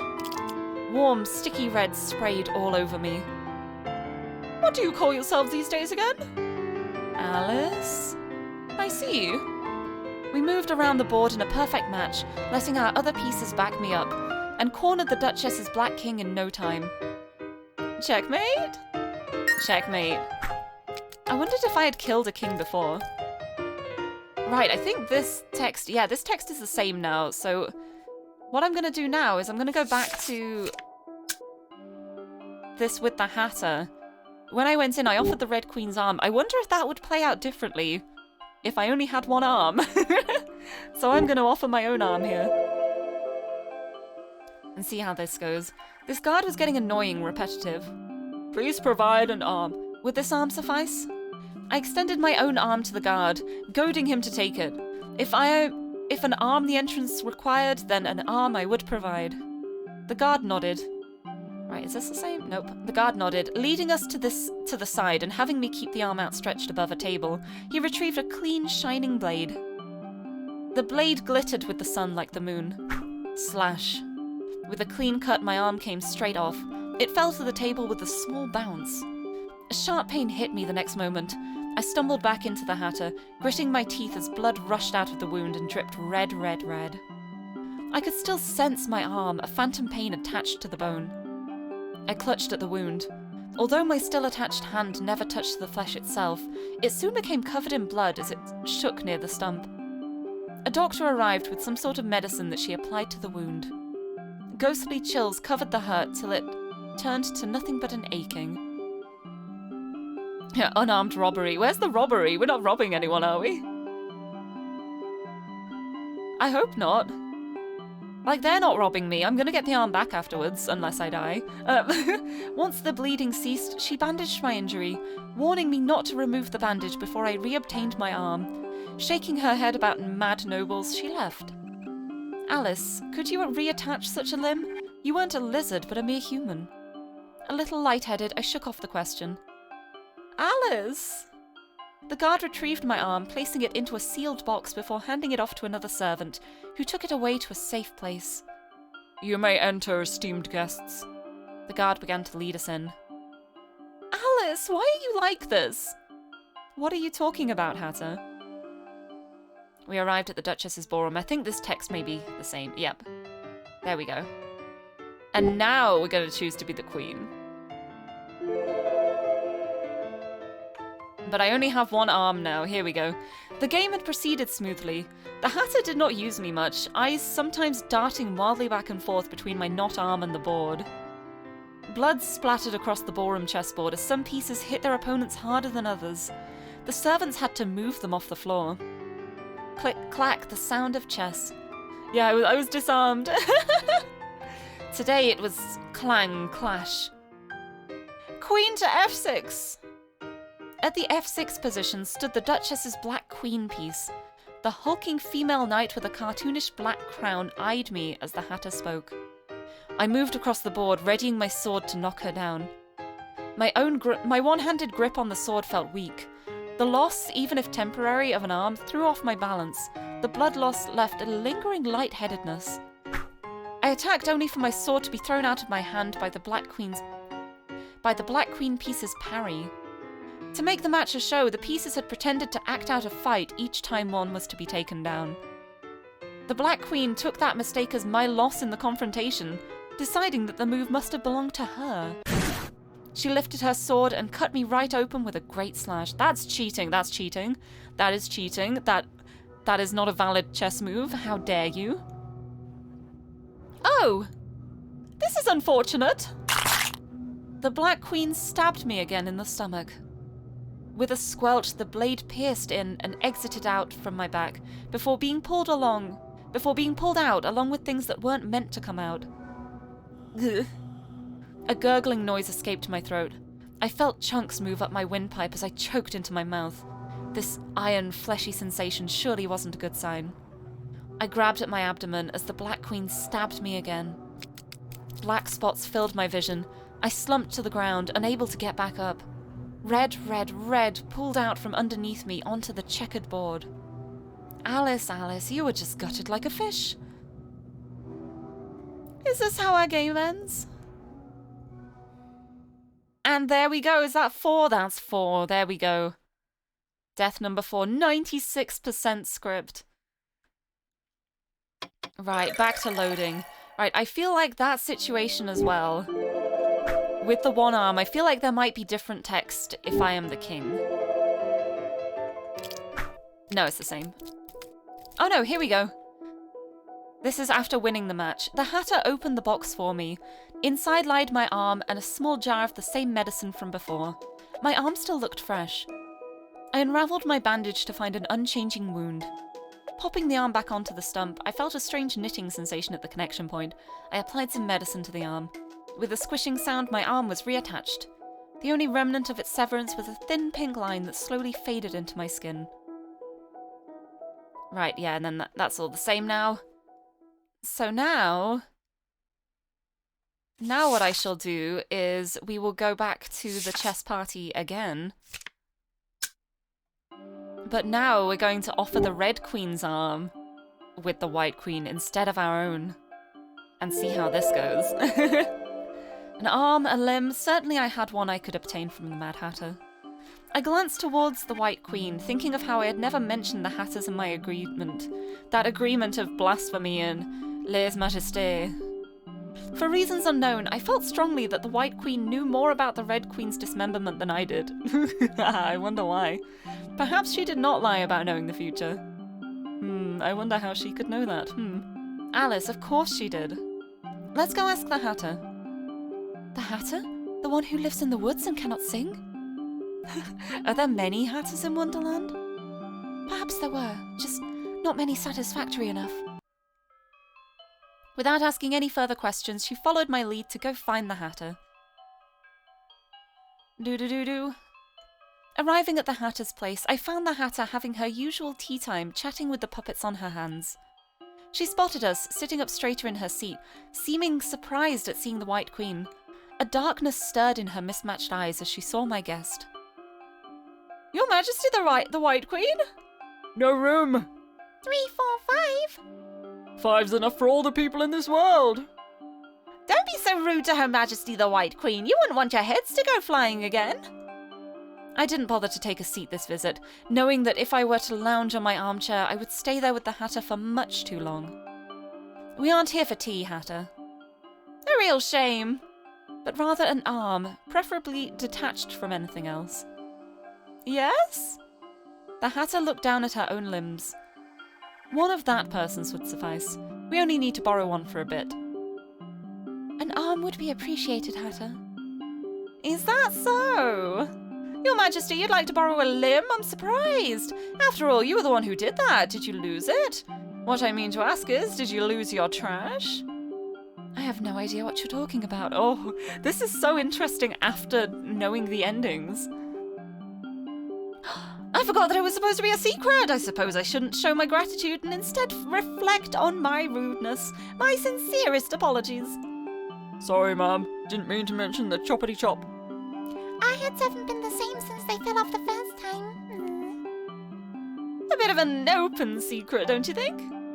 I ask you not to speak of that matter. I understand. Our lips are sealed. Zip tighter than tight.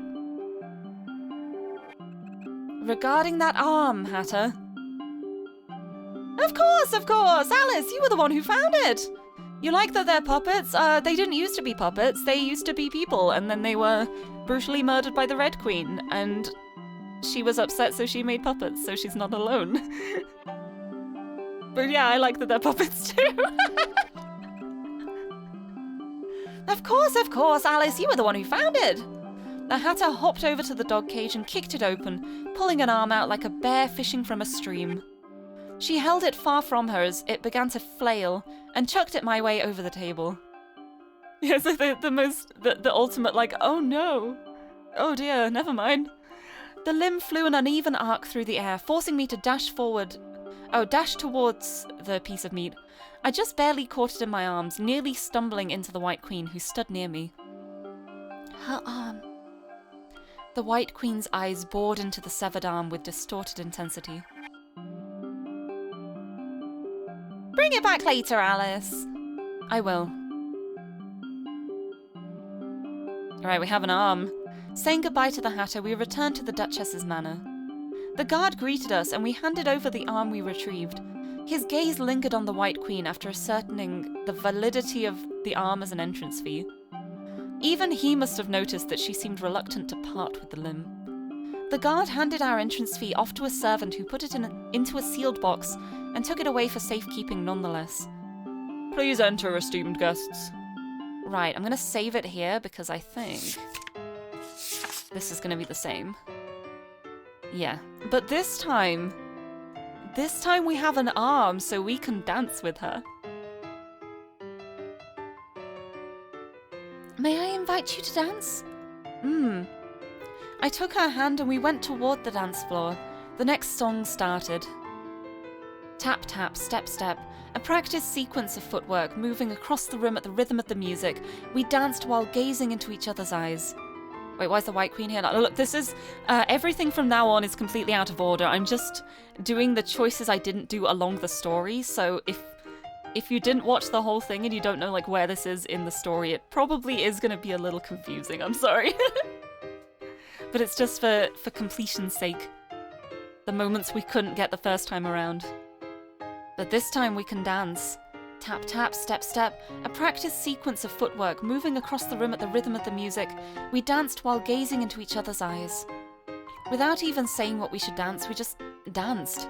I took Alice's part. She took the White Queen's part. There was nothing more.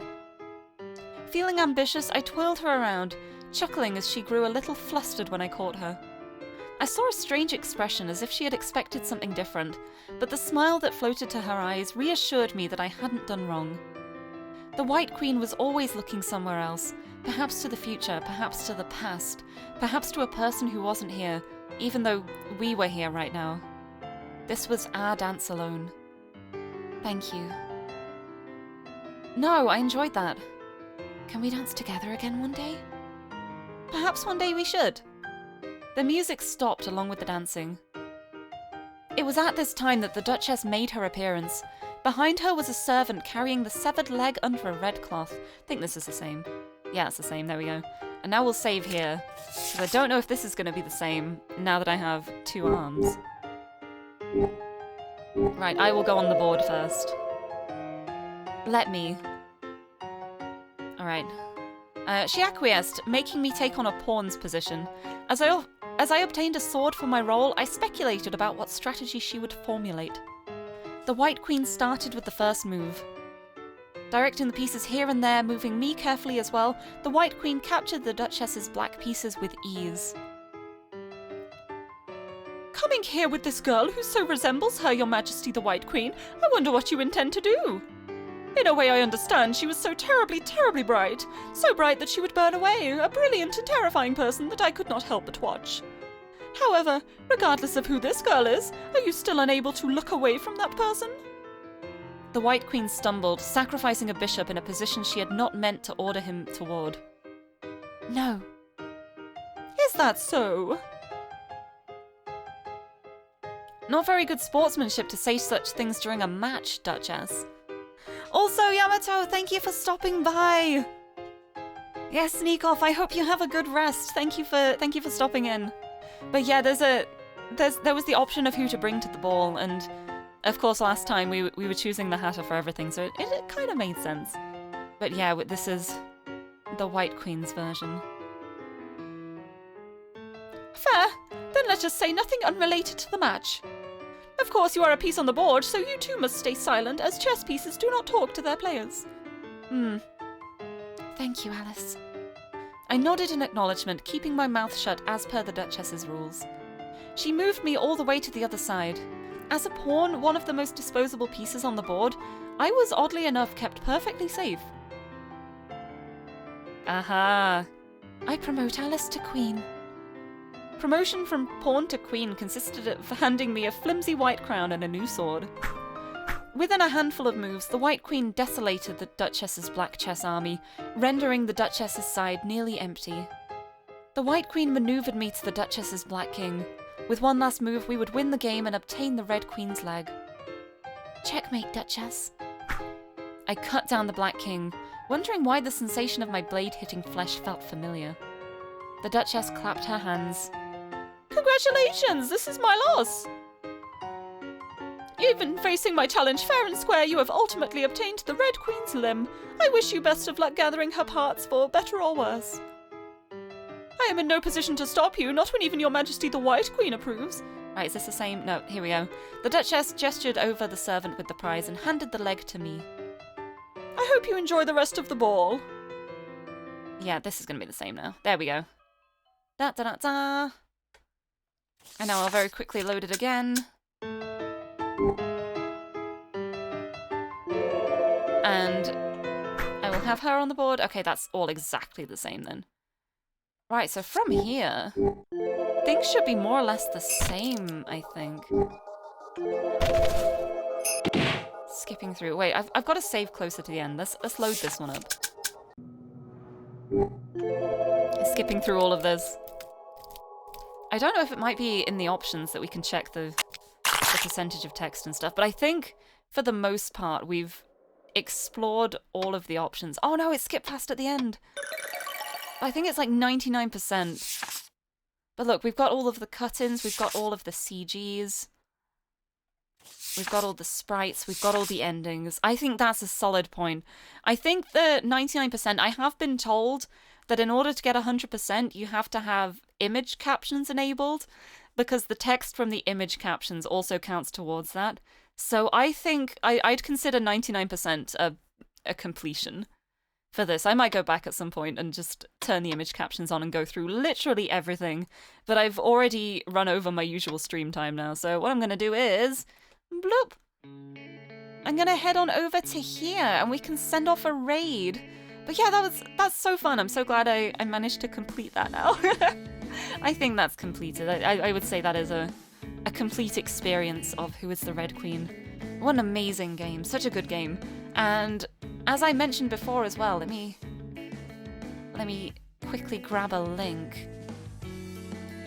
It is available to play for free on the Steam store. You can download it and play it for free. So if it's a game that looked interesting to you, maybe you missed parts of mine, the VODs will always be up. I will always have the VODs up. They'll be posted on YouTube as well as on Twitch, so when the Twitch ones time out, they'll still be available. But yeah, if you like it, I highly recommend playing it yourself. It's really good.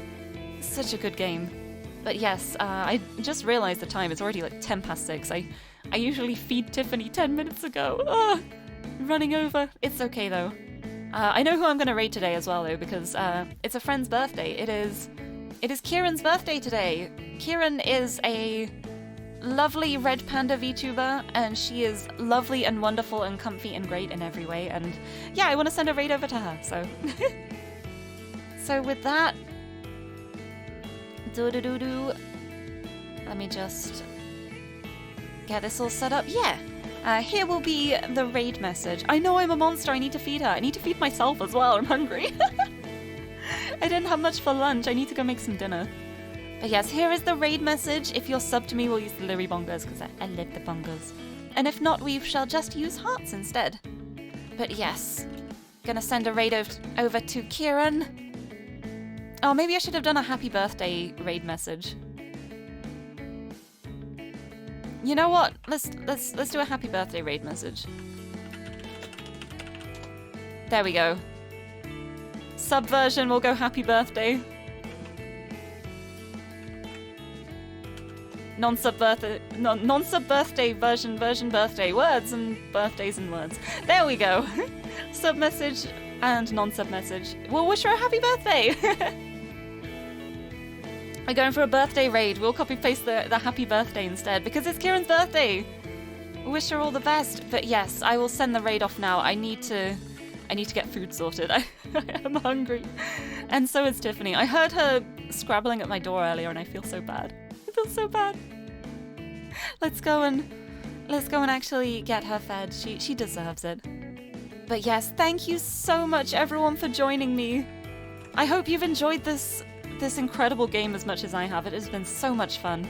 And I won't be streaming tomorrow, but I will be on the lovely Barb Unicorn stream. My lovely moderator. I'll be on her stream and we're going to be doing some escape room stuff, so that should be fun. That'll be around 5 PM my time. But yes, thank you so much everyone for joining me. I hope everyone has a lovely rest of the week. And until next time, bye bye!